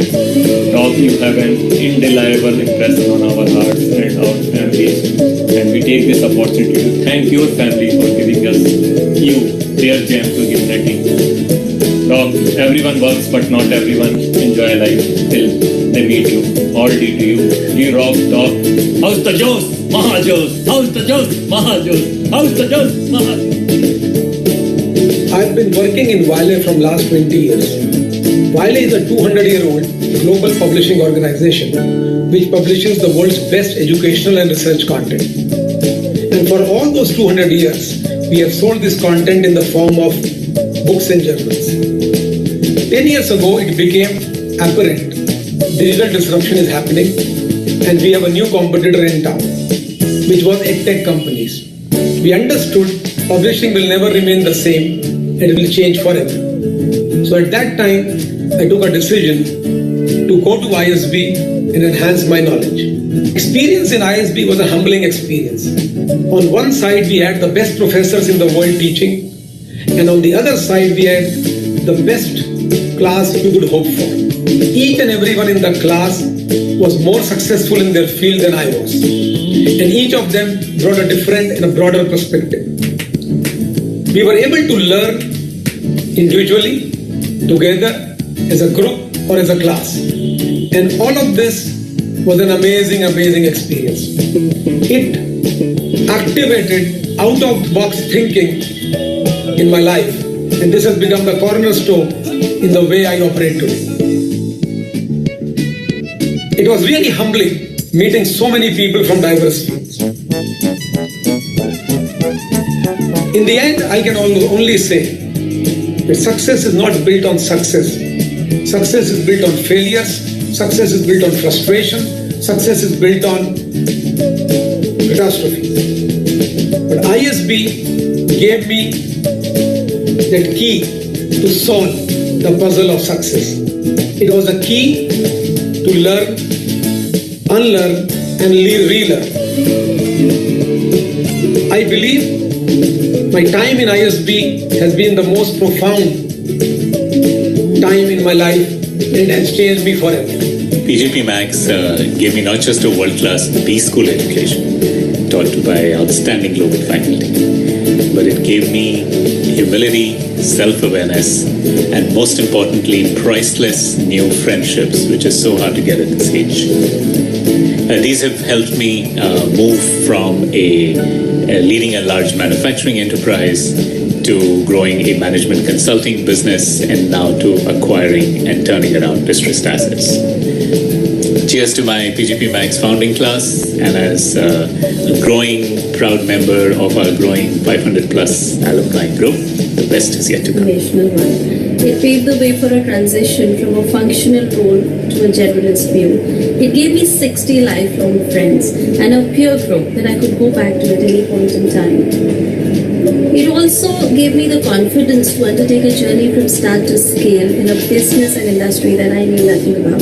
This inspiration for me continued for a long time till I went back as a proud student of the founding class of the doctoral batch, first doctoral batch of ISB that they launched.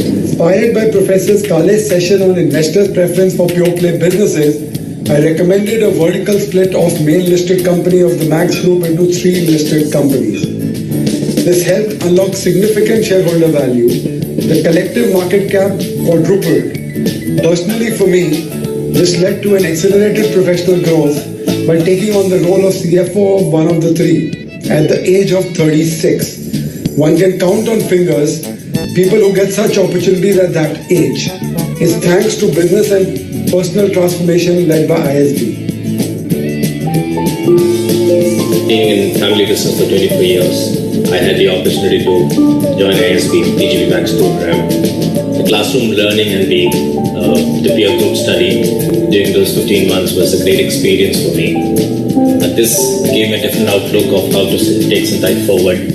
And in the subsequent years, that has grown leaps and bounds by expanding our footprint in different parts of the world and also getting into the B2C business. I mean, the most exciting part was 2 of my colleagues, Mr. Vishal Menon and Praveen Venkataraman, joined the business, and they are pillars of strength for me in growing the business to this level and this point. Thank you. Thank you, PGPMAX, ISB, faculty, colleagues at PGPMAX, for helping me transform from a hardcore clinician to a clinical business leader. My time at PGPMAX was a memorable time.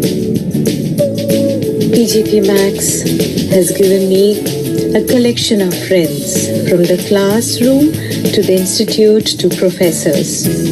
It gave me a completely new set of lens to view the world, and it stirred in me this importance and realization for diversity and inclusion in everything that we aspire to do.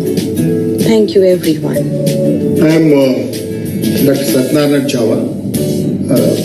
Did PGPMAX, and I'm the member of the PGPMAX founding class.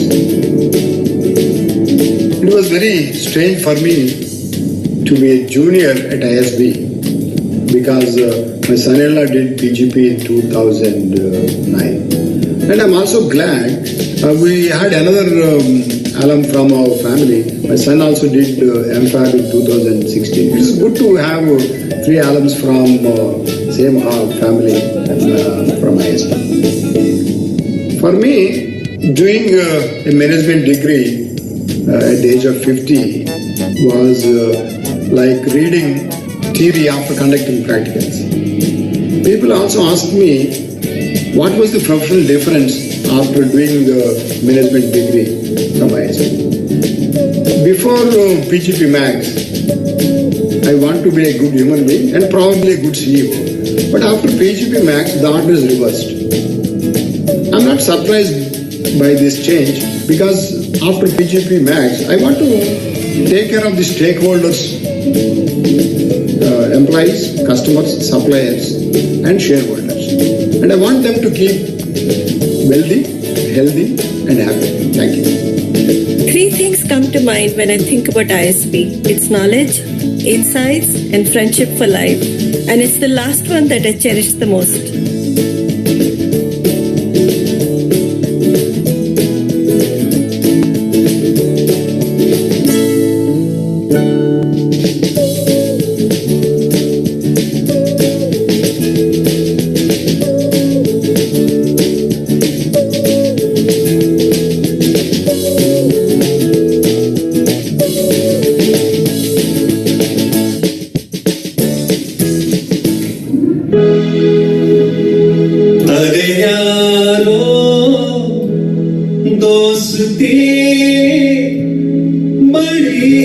हसीन है ये न हो तो क्या फिर बोलो ये जिंदगी है कोई तो हो राज़दार बेगरज तेरा हो यार कोई तो हो राज़दार अरे यारो मोहब्बत ये तो बंदगी है ये न हो तो क्या फिर बोलो ये जिंदगी है कोई तो दिलबर हो यार जिसको तुझसे हो प्यार कोई तो दिलबर हो यार अरे यारो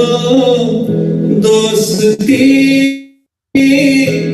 बड़ी ही हसीन है ये न हो तो क्या फिर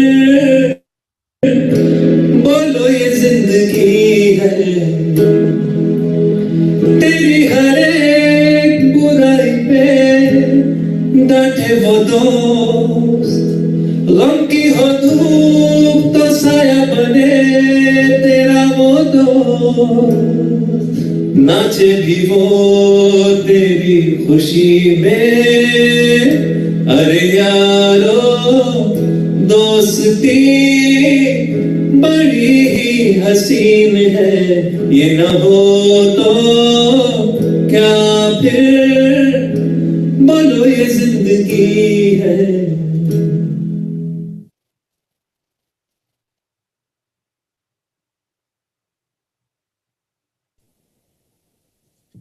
Yaro dosti badi hi haseen hai. I'm sure this ageless song has brought back fond memories of their ISB life, not just for the founding class, but for all our alumni who are present with us here today. That was nostalgic, and I'm really missing being on campus. Not only did the founding class take a leap of faith by joining the course and setting the stone for all of us to chart our own journeys, they have also adopted an orphanage to take care of underprivileged children through Wiley, whose MD is also part of the founding class.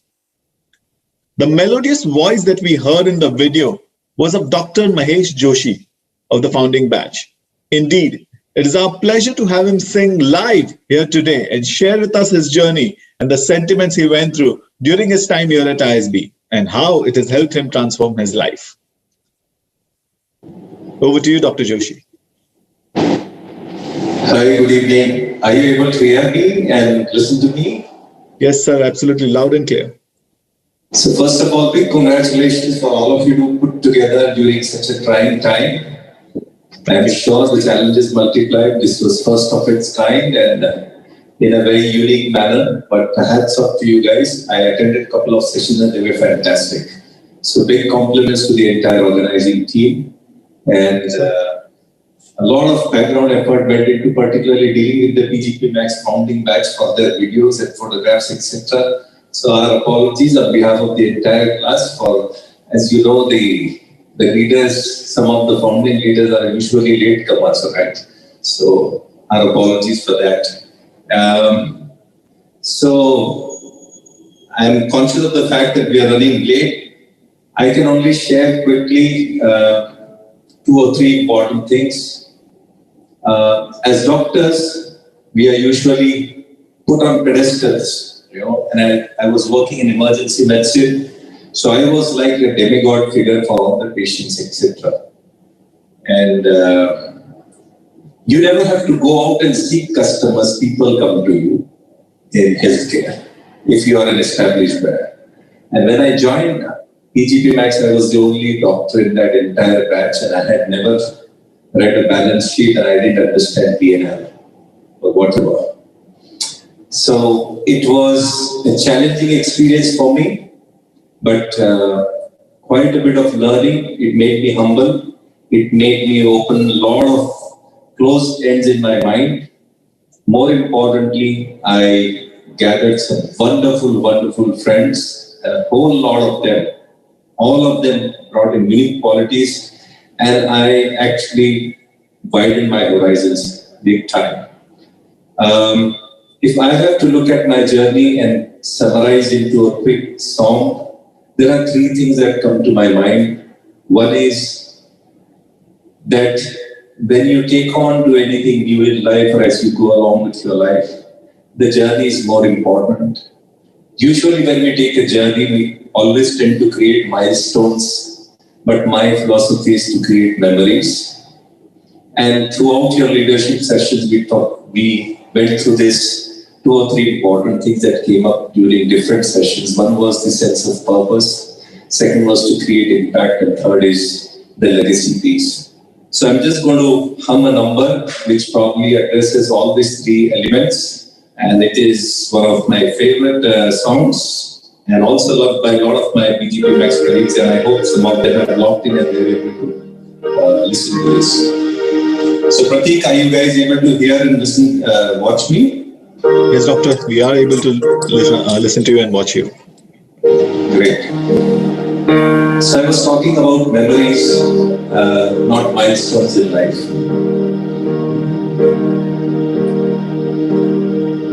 नगमे हैं, शिकवे हैं, किस्से हैं, बातें भूल जाती हैं, यादें याद आती हैं, ये यादें इसी एलमीट में भी चुपके से चली आती है, यादें यादें. Sense of purpose is the second one. ये जीवन दिल जाने दरिया का है पानी, पानी तो बह जाए, बाकी क्या रह जाए, यादें यादें यादें. And the last story is about legacy, what you leave behind as leaders.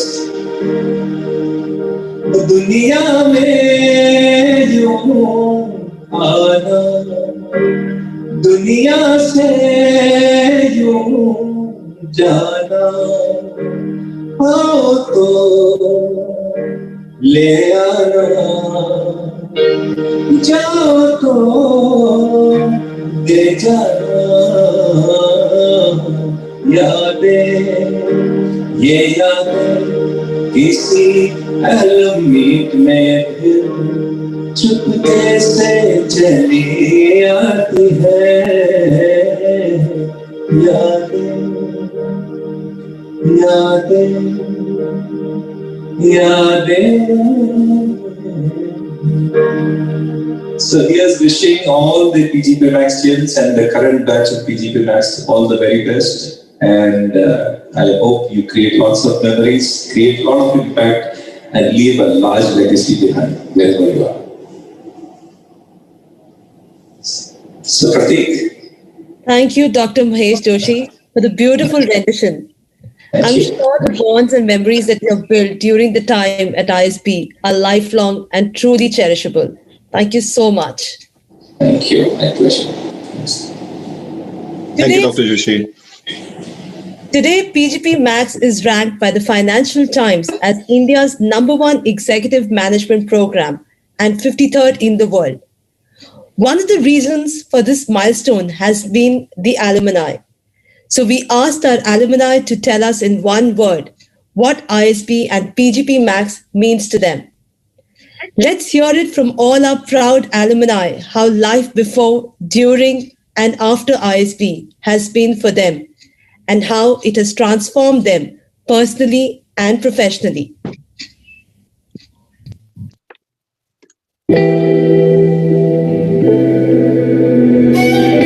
Fabulous. Growth.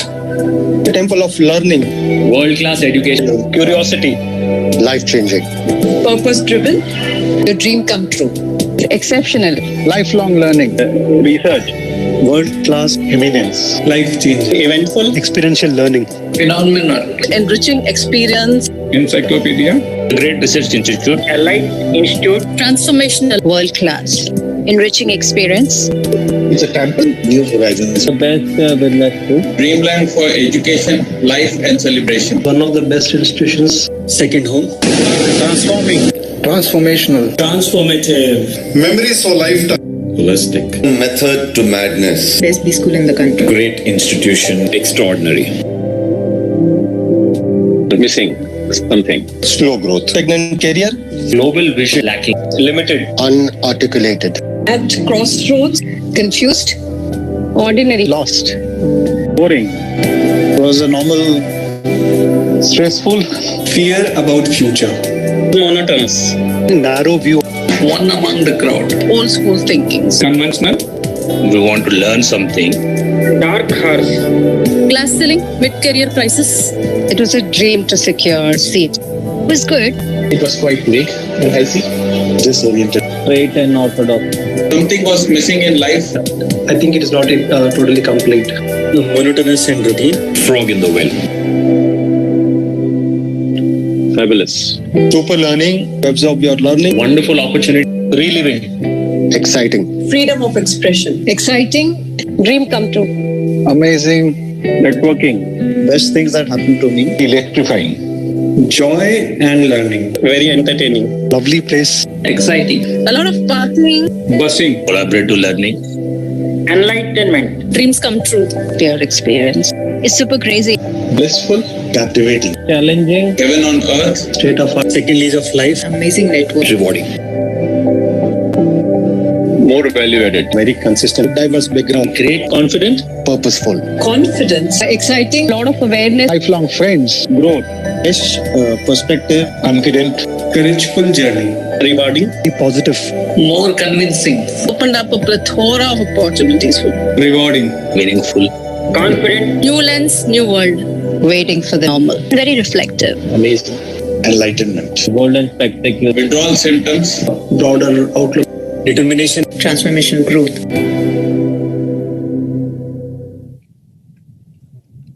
10 years of PGPMAX has given us 9 Power Pack tribes from Maximus Primus to Go-Getters and many more in the making. Only time will tell what new superheroes come out of these future classes. But for now, as we bid you a goodbye with a promise to see you again next year, we all from the class of 2020 would like to pay a tribute to our alumni by reliving some of their moments of glory at ISB. Do have a look. Thank you and good night.